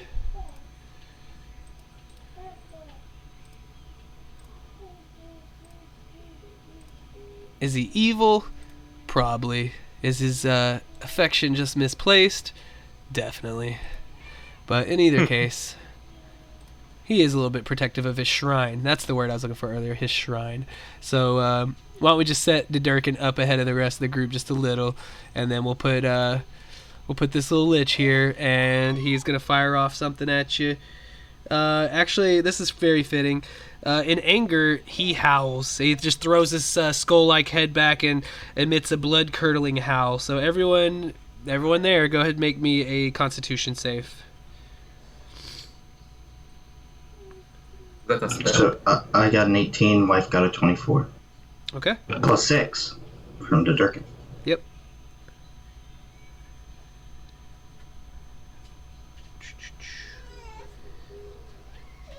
Okay. Everybody rolled in. Looks like 1, 2, 3, 4, 5, 6. Wait, no, one more. Is that right? Who is it? We got Krim, Tordek, Draven, Dedurkin, Earl and his wife, Incanel. I think that's it. Yeah, Incanel, could you give him... Oh, no, there it is. Oh, plus 6, though, so that's 14. But actually, that's still just shy, and so it looks like you're the only one that ends up failing that one. And unfortunately, it is pretty fucking bad, I can't lie. Can the divination wizard give him the 14 that he was saying? I already used that for Krim. Gotcha. Sorry. It also has to be before you roll. But... So, unfortunately, anyone that fails is dropped to 0 hit points. So, Incanel, you're automatically dropped to 0 hit points and you're on the ground. Oof. Pretty insane, yeah, on that one. And just to remind you, he just wanted you to leave his stuff alone. Come on, guys. But let's go ahead and roll initiative now.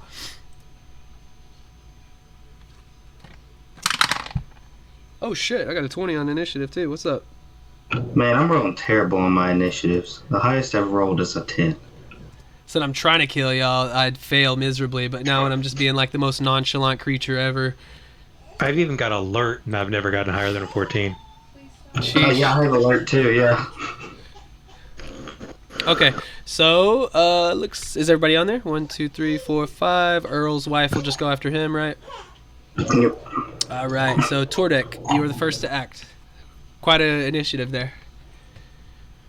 Roll that death save. A plus 6. Oh, Oh no, Incanel was the one that went down. okay. Yep. So Tordek, you are free to do whatever you like. Just assume, we can make a square or something if we need to, but I think it was like 20 foot on each side, so you're in kind of like a 4x4 room here. Maybe we should just kind of draw it out a little real quick. Alright.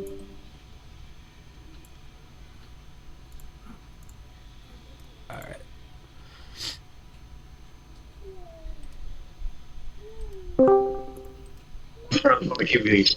I hit twice, I think. Yeah, we need to get rid of one of those. No, I have 2 attacks. Oh shit, that one's good. Oops. I'm doing it. You can okay, Very thank you. good. Thank you. Alright, yeah, that about fits everybody pretty accurately. Earl will just kinda throw your wife in there. Alright, so you rolled twice. So 46 damage. So what was the first? A 29 to hit and a 35 to hit? Those are both gonna hit, and then what was the damage one more time? I'm sorry. Looks like 46 total.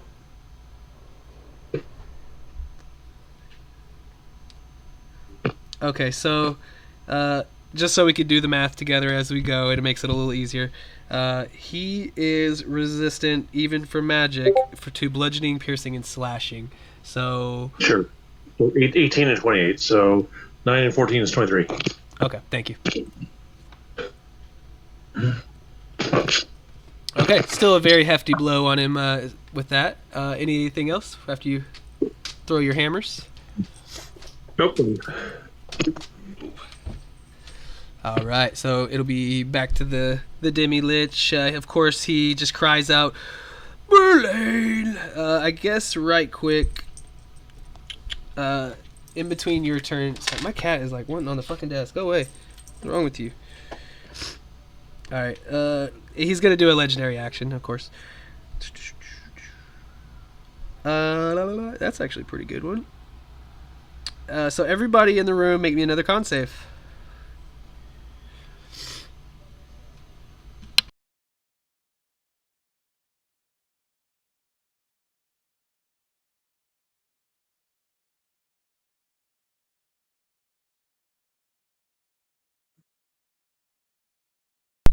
Okay, I'm like fighting my cat over here. What the hell's wrong with her? Alright, so save from the Durkin, save from Draven, save from Krim, save from Tordek, save from Earl, and his wife, maybe not. Let me see real quick. It's going to be the +6 to everyone, so yeah. So 20. Alright, so it looks like everybody saves. And looks like nothing happens if you save. So okay, just a legendary action. And now he will go for his actual turn. I get to try to recharge for the Howl, which of course I will try to do, because that was pretty cool. I did not get the recharge. And now for his turn. All he can do is a life drain. He targets up to 3 creatures. Make sure, so we'll just go with the 3 closest. How about Tordek, Didurkin, and Draven? I'll go for y'all 3. If you 3 will make me Constitution save, DC 19 on this one. Is this because our magical effect? One more time. A magical effect? Probably, yeah. Yeah, I would say so, yes. It's not like a spell or anything, but it's an ability. But I mean, it would be necrotic and stuff. I think it would be pretty magical in origin, in my opinion. Okay. I think I'm alright. Alright, so let's see what we got. It was a 19. It was just for the 3 of you. So Tordek got the 23. He's good. Draven the 23. You're good. And of course, everything's +6 too. So yeah, you guys aced that one. Everyone's good.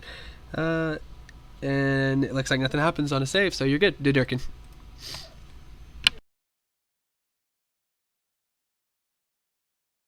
I'm going to bonus action. Was there light in here? I can't remember. I know there was no light in the maze. Was there light in here? I don't remember if I didn't extinguish my sunblade. Sorry. Yeah, it's just there's been constant light from the blades until y'all tell me otherwise. Okay. Then I will action attack this thing with the sunblade. It is that is going to be. It is undead, so it takes 14 and 7 and 6, so 27 on the first one, and I will definitely smite because. Okay. Well, so tell me where the damage is coming from, real quick. It slightly matters for him. 14 radiant from the one hand slash, 7 radiant because it's against an undead target, and 6 radiant because I have something divine smite. Hold on, improved divine smite, which is this. So it's okay. It's all just plain radiant damage. All right, nice. So it looks like it takes it in full. So what was the total again for all that? 27, but I am going to smite because Lich. So Gotcha. I need to. I will do 3rd level for this one. Where are you? Where are you? Where are you? Where are you? Theater Fiend. So. Oh, that's pretty low. Bastard. All right. And then I'll swing at him again. So then the Divine Smite added 19. Yeah. All right, and then you're going to swing at him one more time. He's kind of croaks out between like shattered teeth. Merlin! As you can tell, he's about to die. All right. That one's going to do 22 damage, but it's going to get. Hold on. I didn't mark off my 3rd one for that one. It's going to get a 2nd level smite because. Sorry about the noise. That's my doorbell. Here comes the smite, and so. So wait. You don't have to burn the smite. If you did, how much did you do just from the attack? 22. He's dead. Oh. Motherfucker! Nice job. Yep. CR18 gone. It's that sun. It's the sun blade that did it there too, because he would be resistant if it was regular slashing, but it doesn't say anything about radiant. So there you go. That's pretty good. Good job, guys. Yeah, y'all just efficiently wipe the floor with that. That would take theoretically 4 level 18 players to deal with just one. So not that big of a deal, I guess. But still, congratulations, guys. You are the cream of the crop. I'm going to go to Incanel and I'm going to feed him a potion.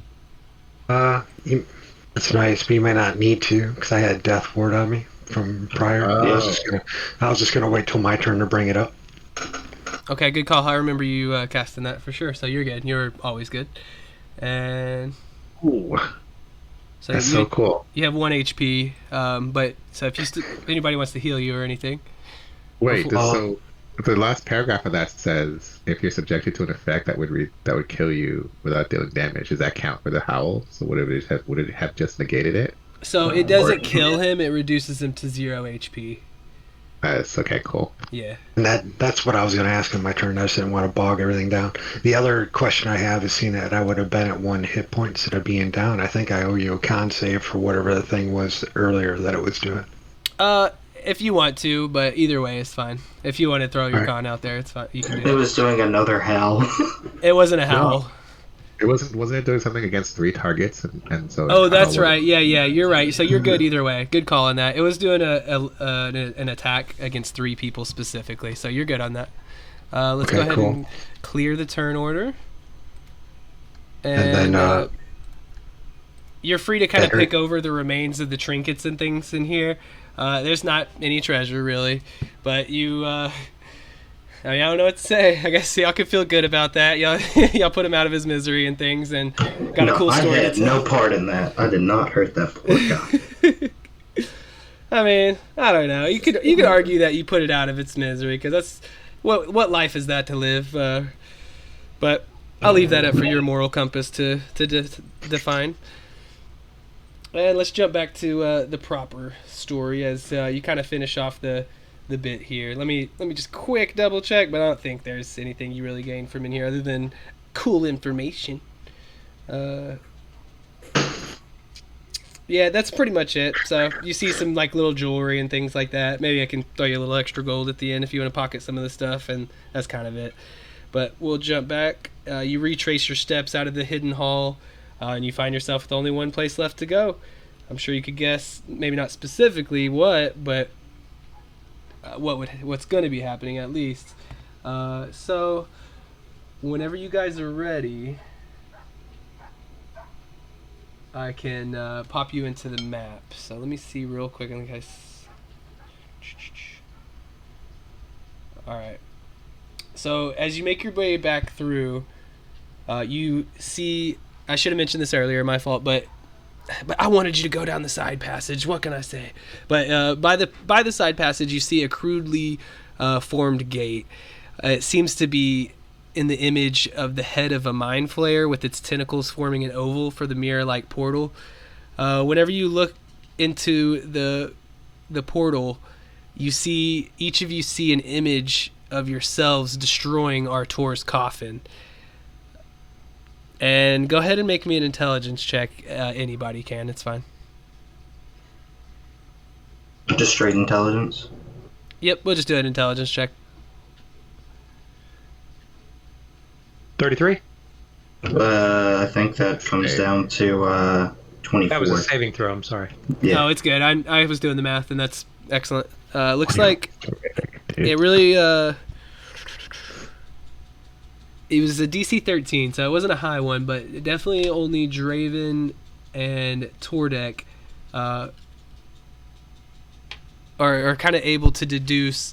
The rest of you are filled with these like tantalizing images of like just jacking up that coffin hard, and it like even kind of seems like it might be fun, but you're kind of shaking that out of your mind. As the other two, you kind of get the feeling to activate the portal, you would have to strike the coffin.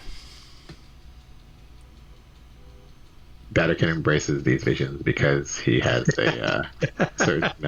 While he's doing it, because he's been commanded by the Harpers, he is not happy helping an undead creature. So you're more than willing to throw the blow. It doesn't have to be a hard blow. It does. It has to be a regular attack. Well, shit. Very well. We have to do what we have to do, I say with a big smile on my face. So Bring it here. Incanel heals himself. Very good. And Artor kind of wakes up. Not really. He's been awake the whole time, just chilling. He was like reading a newspaper or something, and he kind of like folds it and sets it down. And he's like, "Oh, well, do what you must. We must get through." And he doesn't seem too perturbed by it. So if you want to give it a whack, there. Permission. I need nothing else. And then just let me know the total damage there. The coffin is not undead, so 17. All right, so here's where it gets funny. Krim. Oh wait, 11. Okay. You're not withholding anything, are you? No, the stick is only against creatures. That seemed awful. Okay, gotcha. So it'll only be 11, which is good, but you hear kind of a laugh. I didn't mean to deceive you, but this was the only way. As the blow that you dealt to the coffin, you see Krim actually recoil, and he takes the 11 radiant damage, as the drop of blood that you put on the coffin earlier was actually a small magic that Artor has improvised there to he knew this was coming, and he knew there was going to be a way to get through it. It just had to be at somebody's expense, other than himself, of course. And so he's I'm sorry I wasn't a little more forthright. I just figured you would be a little less willing to volunteer the blood. But we should be good now. Look, and you see the vortex flares to life in the portal. I don't appreciate your deceit, and I'm going to stomp through. All right, guys. So this is going to be the final combat, and so we'll just roll a straight initiative when we get there. I need to copy and paste you though, real quick. Let me do that, and then we are going to. So wait, we're fighting Artor? No, it was just a way that he needed to get through the last portal, and he didn't really want to. Yeah, it's just one of those little sneaky things. That's kind of fun. For me, maybe not y'all. Oh, I think it's funny. Let me take off the grid here. Earlier I had it so to do the tokens right, but the grid kind of conflicts. My bad. If my Roll20 will pick up speed a little. Here, one sec. I'm gonna reload. But yeah, I'll fix the grid. 1 second. That's not gonna snap correctly to the lines. I just had that for setup. And now Roll20 is not responding. So 1 moment. But anyways, of course, I'll go ahead and read ahead. Make good use of the time. You all come through the portal and find yourself in a circular room about 60 feet in diameter, but it appears even large. Appears larger as the polished walls reflect everything in the room infinitely. Jagged fissures of pure blackness hang 20 feet overhead and erupt in writhing deep violet tentacles that grasp at the air. A shimmering light blue streak of energy wavers amidst the madness. This is the Weave. This room actually is a little bit more dimly lit with the pulsing glow of countless will-o-wisps that swarm the ceiling. And let's say, Incanel, with your brush with death earlier, you learned that if you die in this place, you would automatically turn into a will-o-wisp. But you die in real life. But you avoided that, so no worries. Let me get rid of that square now. We don't need that. And let me get rid of that grid real quick. So that's not mucking us around. And then, of course, we'll get that initiative back out, and you guys can all roll into initiative. And this is, I'll just, transparency is never a bad thing in my opinion, but this is like the final official encounter of the module. However, there is that afterthought encounter. So we got roughly an hour-ish. Maybe we can get them both. If not, no worries. But this is where we're at now, just so y'all know. And then let me go ahead and reveal all the monsters. And I'll have you guys know that based off of your prowess, and also just like I was saying earlier, it's kind of indicated online that like beef up the encounters. Y'all been going against the max strength every single time for this encounter, so That's cool. you guys are badass. I'm glad. Oh shit. I'll tell everyone as soon as they pop up. It's like, I got the big bone dragon thing. Don't worry about it. Or the Death Knight. Oh, he turns. He's That like, one's- No, sir, I got you. all right. So you got our initiative. Let me get theirs on there, and then we'll roll with it.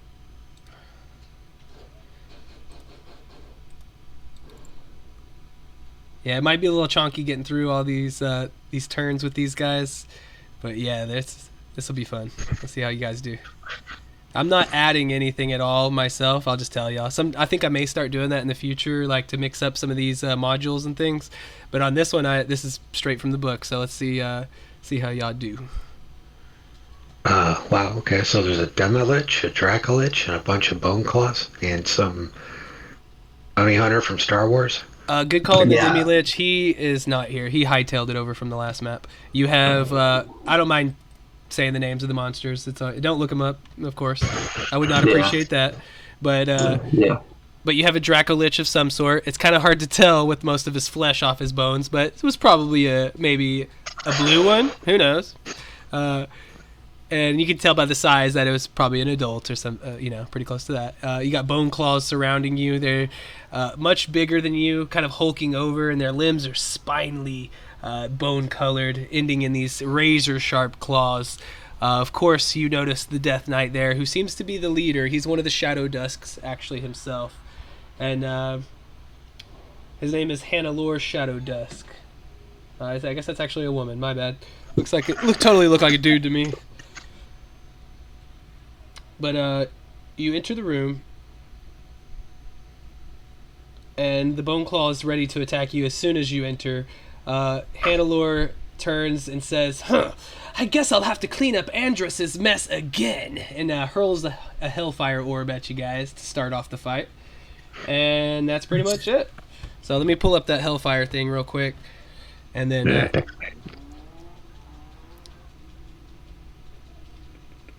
So, not a surprise, but they do get this little benefit. That's just kind of how they wrote it in. They get to hurl the orb. That's kind of how they kick off the fight. Let's see. Go to the right stat block. Alright. It says 20-foot radius or dex. Let's see what I would do. Well, I mean, y'all are all right there. It says each creature, though. Let's do a 20-foot radius circle real quick, and then I we'll got kind one of. in the journal for you if you want. Oh sure. Okay, thank you. Yeah, I'll try to get more of those implemented on here too. They're so useful. So this is the 20-foot radius circle, eh? Damn, that's big. No, too easy. If feeling particularly malicious, you can just move the enemies away. I would maybe move the. Well, nah. I'll move this Bone Claw out of the way because he could know. The Dracolich is so big that he's kind of boned. He's just gonna end up having to take the hit. That's just unfortunate for him. But I'll move the Bone Claws out of the way. I think that's fair. Can the Durkin move? Since we just got pasted in here. Anywhere around that circular portal in the middle would be where you would... Awesome. Thumbs up. Immediately without question. Yeah, anywhere kind of in that little circle there within, is fine. All right, so Da, da, da, da.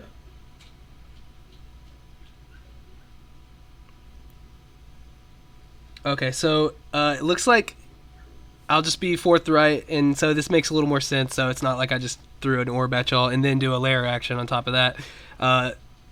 There's lair actions, but I'll consider the Hellfire Orb the first one, even though it's not really listed as such, but that kind of makes sense to me. So anyways, it looks like everybody and the Draco Lich will have to make a dex save. So I'll see those. I'll go ahead and roll mine out. You said deck save? Yep. Draven will use Lucky to reroll that. Okay, and keep in mind, I think all of you except for Krim have inspiration. Still do. I just changed my item. Okay, yeah, I was wondering. Yeah, but if you want to put your little dot on there, y'all all still have it then. I will use inspiration and be in Dadarkin's realm of pluses. Okay, perfect. Sorry, I'm trying to see my Draco Lich dex. Finally. Oof. Oh, never mind. The saving throw is the benefit. Yeah, and then the +6 at 27. Did you forget to roll initiative for the bad guys? Yeah, I guess I did, huh? I mean, I don't mind. I'm all fine with them going I'm last. caught up in the swag. Well, we'll still go ahead and let Yeah, I'm still stuck on the Hellfire Orb. That was it. My bad. But with that, looks like the Draco Lich saved, and then Draven, you used your inspiration. You saved. All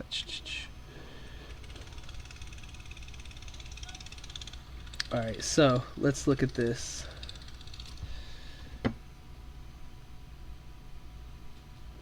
So it says it's a DC 18. So I think we did. Nope, both of you saved there.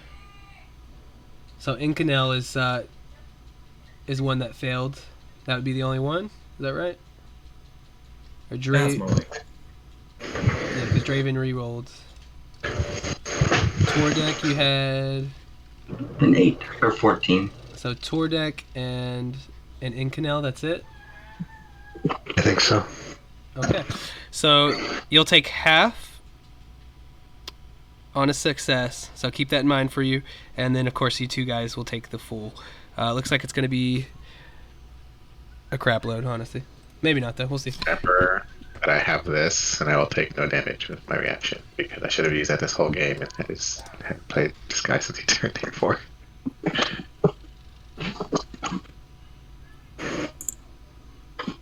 It happens if you're not playing tier 4 games one right after the other. It's hard to remember your character's stuff. Oh goodness. Mhm. So what did you end up getting with that, Didurkin, in the end? 0. Because I succeeded, so I can use my reaction to take no damage if it's a dex save. Oh, okay, I see what you're doing now. Okay, cool. That's a good feat. All right. So the first one is fire, as this thing shatters. So those of you that saved, most of you take 22 fire.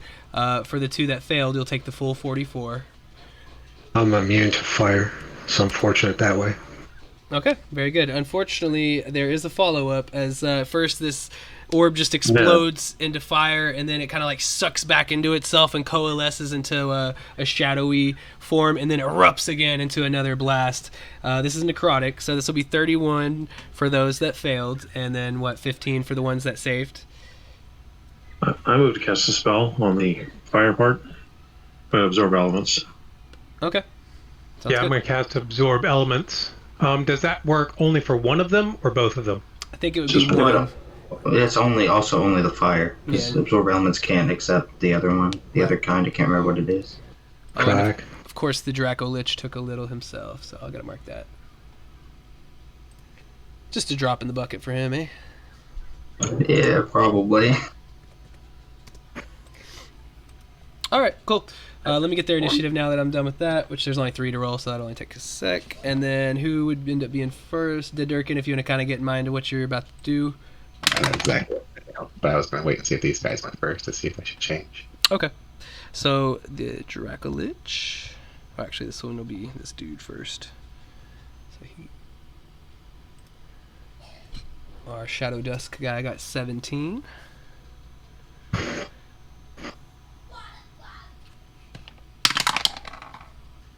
the bone claws are a little slower with the 10, and now the Draco Lich. Not going to be as fast either with the 10 as well. Alright. Okay, so yep, Durkin, you're up. All right, I will use my action to drink a potion of speed, which will give me haste, which the last time I forgot also gives me 2 AC, so I need to change that. Okay. I'm just forgetting everything. And then I will use my hasted action to drink a potion of flying because I see a creature here that has wings. And then I will use my bonus action to use my second Harness Divine Power and free up a 3rd level spell slot and end my turn. Okay, nice. Good preparation. Alright. Krim. So well, I didn't keep track of my scrolls. I do remember my potions. Nice. I'm gonna drink a potion of enlarge. So that makes me one size bigger. Yeah, I was gonna say, please move. We'll get pushed everywhere. We'll consider that a bit of a squeeze, but yeah, you're there. Yeah, the potion of growth and I'm gonna make you a little bigger, my bad. There you go. Just so you match the other guys who are large. So yeah, if you're on top of a friend for now, I'm sure that's fine. He just might get nudged back. I'm a giant now, and looks like that's pretty much it, but it does give me very long range. Well, either way, I guess I will now enter rage. Okay. And I'm just putting tokens on actual spots because I know the grid isn't snapping them as before, so pay no mind to that. And then.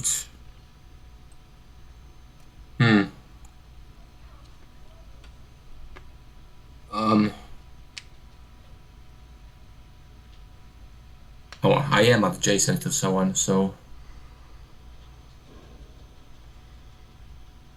I think that's it from me for now. Yeah. Okay. Lots of prep. I'm sure that will most definitely matter. And just real quick, might as well use them while I got them. I'm going to try to talk about remembering things. Good God. La, la, la, la. Okay, because I got some legendary actions to use. Well, that may not work.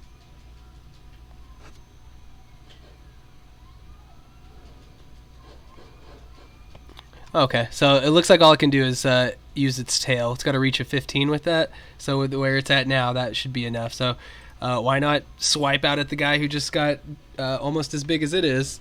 So it tries to hit you with its tail, legendary action, and a 21 to hit. Yeah. And then I'll just roll it on here.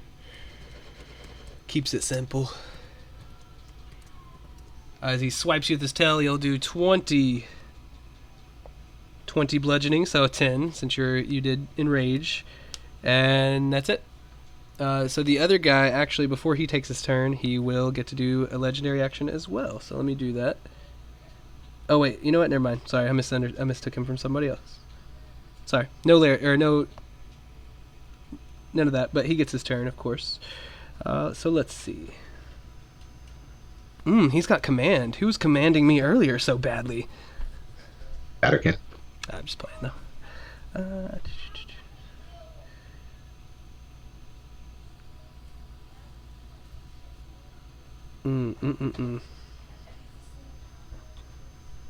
Alright, let me look up just a couple spells, of course, and then it'll start moving a little faster for him.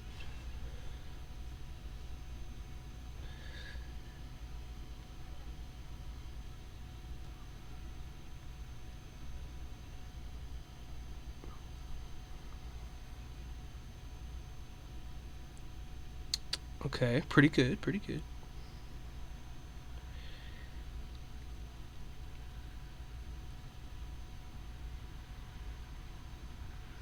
Okay, that seems cool to me.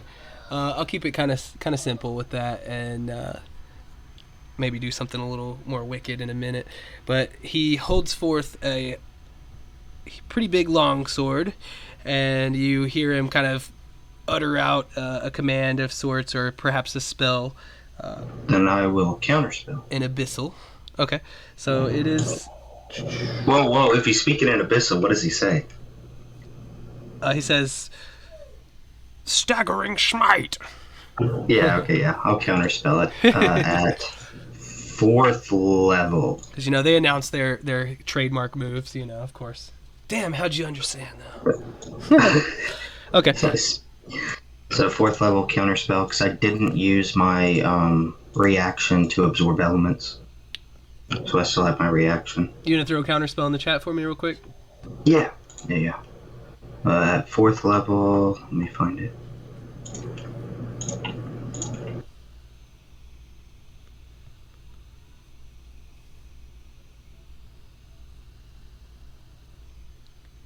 Okay.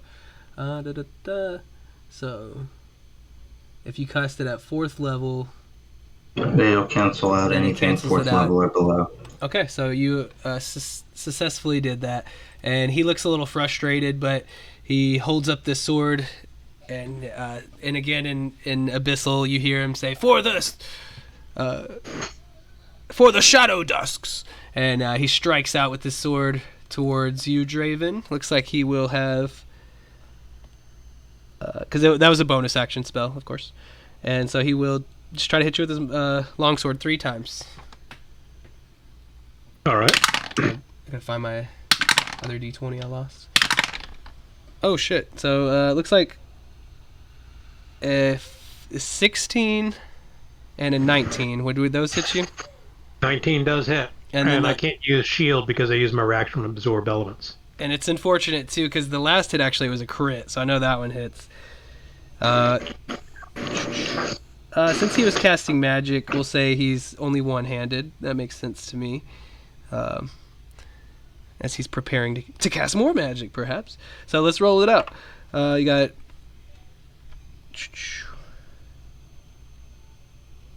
Okay. So there'll be some necrotic to follow too. But at first, just for the slash...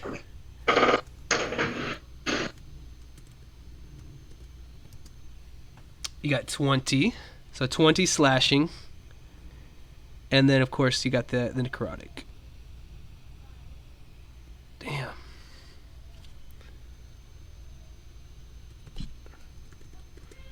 So this is, we'll maximize with the crit too. So.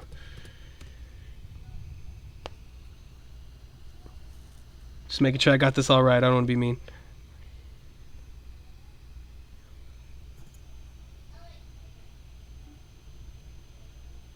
Okay, sorry about that. I just want to make wholly sure. No worries. So 20 and 20?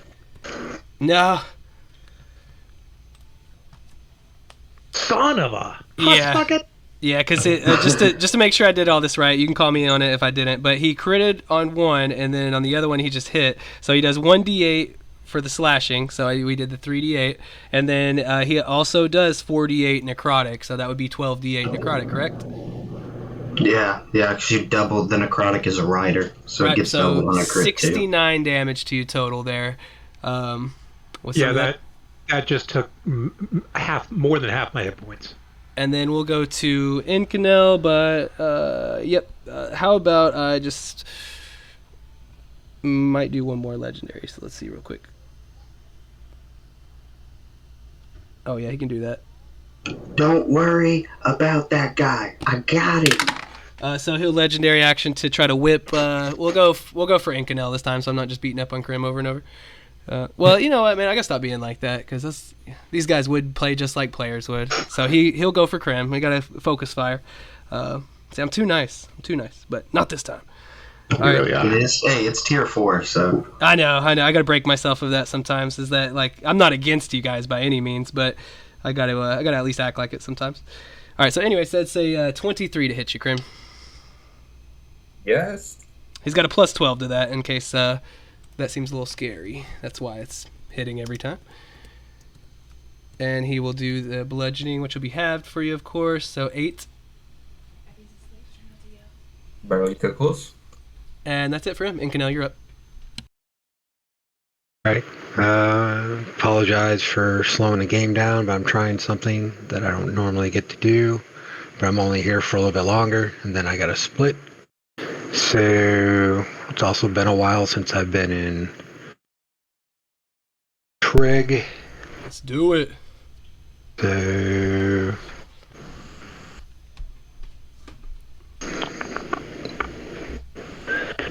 some of these things probably need to be tightened up a bit, but I think I can do it. 5, 10, 15, 20. Someone else can correct me if I'm wrong, but we'll see. I'm able to pull them out, but I'm not able to tighten them up. But what I'm doing is I'm casting Firestorm, and I'm trying to get it to go around us, and it's just in a flash of fire. Each of these 10-foot cubes are supposed to be adjacent of each other, or can be adjacent of each other, so I'll post it, and then you guys can decide. Sorry about that. I thought it was that all I can move them. You can't move them at all? I can drag them out, but I can't. You just can't like make them. Yeah. Oh, I can. But you know what I'm trying to do, though. So. Yeah, it looks like you could get everyone except for the big old dragon. You should be able to, I think. Yeah. Yeah. Okay, so everybody needs to make a deck. Yeah. Okay. Start with the lonely, beautiful, coming down the runway, Bone Claws. Nothing but limbs on those bad boys. Not like Berlane, though. All right, so deck save. We have a fail. I'm just gonna go from the top around. So first guy failed. Looks like what's your DC? 19. That's another fail. Oh shoot. That really is clever. Yeah, I think that's a really good spell choice considering they're pretty much all in a circle. All right, that's another fail. Everyone's failed so far. I'm gonna keep going around for Bone Claws, then I'll come back for the knight. Fail. Fail. I keep rolling 3s. What the hell? And with the other Bone Claw, he had a 21, so he passed. And then now let's go to the other guy. Looks like he'll probably fail no matter what his save is, but let me check just in case. Yeah, 13. That's a fail. So everybody failed except for this one little guy at the very end. He managed to save. Okay, and then I'll need somebody's assistance to delete them. Thank you. Appreciate that. Okay, so we got 40 to everybody, 20 to the one. And that's all Incanel can do with that spell. DM, can you describe how these monsters look after that spell? Sure. 1 second. I'm waiting for him to sit there and say they all begin to smile. And they point at the dwarf. 260 damage. Woo! You look healthier than ever now. So I'll be honest, they all start with over 100 health. So, you can do the math there and see about where they would be at. As far as description, though, you see some shard, kind of black pieces of their bones, the rags and things that they were clothing themselves with, totally burn away, exposing long wasted away genitals.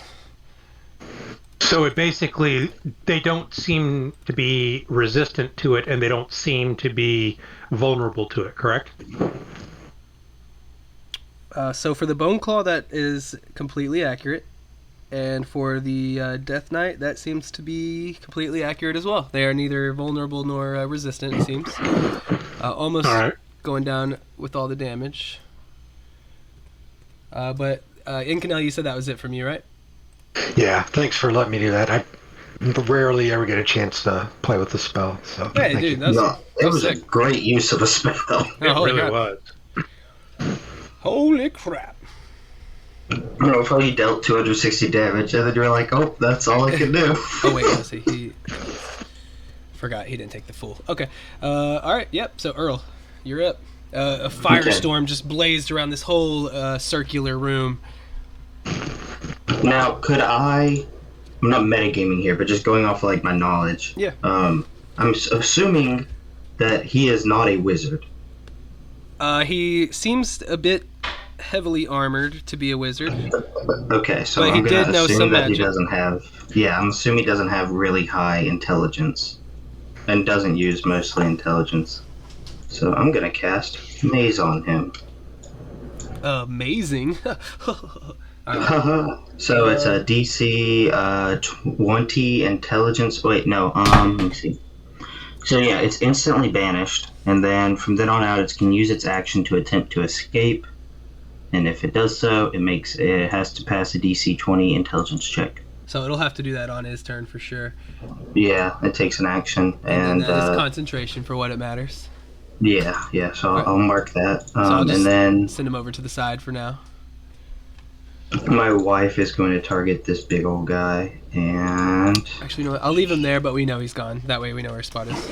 okay, yeah. Let's see. Gonna do this spell again. So DC 23 int save for the big old dragon. That's my wife doing that. My wife left.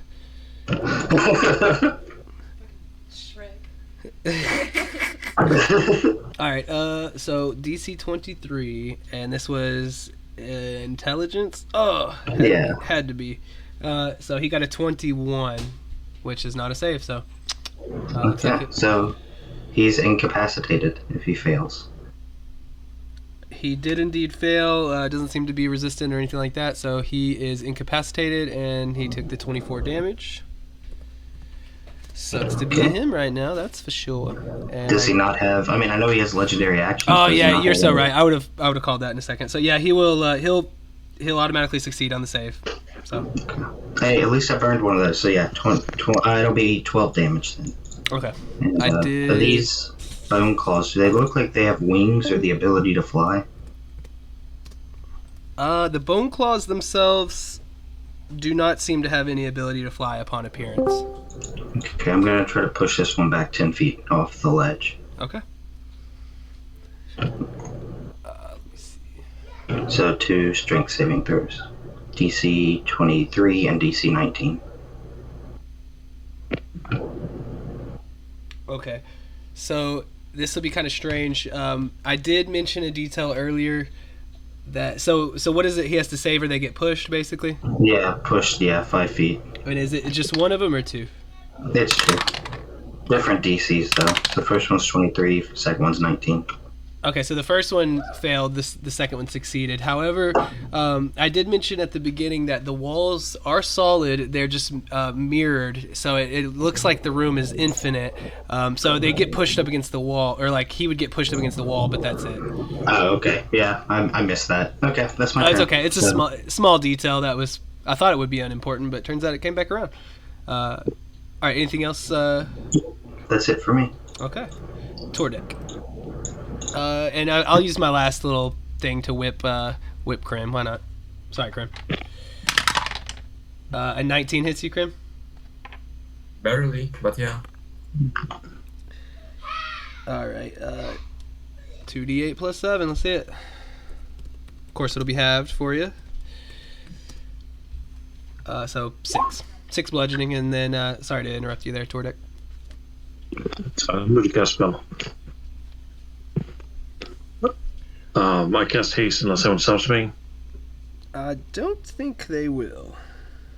All right, I'm gonna move to here, so I'm still in the Paladin's bubble. I think this one gets a op attack. Okay, yeah, no, I definitely don't have anything to counter you right now. And so, which one was giving you the op attack? The bone claw. I think this one gets, yeah. That ugly mother trucker. All right, so. Yeah, update my AC. Okay, so he'll just try to hit you normally, pretty much. Looks like he rolled pretty high though. A 26 to hit. I'll shield. Okay, so that negates it. All right. Yeah, so just until the beginning of my next turn, my AC is 31. Beautiful. And then my haste action will be to attack the one that passed. Okay. The one that passed, you talking about with that flame stuff? Yeah, he was the top left, right? No, it's actually the bottom left. All right, well, I'll attack the top left anyway. Okay.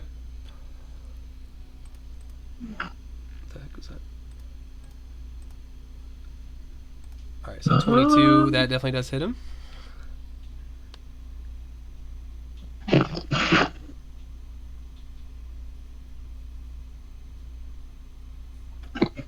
So 21 damage. Oh wait, hold on.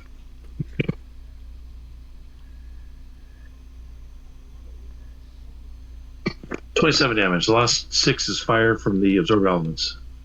Okay, it's 27 damage. Correct. Okay.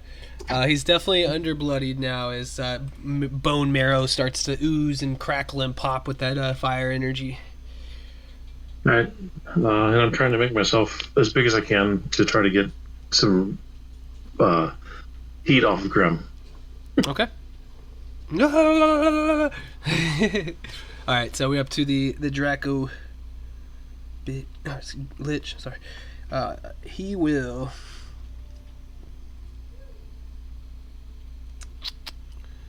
Man, that's kind of dirty right there, but I gotta do it. Oh my goodness, too. I think I know what's coming, unfortunately. I think the best I can do is hit 4 at a time, but it may depend on. No, that wouldn't work. I think I'm gonna be stuck with just 3. Okay, so he is going to use his lightning breath. Looks like it's a 90-foot line, 5 foot wide, and I was trying to get a way to get 4 of y'all, but based off of where I'm looking, You can get 5. You can split it between 2 squares. I shouldn't be saying that, but Yeah, you need to split pipe it down. You can split it between 2 squares. you could do that. Yeah, for Xanathars, which is legal in AL, you can Where's split it the down the button? line. Well, I mean, hey, I appreciate the honesty, and I'm all, we all learn and stuff, but you really? Like, I could just go down like a line, like in the middle? Yeah, I mean, it works for players and DMs, but yeah. Yeah, that from shit. inside. That seemed a little broken. Okay. If you could just post that documentation, that'd be great. Yeah, let me go find that. Let me go dig through Xanathars. Yeah, it's okay in the end. I'm not really tripping about it that hard. Well, I'll just go for 3. I'm not really tripping about it. So in my mind, that sounds a little off. Honestly, I would go by the 5 foot square. But whatever. It doesn't matter too much. Well, without further ado, I guess I'll just keep it simple. Shit. Yeah, I guess I'll roll a d20. Okay, so we'll have him sidestep down, spare Krim another blow this time, and he tries to shoot the line down straight towards Incanel, Earl. Oh shit, no, because he would hit his friend if he did that. Oh, okay, that decides it. Sorry, guys. Krim, Dedurkin, and Draven. All 3 of you are being targeted. It looks like you'll need to do a dex save, DC 20. And you will take half damage on a success. I'll go ahead and roll that out. Early action. Yes, I'm using my inspiration for that. Yeah. Okay. Has a full turn elapsed? Because do I still? I used my reaction for absorb elements when the first ball dropped. Yeah, I don't think it has. We're almost to the turn. Crap. Yeah, we're like 3 turns away from the switch. Well, wait, who's asking that? Is that the Durkin asking? No, I've taken my turn since that ball, so I have mine back. Okay. Yeah. All right, I'm going to use my last lucky. Okay. And so as you can see, it'll be 66, which is actually the average, so I hit it on the head with the roll. You'll either take 66 or 33 lightning damage. Plus 6. So that is a save. 21. Thank DC God. DC 20 dex save. Ooh, barely. Yeah. So- yeah, barely. So Draven, you got the success. So I Yeah. think really it was just Krim that failed in the end. Yeah. Okay, so Krim, you take the 66 full lightning, and then the rest of you will just take 33 from that. It is now the Bone Claw's turn, and this is where these guys got a lot that they can do in ways. So give me just one quick sec, but it looks like.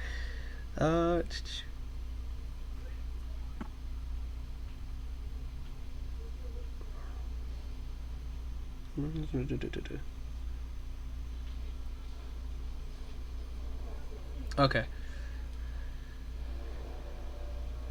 Okay, that makes sense. All right, sorry about that.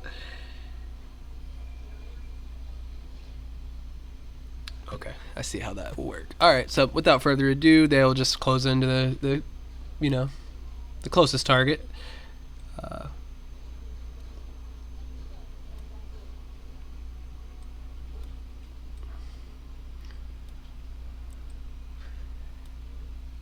They all lurch forward, hands that could grasp two of your faces together at once if it so wished and was able to do so.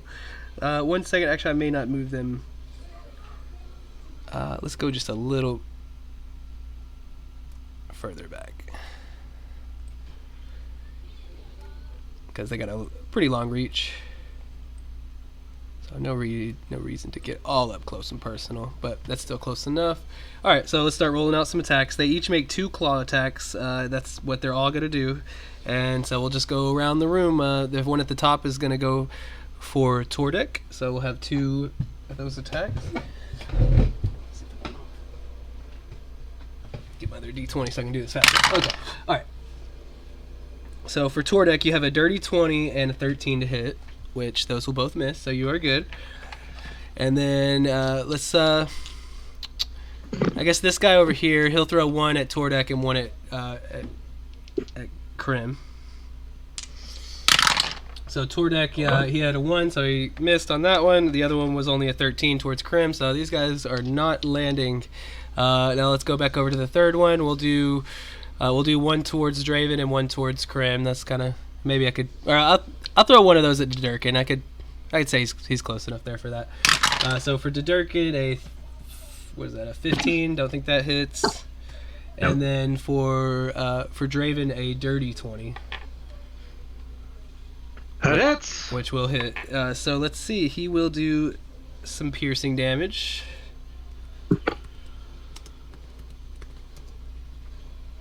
Looks like 17 piercing there. I'm down. Okay, so it doesn't look like he can do anything more on top of that. So that'll be him. And then now we'll go down to the next one. He's definitely not going to stab someone while they're down, but he will go for Dedurkin and Earl's wife. My wife. Daderkin's displaced, so it would be a disadvantage. Okay, so for first Dedurkin, oh man, it went from a 20 to and it went from a 28, I should say, to a 14. So that's pretty good displacement there. And then we'll throw the other one at Earl's wife. Looks like a 17 to hit. She'll shield, and then that'll be AC 20. Okay, so she's good. And then we got one last one, which has 1 for Incanel and looks like 1 for Earl. And he would be able to reach, but I'll just slide him over just so it looks a little neater. And so Incanel, that is a 26. Yeah, that And is. for Earl, that's a 23. They're kind of on it on this one. That doesn't hit Earl. Okay. So, just real quick to dial back slightly, if you knock somebody down, you think they would still grapple them if they could? They still would, right? You would just be unconscious but grappled? Why? I think, yeah, I mean, I think it would depend on the just because it reasoning. can. I feel like if their goal is to eat us, then probably. But if their goal is to, just kill us, then I feel like they drop it and move on to the next one they can kill. Okay, thanks for that. That kind of makes my mind up for me. So he won't do it because it does kind of specify what he could do next. So he'll hold that. All right. And then the damage for Incanel. Let's do that. Sorry about that. Oh, you're right. I just didn't know with all the rolls if I missed it. Nope. Let me throw it out for you.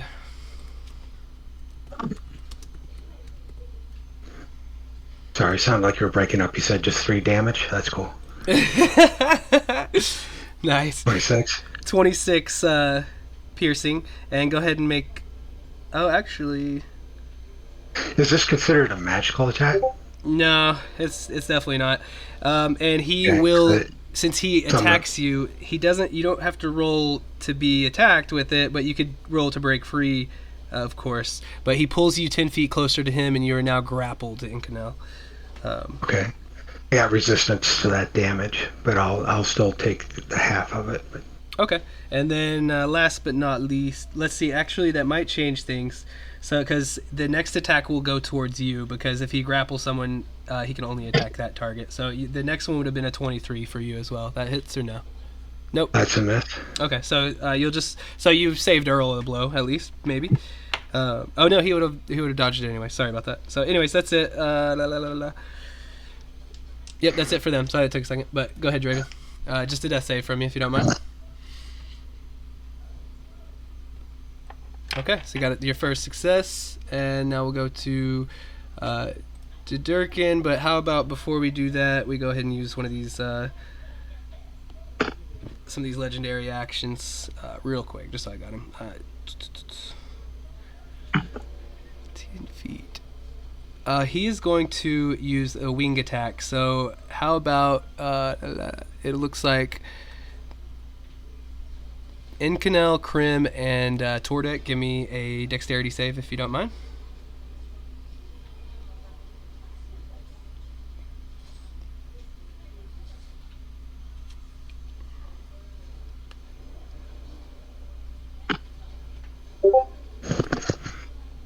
Alright, so Tordek got a 2. Everyone gets a +6 though, so it's an 8. Looks like Krim's already adding the 6 onto there, so he has a 19, right? Yeah. And then we got a 16 plus 6, so 22. Alright, looks like the DC was 21, so Incanel saves, and that's it. Okay, so you'll take some bludgeoning damage and be knocked prone for Tordek and Krim. The bludgeoning damage will be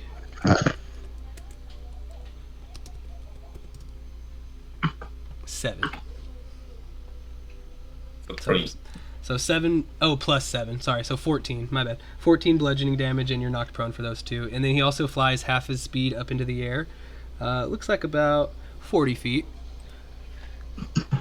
That would activate an attack of opportunity from me. You are prone. And?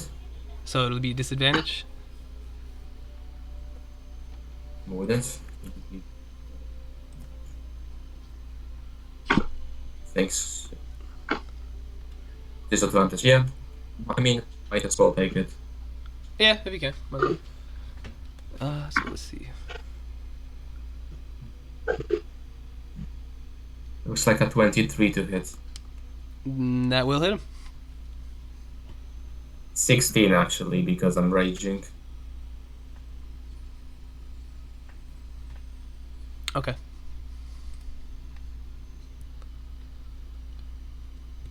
Alright. A few bone chips fly as he cascades into the sky. And then my math is failing me right now, but I think it would be it's times. Okay. Hey, way up there. Alright. That's it. So, Durkin, you're up. Where is he? Oh, how did he say he flew up?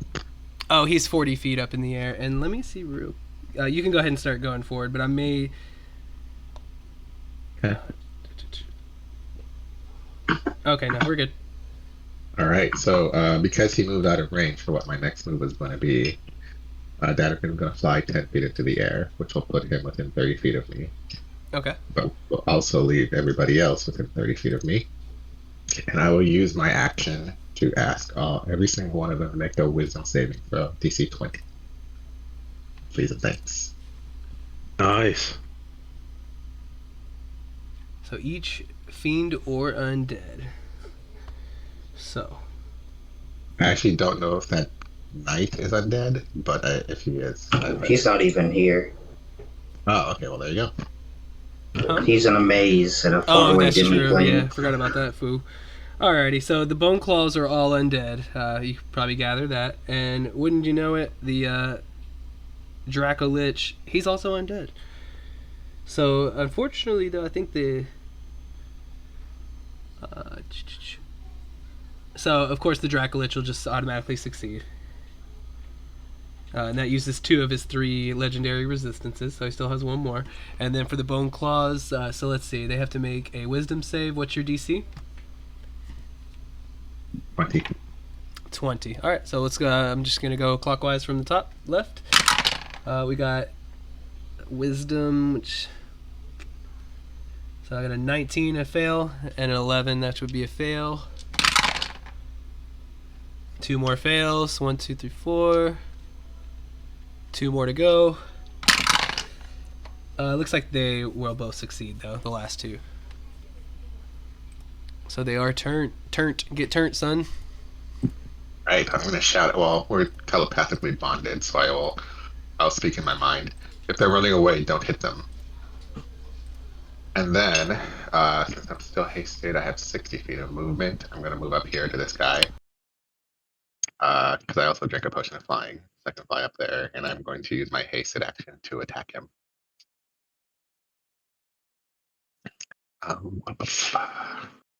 The bottom 2, I think he said pass. Yeah, they don't have the little ghost icons. Yep. So I'm going to attack this thing in the air, and if I hit, which might hit, I think that hits, right?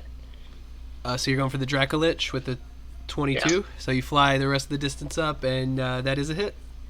Cool. I'm going to smite it with a third all spell slot. I have confirmation that it is undead. Oh, are you serious? Yeah, this 3rd level spell slot. It's just a lot of ones. It's fine. So that's going to be, 15 and 8. 15, 16 is 31, and 13 is 44 damage. Nice. Already. That's pretty good. Now he's looking like he has the health of a lot of the creatures you've been fighting, so that's a good start. He's bloodied though, for sure, as you see just more bone marrow and chips kind of raining down. Oh, you know what? I had a bonus action. Too late. Then I will end my turn. Okay, and he's got one more legendary action, so he'll just use it on you real quick to give you a quick whip if he can. So let's see if he'll manage to hit with that. Disadvantage. At disadvantage, which may make it a miss. Let's see. Dirty 20. Does that hit you or nah? Nope. Dirty 27. AC. No, so you're good, obviously. You kind of got to like dip in the air as this massive bony tail just sweeps by you. All right, Krim. Well, now that the undead are running, most of the undead are running away, I think that gives us an opening to focus fire on the big guy. So I'll stand up and get slightly closer and Boom, boom, your heavy giant footsteps. make a bunch of reckless attack against him. Ah! So, Krim lets out his fierce battle cry, and the sword Critical starts to hit. swing. Bam! Nice. Holy shit. You said he was 40 feet in the air, right? Oh, that's Oh, true. I He am- is 40 feet in the air. But you'd be about, what, 20, maybe like, shit, how tall would you say you might be? Like 12 or 13 foot? Well, hold on. And then your It sword would doubles grow me. too. Size, and my But doubles yeah, me in size, so I'm like 15 feet high. Then my reach with my weapon would be increased to another 10, 25. I cannot reach him. so 25 plus your 15 feet. So that adds up. Okay. Okay. Yep. That makes sense to me. Well, if I jump, my jump height is super high with Yeah, my yeah. strength, No, you're so- good. You did the math there. I'm all with you. So we took So, the shit. How much is that total? 35, 45, 48. 45, 48. Okay. So 48. He is still alive. Well, another jump to reach him. 31 to hit with just 21 this time. Okay, so 69 total. Good number. Good number. Yeah. 24 to hit with. So you're just reaching on your tippy toes at some times, but you're able to graze him enough to do the damage. You got that last one on. So 69 plus what? 21 more? Is that right? Yeah, it should be 90 total. Yeah, pretty even on the dot there. Good shit. Bonus action. 33 to hit with 17. Bonus action. Okay, so 17 more. He is somehow still alive. I wasn't expecting that last one. In that case, I will action surge. Okay, that's definitely going to be the end of him then. Good job, Krim. Another 23 to hit with. Only had to bust you down to a quarter of your health for you to unleash your full fury on me, so that's pretty good. He's dead. Yeah. That's enough to kill him. You want to So describe let's that? I favor think you just earned it. me. Oh yeah.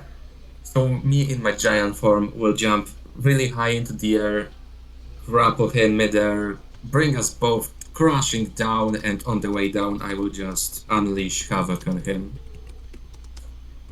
And as I land on the floor, he'll just disperse into a bunch of bones.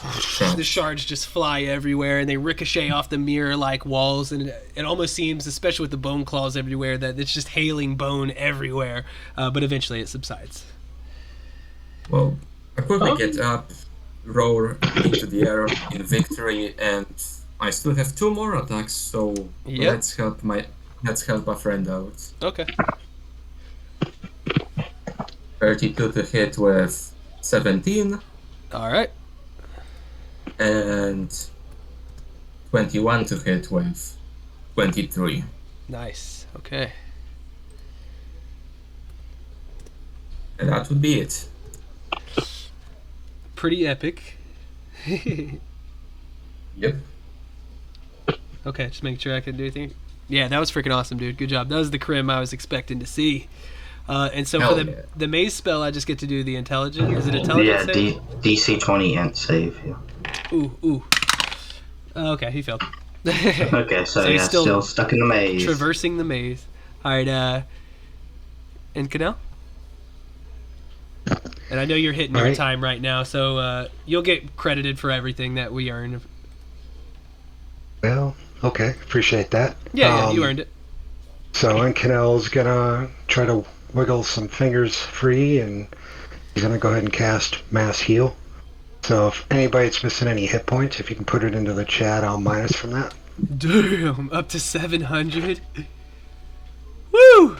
Draven is missing a total of 121, so... Type it in the chat. Damn, man. That just negated everything. That is clutch. That's pretty epic right there. I need 204. Woo! Yep. Okay. With Prim and Draven, that leaves 375 left, and I'll minus it from you guys, so I'll be able to cover everybody. And I'll just take what's left. So pretty much everybody's back to full almost, or are. And what spell was that? Mass Heal. Level 9. Yep, level 9 spell. You don't see them level 9 spells too often. That's freaking amazing. 700. Okay, heck yeah. Anything else for you?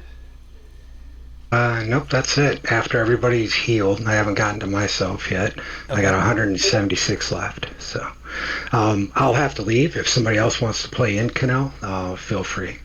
Okay. It's up to the DM though. All right. Cool. Thank you so much, man. You'll see the session logs. I'll tag you. I'll get that done immediately after we finish.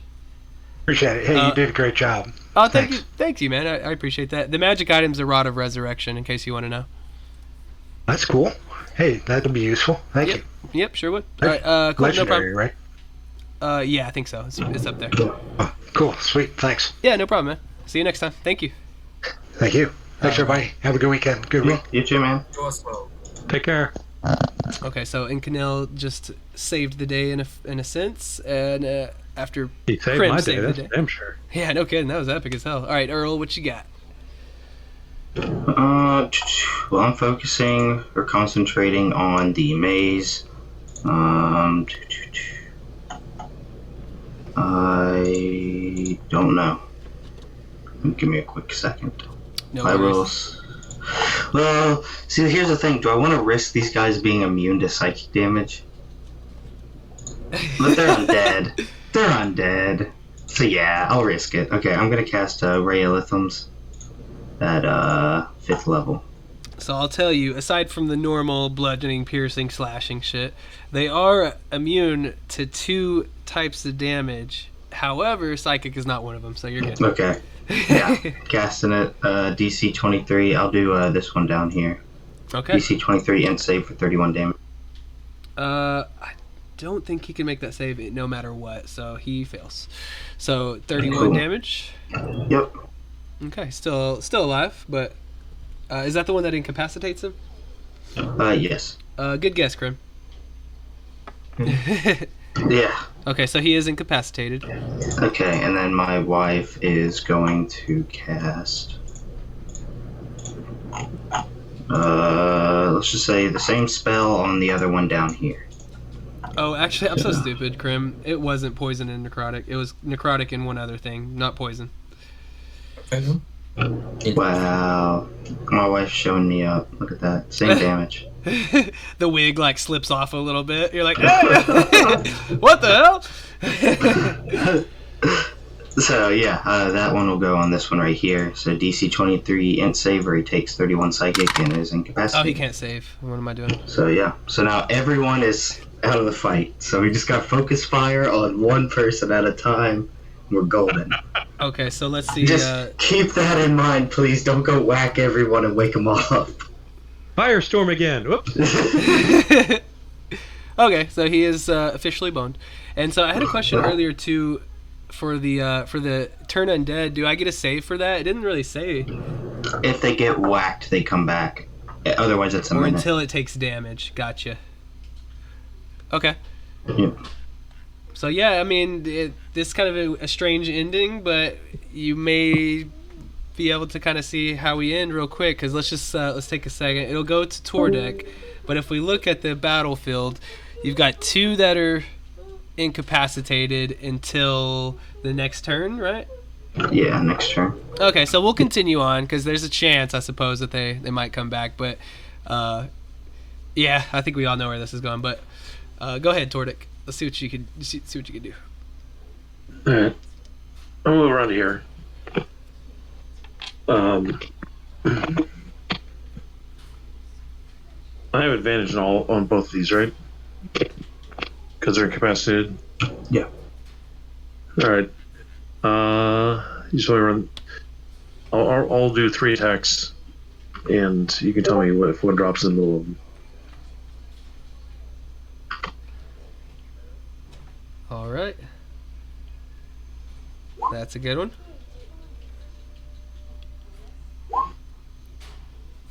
And so, remind me one more time which one you were focusing on.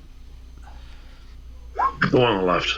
Okay. So far so good with all 3 of those. Okay. Let's roll the damage at once.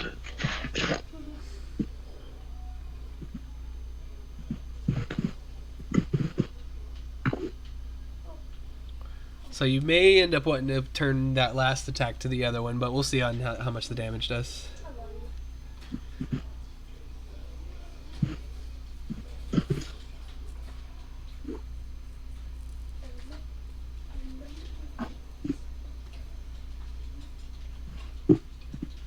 So the 20 and the 24 will kill him.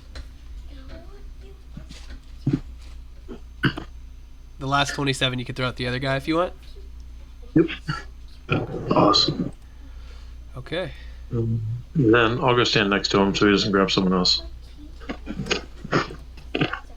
Okay. The squishy wizard thanks you. Yeah. He is dead. All right, good job. Now we're going to them, but one of them is incapacitated, so he can't do literally anything. And then these other guys, they can only use their action to dash. Looks like Durkin is right there, so he can't even go anywhere other than like bonk, runs into the wall. Ah! He does too. They all just run away. Ah, we're so scared. He does not run away because he is frozen. All right, that made their turns quick. All Draven right. will cast 7th level Crown of Stars. Sounds good.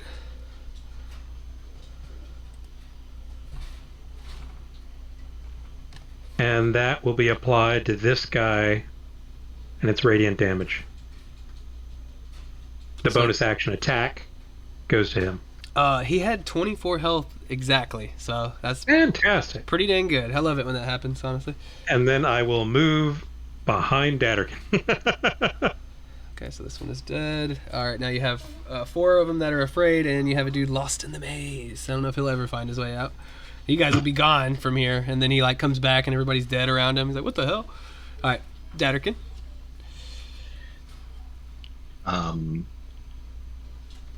Well, he moves behind me, but I'm gonna. Yeah, just, I mean, go. You be you. I'm gonna fly down, and I'll break this one. I'm gonna break him in half, actually. No, I won't do that. I'll attack him, and that'll be 18 damage. It'll be accompanied by a first level smite. And this guy seems fresh. No, he's been hurt a couple times. How much was the first damage? 6 and 12, 18. Okay, so he's still alive now, though. Right. Well, in that case, I'll give him a second level smite. Okay. Seems very ready. So 18 plus 19. 18 plus 19. So what is that? 37. 40. 37. 37. My bad. Sorry. I'm not very good. So And then my second attack. All right. So Which will be he's still alive. Third But attack. 17. That does 7. Dang, what is with you guys? Okay, I don't make this crap up either. Sometimes I will be like, oh, they're 2 away from health. I'll go ahead and call him dead. But he had 17 health remaining, so that's a very direct kill. I will go over here. I have a hasted attack that I like to do against this guy because I break the turn of dead on him. I'm gonna miss. I was too confident. My swings are too wide. It's fine. At least I didn't crash into the wall, and that will end my turn. So you missed, but it was because you were laughing as this bone claw just grabbed itself in front of you, and yeah. Believe it, my paladin's having the best time slaying undead. All right, I think Krim wants to get on some of that undead slaying. Yeah. I imagine the Durkan like flying with wings of a seraph and just ripping the undead back to where they belong. That's pretty epic. Let's not be worse. I'll choose this one, why not? All right. Reckless because why not? And 21 to hit with 24. Okay. He's been hurt, but he's still alive. 27 to hit with 26. Now he's a little more hurt. 25 to hit with 16. Still barely alive. And one last swing. 31 to hit with 15. Okay, so you wrap that chain around his neck and jerk back a sick crunch. You know he's definitely dead with the way that his neck is all twisted up. Nice. All right, making short work of these guys. And we'll go to this foo who is lost in the maze. He got a 9, so he's lost in the maze. Still lost. That sucks. You know, I'm just gonna say it as a DM right now. It sucks really bad for him too because he was the one that had the lair actions, and I didn't get to do it a single freaking time. But this is one of those instances where I don't mind getting beat up on because it's pretty awesome to watch y'all do your things. Anyways, in Canal, that dude is still totally lost in the maze. So you got 2 of these bone claws. He left, I think, already. Oh right, it's my bad. Sorry. We'll just skip him. It's okay. Earl. Is this one? Which one's woken up? Neither. He didn't hit it earlier. In that case, I will ready an action to firebolt whichever one wakes up because I know their turn's coming up next. Okay, so they have. No, they don't get a turn off. Okay, sounds good. Tordek. Yeah, Incanel, he'll do the dodge. He's like, if y'all need me to heal, let me know. Yeah. All right. Come up. I'll shoot this. I'll throw a hammer at this guy 3 times. Okay. I have a feeling it's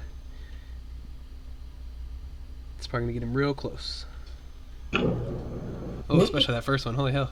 So both are hitting. I mean, you would have to. You can't miss these guys with the plus 18 to hit. You can never miss. There's a 1 in every dice. Always fun to roll still. You should be able just to click the purple thing. I can, but the purple thing doesn't give me the extra D8 for the throwing. Or if you crit or something, you want to get that crit. All right, yeah, go ahead and let's see that first damage. We'll see if. Oh my good god! Just a little. So plus 42. Yeah, 14 per hit. Oh shit! That's No, for all three. can you just do one? Let's do them as we go. Well, no, that's for all of them then, right? Okay, so never mind. He's still alive. Sorry. Okay, well then my firebolts go off because he woke up. And then he'll wake up, and then yep, you'll get to do that, and that'll probably kill him now because he's very low. Yeah, Yep, that got him. 51. He has 6 HP, so that's it. He's done for. Go. Good teamwork there, guys. We got one left. Anything else on Tordek? Nope. And then the Bone Claw can't do anything, so Draven. The whatchamacallit, the Crown of Stars. Okay. Gonna keep that going. Yeah, 1 second. It was right here. The Bone Claw hit it. He knows he's 24 to hit That does. and 32 damage. Okay, so he hadn't been hit as much, but now he's definitely bloodied and scrabbling up against the wall in fear. Turns around, finally, eyes a little bit more cleared. Anything else? And I'll get a little closer, but not much, and then I'll end my turn. Okay, very good. Didurkin. He's awake. He is awake. See for You how have long. advantage on him. Oh, that's Prim's good giving you too. advantage with his wolf totem, I think. I have Yeah. not yet critted, so that's a 25 if I hit, which I believe it does. And I'm gonna roll again. I just want to crit so I can do a nice. Okay, Right. That's so another 19. what was the first? 25. Okay. So I'm gonna do my hasted attack. All right, he's got a little bit left. 44. Oh, you got that crit. Dang it! But now he's probably gonna be dead. Oh yeah, he's probably gonna be dead. How much damage is that at the end? 21. That's it. He's dead. 65 total already. So he only had 61 left. So he's done for. All right. Well, those are my attacks, and that's my turn. Hey, nothing left to attack as you dispatch the last foe. And so I guess the question comes down to what to do about the dude in the maze. Ready actions, all of us, and then I can drop concentration. He can pop back into his space, and we can all take a free turn at him. Okay, that sounds good to me. So let's see, Didurkin just went. So Krim, we'll just go down the line. You don't have to tell me yet what you're going to do, but everybody keep in mind what they're going to ready. So Krim will ready in action. Then it'll be this guy's turn. He'll try to break free. He does not find his way out of the maze, so he's still wandering uncontrollably. Inkanel prepares. Nothing. I'll just delete him off. So was it Earl that had the spell? Yeah. And so But I can drop concentration anytime, so I'll wait till it gets to Krim to drop it. So you're gonna wait till it gets all the way back to the first guy. Yeah, Which just makes but I'm sense. gonna ready. Well, I can't ready because that'll drop my concentration, but my wife will ready a spell. Perfect. Okay, so it's back to Krim. You can release concentration. This knight clambers out and looks at all the corpses of his minions. Spits I out a would curse. prefer my wife's spell to go first because I think it would help everyone else. Yeah, you're the orchestrator here. I'm okay with that. She's gonna cast this thing to make him incapacitated, and I'm gonna give him a 1. So everyone gets advantage, and he's incapacitated. That intelligence save though is just so brutal. But honestly, I mean, Dude, end saves are bad. Most monsters are bad at them, but then they deal psychic damage, which, as we saw with the star spawns, not always ideal. true. Yeah, because he failed. And as far as the psychic damage, looks like it's fine. Exactly. Yeah, so everyone can swing at him Oh with wait, he does have advantage. advantage though. I should have done that. Still failed. Okay, criticals. Yeah, there we go. Get those crits in there. Damn. So he also had an ability called Martial Undead, where he could give saving throw advantage against turn undead for all his friends if he was there, but he wasn't. You guys are freaking awesome, man. Y'all just slid right in here and did exactly what you needed to do. Especially That's the best thing about tier 4 wizards is, I mean, essentially you pick one person, you can take him out of the fight. But when it comes to like 6 different bone claw guys, I can't do anything about that. let's see some tally up some damage here. We'll start from. So what was the spell that your wife had cast? Ray of Lithum Psychic Lance. It's 27 psychic damage. And Okay, he's incapacitated. Okay, I see you there now. Alright, so that definitely happened. He is incapacitated, which would help the others hit, right? Yeah, it gives everyone advantage. Alright, so Tordek just freaking critted with the Dwarven Thrower. Did you roll that damage out, Tordek? Yeah, I see it, 36. Alright. He's still alive, but probably not for long. Let me just make sure he can ain't nothing he can do real quick. Oh shit.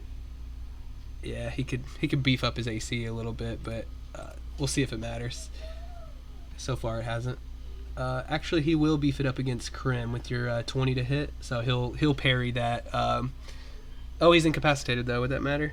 Yeah, he can't do anything. Actions or reactions. Okay, never mind. So anyways, yeah, Krim, that's a hit. Nailed it on the head. He's got 20 AC. So what did you do for your damage, Krim? You got 28. So he's still alive. We calculated for ourselves. One more time. I'm sorry. You scroll down in the chat, you should see. Yeah, they tallied it up. Oh, okay, my bad. Yeah, I was just trying to add it from the top. So the total. Well, he's dead. Hell, let's be honest. 131, and then the 70 in addition to that. And then we all get an additional turn before he gets to go because he's incapacitated. All right, so he's definitely dead. Probably overkilled by 100 points, it looks like. But he definitely dies, and you guys finish the threat here.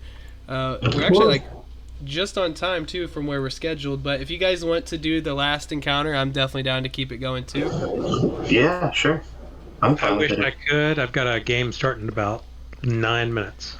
Okay, so it may be another 30 or 45 before you get tagged on the session logs, but if anybody has to go here in the next 9 minutes, then that's fine. But we'll go ahead and wrap up the main core of it, and I can even go over rewards real quick for everyone, and then we'll go. We'll just do the last thing for fun there. Okay. All right. So just to move on quickly here, you definitely killed all those foos, and there's not much, to do here other than that, except for attune Artor to the weave, and you're free to perform the ritual now. You see the streams of weave energy kind of all strung about. You can see them in the art there. As the coffin opens, it imbues with blue light. Artor steps out. He also is pulsing with this glowing energy. He informs the characters, you did very well. I have much to do now here in Shadow Dusk. It'll be a while to get the Far Realm corruption cleared up here, but I'm confident I can get it done, and looks like you guys have done most of the work for me. As promised, I have a reward for you, and I'd already mentioned it earlier, but he pulls out a Rod of Resurrection, which if you are the type of character who would use this, I mean, it's pretty epic. If you're not, you could probably trade it off to somebody, but it's in the magic item handout over here, if I could find it. And I will show it to y'all, and I'll make it where all players can view it whenever. I always keep my little magic items here if you ever want to reflect back and see what you got or what things do. So as you can see, pretty self-explanatory on this one. You got 10 charges. You can cast a few good healing spells from it. Yeah, you got to be a cleric, druid, or paladin to use it. But yep. So however y'all want to use that, you totally got it. He pulls that out. It's a rod engraved in sun symbols and bejeweled with faceted citrines. It glows in his presence. He also tells you that I assume you probably are done being in this place. And he kind of looks around disdainfully. I wouldn't blame you for taking your leave immediately. And if you each take hold of the end of the rod at the same time, it will teleport you all back out to Skullport. So the flavor for this is, of course, there's the appearance. It's, engraved in sun symbols and bejeweled with citrines and stuff. But it also, the special thing, if you guys want to mark this on your log sheet and stuff, it glows equal to a torch when within 100 feet of undead. So That's pretty cool. Yeah, just something that you could definitely use. Is this a special one? I think it's just got a slight flavor. Yeah. Well, no, because the Rod of Resurrection is supposed to be legendary, and it's supposed to only have 5 charges, and it's supposed to only cast Resurrection and Heal. This one's got a lot of stuff. Well, then maybe this one's a special one. Yeah. That's Let me what go. They do that from time to time. Yeah, for sure. So it says, oh no, yeah, I think something was wrong with where I got that. You're right. Thanks for calling me on that, because I wouldn't have even known, honestly. But that's A beautiful middle-aged woman. that's really weird, honestly. Why that is different? Maybe somehow this one is special, I guess. But it looks like the rod has 5 charges. You can use an action to cast one of the following spells: Heal for 1 charge, Resurrection for 5. It gains 1 expended charge daily at dawn. If the rod is reduced to 0, blah, blah, blah, blah, blah. And then, of course, it will still glow equal to the torch within 100 feet of the undead. So I'm actually going to delete this description here so as not to confuse anybody. And it is a legendary, not very rare. Awesome. So I don't Trade know. that for some good stuff. Wherever this was listed was clearly wrong, but this what I just read should be the description in the DMG. So if you just look up Rod of Resurrection, you'll probably find it, but don't find the same one I did. Plus the 100 feet within undead, right? Yep, that still applies for sure. And then as far as gold, it looks like this is one of those where it's not necessarily listed. Does anyone know the limits for tier 4 off the top of their head, or I can look it up real quick? If it doesn't, I think it's 30,000, but you might want to look that up. Okay, I'll look it up real quick. I know I have it posted in the Discord. 100 is 50,000 minimum, 100,000 maximum. So 50 to 100. So let's see, there were 6 of you, so we'll just do 60,000 to keep it easy. We'll So 10,000 each. put a copy of that in your chat so you'll have documentation and Thank stuff. you. And yeah, I'll get that all posted in the session log. So it's, you got the downtime, you got those of you that can use it still, you got a level if you want it. You got 10,000 gold each, and you got the Rod of Resurrection. And that's pretty much it for the rewards. But just for a little more fun, and if you have to dip out at any point from here on out, feel free. No hard feelings. But this is called Thanks for the Lift. You've discovered... Guys, sorry, before you begin, really had a great time. First T4, love playing with y'all, great group work, and really good DMing, man. Appreciate y'all. Wish I could stay longer, but I got a game. Hey, thank you so much, man. That means a lot. Take care, guys. All right, see you next time. Have a good one. Okay, so I may have to reduce some HP based on who all comes at the end. So let's see. Leave it at max. Oh shit! All right, so we got Krim over here. Who all is going? Earl and his wife. I have a playtest in 30 minutes, so I didn't have to go. No worries at all. I just want to copy and paste those over that want to do this last little bit. So we got anybody else? So just Earl and Krim? And Tordek, sorry. Yep, I'll be there. Who plays Ghostwater? Okay, so just the 4, including Earl's wife, right? Yeah. So Dedurk and Adelie, Draven, and then Infidel. Okay, perfect. Thank you all for a good time. Yeah, hey, thank you so much, man. I did too, honestly. This was really fun. Like, one of the most fun ones, period. But that being said, let's finish it in style. So really, it looks like your health... Oh, no, you're good. If you gotta go, feel free. But if your health is all pretty full, especially maybe as you depart, Incanel could cast you one last healing. So everybody's health can be full, but if you did use any resources, those would still be depleted. As you make your way back to Skullport through by grabbing the end of the rod. We'll use the main map for this one. It's another one of those that isn't really on a map or anything. So as far as the characters up here, I'll just delete those, paste who's here. Okay. Krim, are you gonna be big or no? Well, it's supposed to last for 3 hours. So, I don't know. How much time did it pass?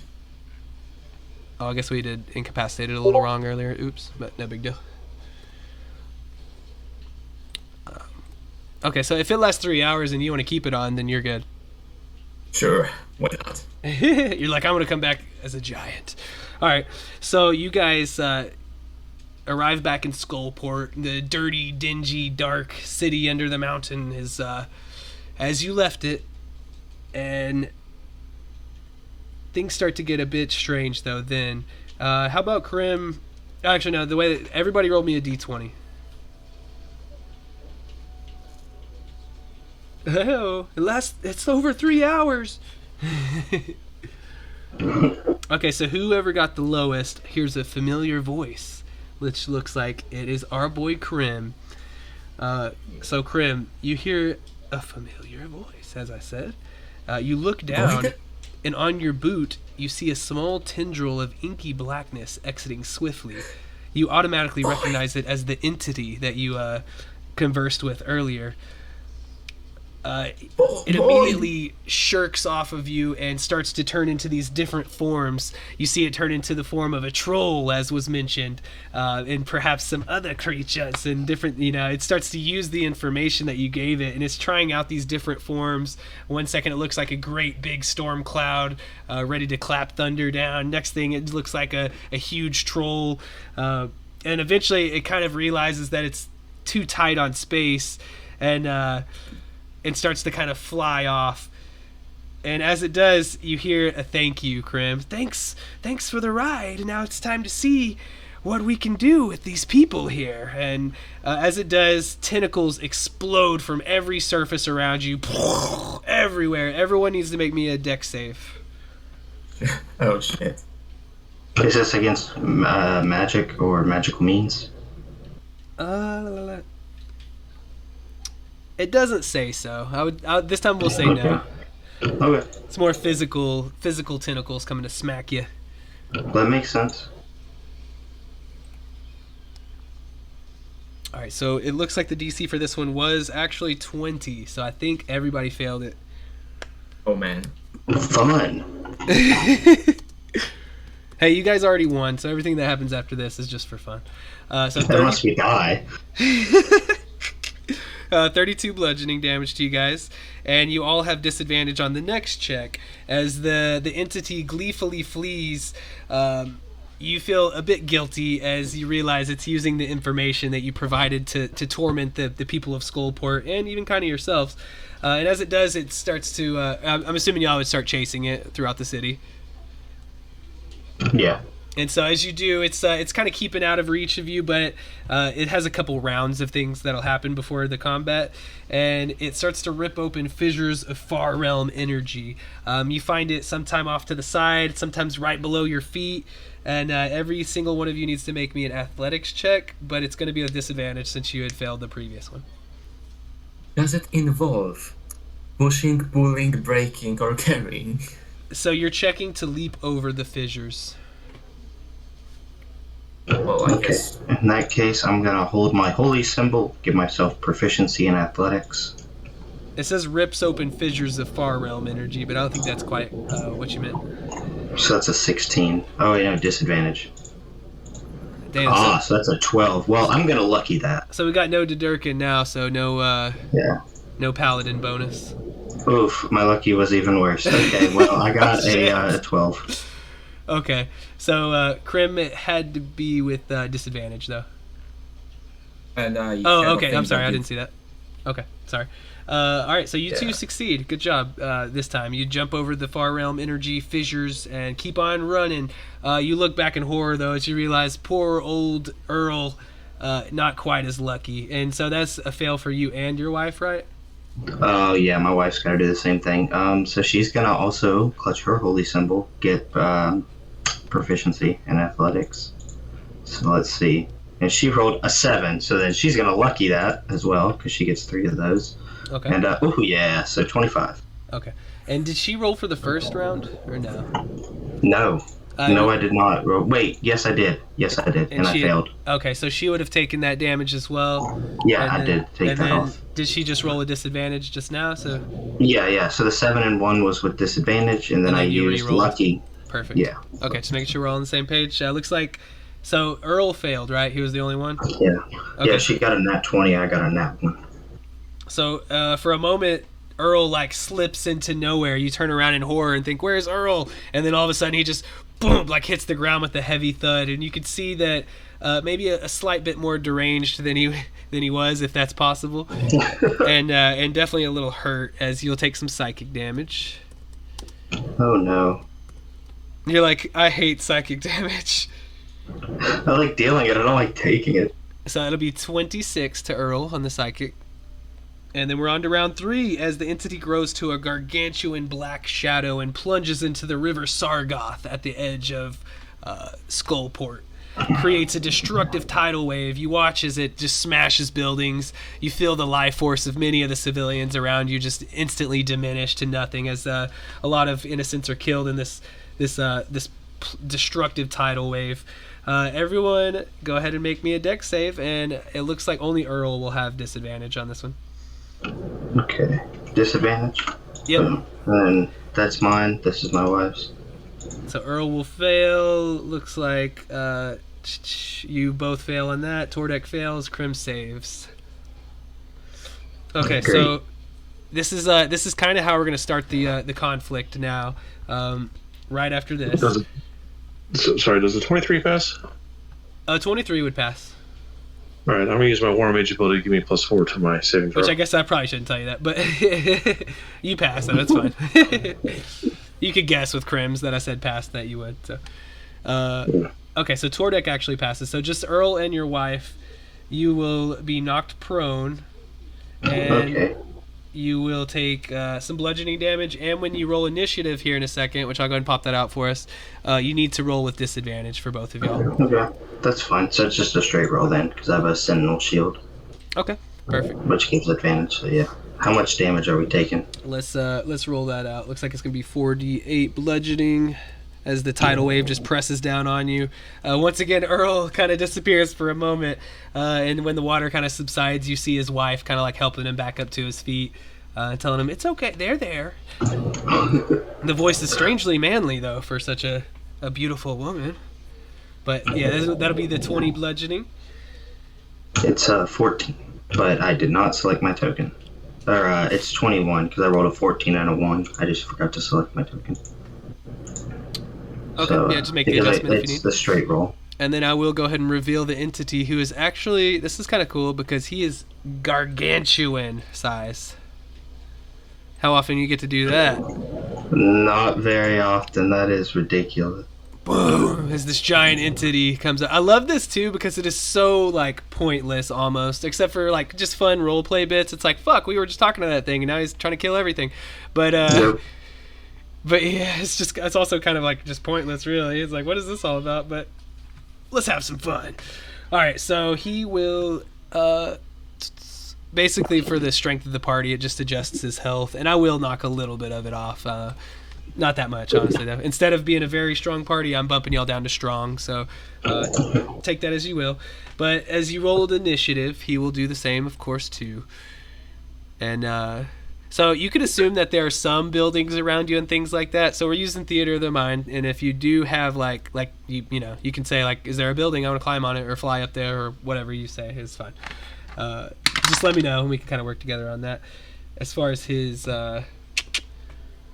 Dex, pretty terrible. Let me go real quick and get that in, and then we'll have this one last little fight. Yeah, and just saying my inspiration on initiative. Okay. Might as well get that last use in. Yeah. Where is he? Okay. Oh my gosh. His dex is bad. Oh my gosh. So as he rises up from the ground...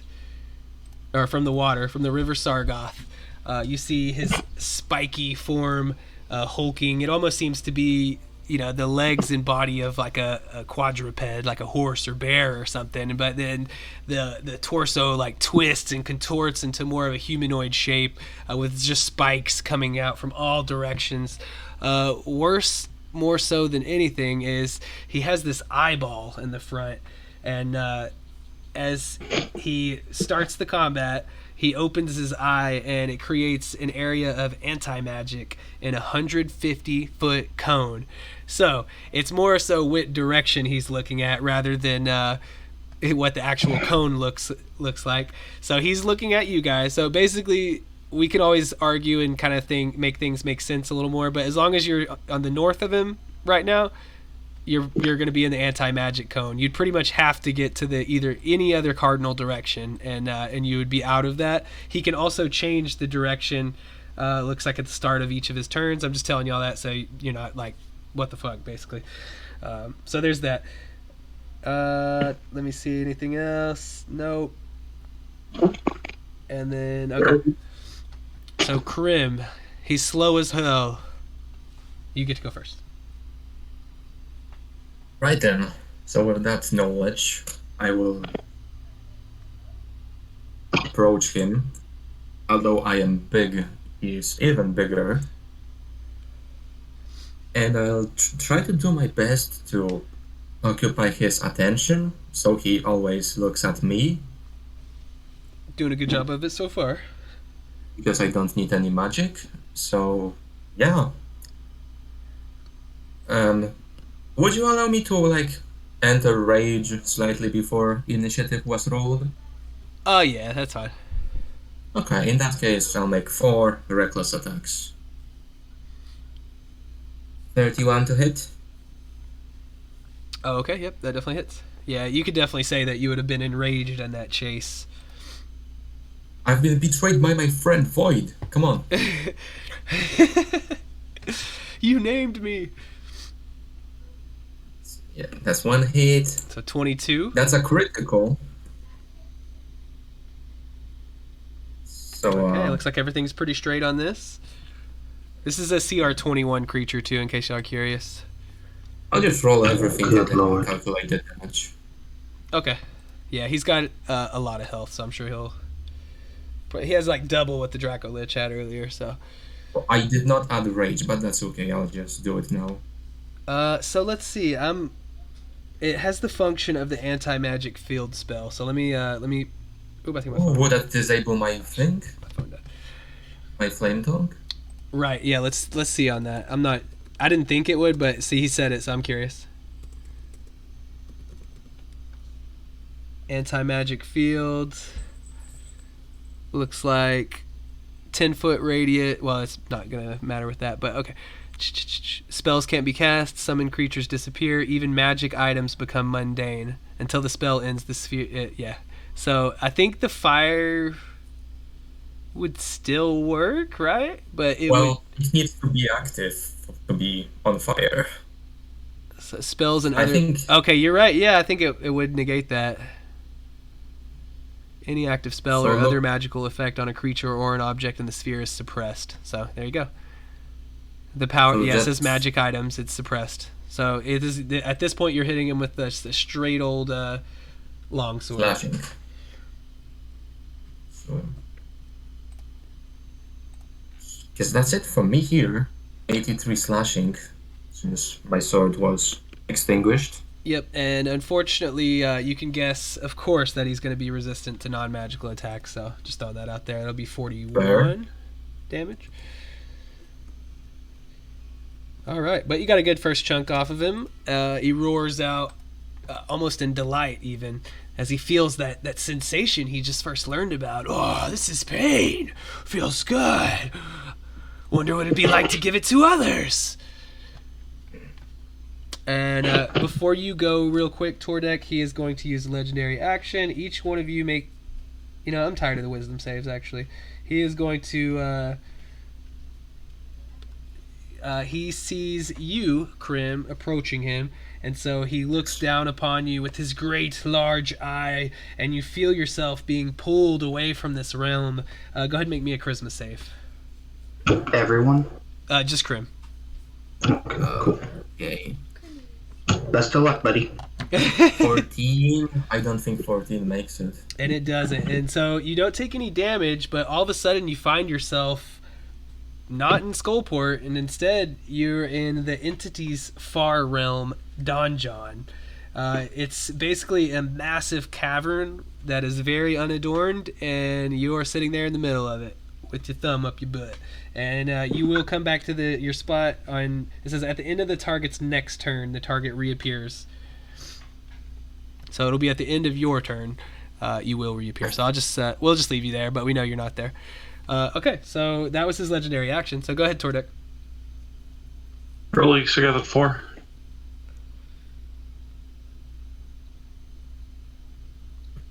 So you move out of the anti-magic cone. Right. Do you still have that 4, Earl? Yeah. And the 1. No, I have the 4. You have the 4? Yeah, if you want to use it, go ahead. Yeah. Look, I don't know where you're from, but it's time for you to go home. So I'm gonna try and banish it. Okay, so that'll be a save for me, but you're going to replace it with like 4. Yeah. And then he'll use the legendary resistance to auto pass. Oh, fuck. Okay. I was going to do the exact same thing on my turn, Tordek. That's 1 of 3, so he can only do that 2 more times, So It's true. You and your wife have got this. Out of curiosity, when did you make your wife? Like last night. made love to her. I remake her a lot. Shouldn't she have 3 portents as well? I forgot about that. Yeah, she just gets the ones that I had. I remake her before every adventure because it's only 1,500 gold, and you usually get more than that in tier 4. So. True that. Oh yeah, because as soon as they use all the spell slots and stuff, they're done, right? Yeah, they can't replenish it. But yeah, she would get whatever portents I rolled, so she has a 1, a 4, and a 14 as well. Nice. See, I have a simulacrum scroll for my little warlock gnome, but I can't cast that as it's a wizard spell, I believe. So I'm like, I just need to give that to somebody, and they're gonna have like a little gnome warlock running around. I'd be like, you gotta do it of me. So it's like you always have me running around with you, so you don't forget about me. It gets a little crazy because don't warlocks, do they get the wish spell? No, that's just sorcerer and wizard. I'm not sure. I'd have to check. Maybe with the Mystic Arcanum he could. But then anyways, you can wish for a simulacrum. True. I was like, as soon as I saw that scroll, I was like, fuck. But basically, I would just be giving someone a gift. I can't use it for myself, but that's okay. Still, it'd make someone's day. Yeah, for sure. I'm definitely willing to do that. All right, yep. Tordek, what else you got? I have a bonus action. Uh-huh. I'm going to cast protection from evil and go to myself. Nice. I'm done. So it is what types of aberrations, celestials, elementals, fae, fiends, and undead. Okay. I don't suppose He goes away. Goes away as soon as he looks. I'm sorry, but I don't suppose monstrosity fills that gap, does it? Does not. Okay, so I know that kind of gives it away to you, but now you know though that didn't do anything really. Importantly, it does do something. I'm concentrating on the spell. Okay. And so that increases my AC by 2. Okay, gotcha. I should never doubt anyone. That was the end for you there, Tordek? And so Earl and your wife, you are in the anti-magic cone. If I move over here, will I be? I would say maybe if you could move down a little bit.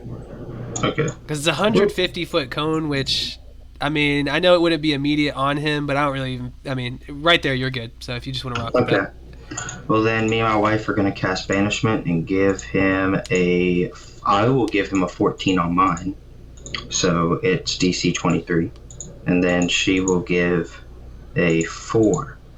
So does he have a +9 to charisma saves? He does not, but but I would use the next 2 legendary resistances. Awesome. So he's all out. We're good to go. Okay. And then anything else? That'll be my turn. Okay. Nope, that's it for me. All right, so it is his turn.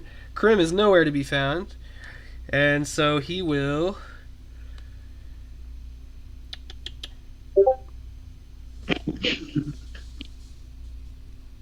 So he will turn his cone towards you guys, of course. So now it's focused to the east. Oh gosh. And then just to make sure he doesn't have anything extra wicked to do, and it doesn't look like he does. Hold on. Another creature's turn. So with that, so he'll use his last legendary action before his turn to attack Tordek. It looks like just a claw is all he can do with that. So it's rolled decent enough though. Shit, my god, a plus 16 to hit. Now I'm looking like y'all. So that's a 31 to hit you there, Tordek. Yeah, you get. Okay, so it actually isn't as much damage as it could be, though, so that's good. 17. You'll take 17 slashing. And that was just his last little legendary action, so now it's his actual gonna go. He will stride forward. Kind of take a step up, I guess. Which means when you come back, Krim, you'll just be pushed over slightly. He has 3 attacks, 1 with his bite, 2 with his claws. He's going to try to bite Earl's wife. I just think that'd be kind of funny. Go for it. Get a mouthful of snow. Alright, so with the bite, it is a 32 to hit. Yeah, that's going to hit. So he'll be 1 step back because he don't need to be super close. But okay, so this will do a couple things. Of course, first it's going to do some piercing damage.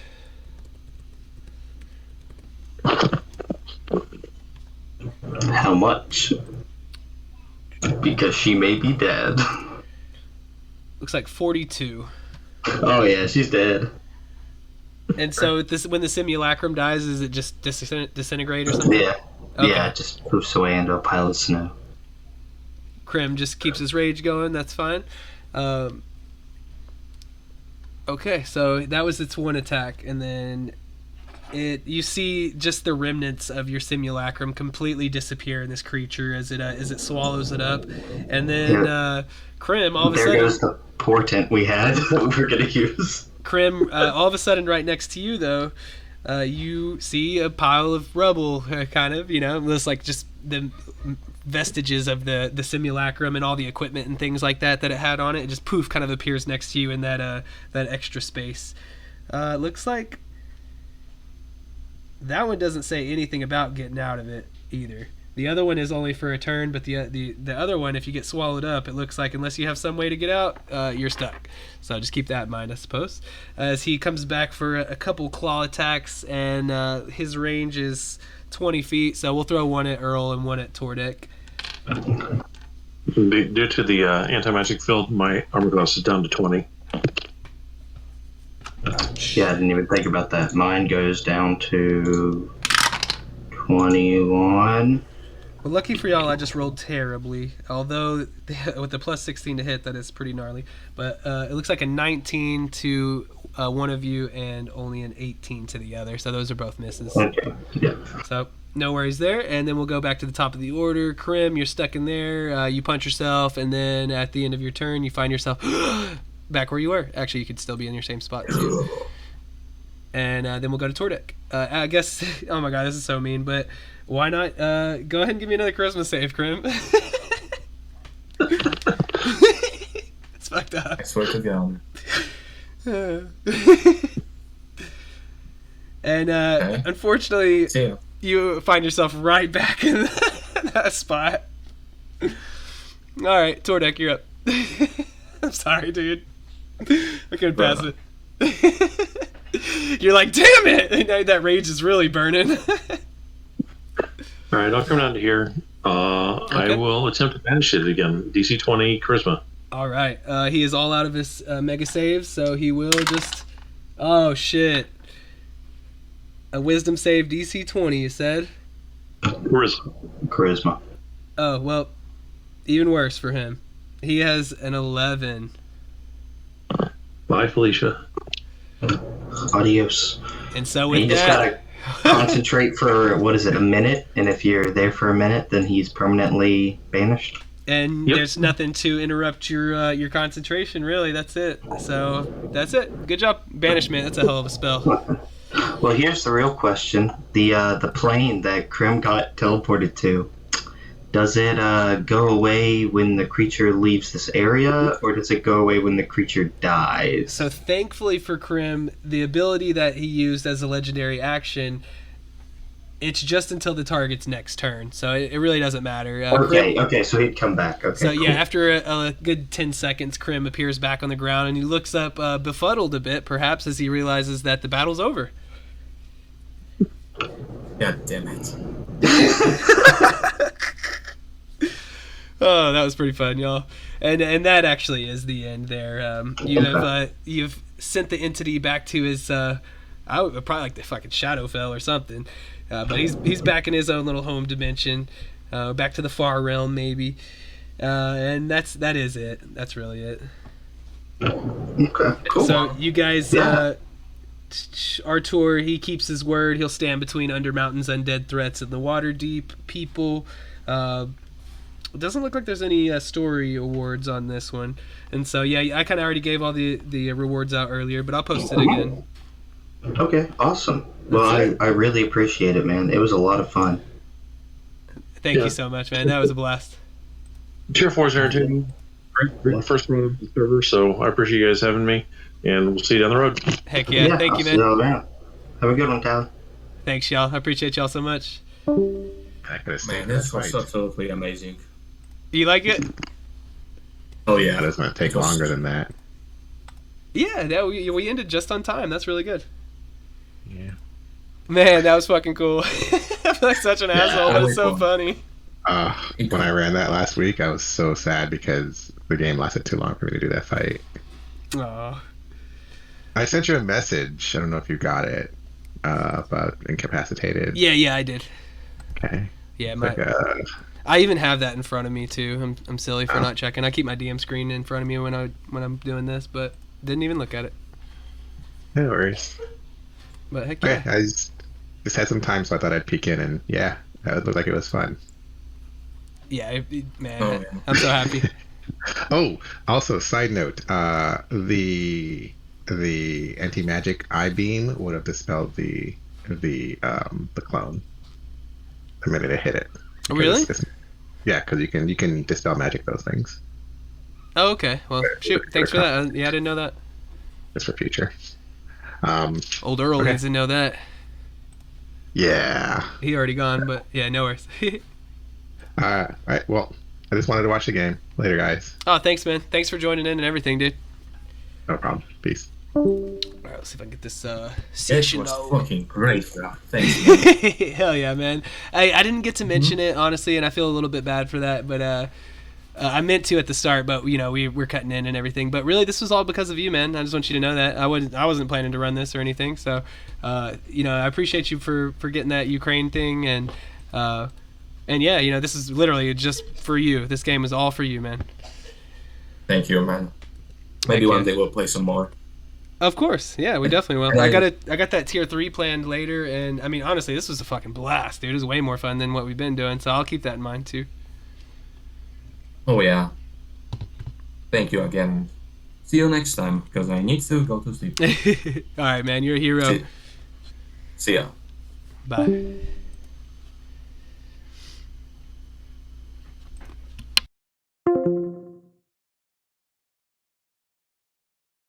And that's my stream. Thanks for anybody checking it out.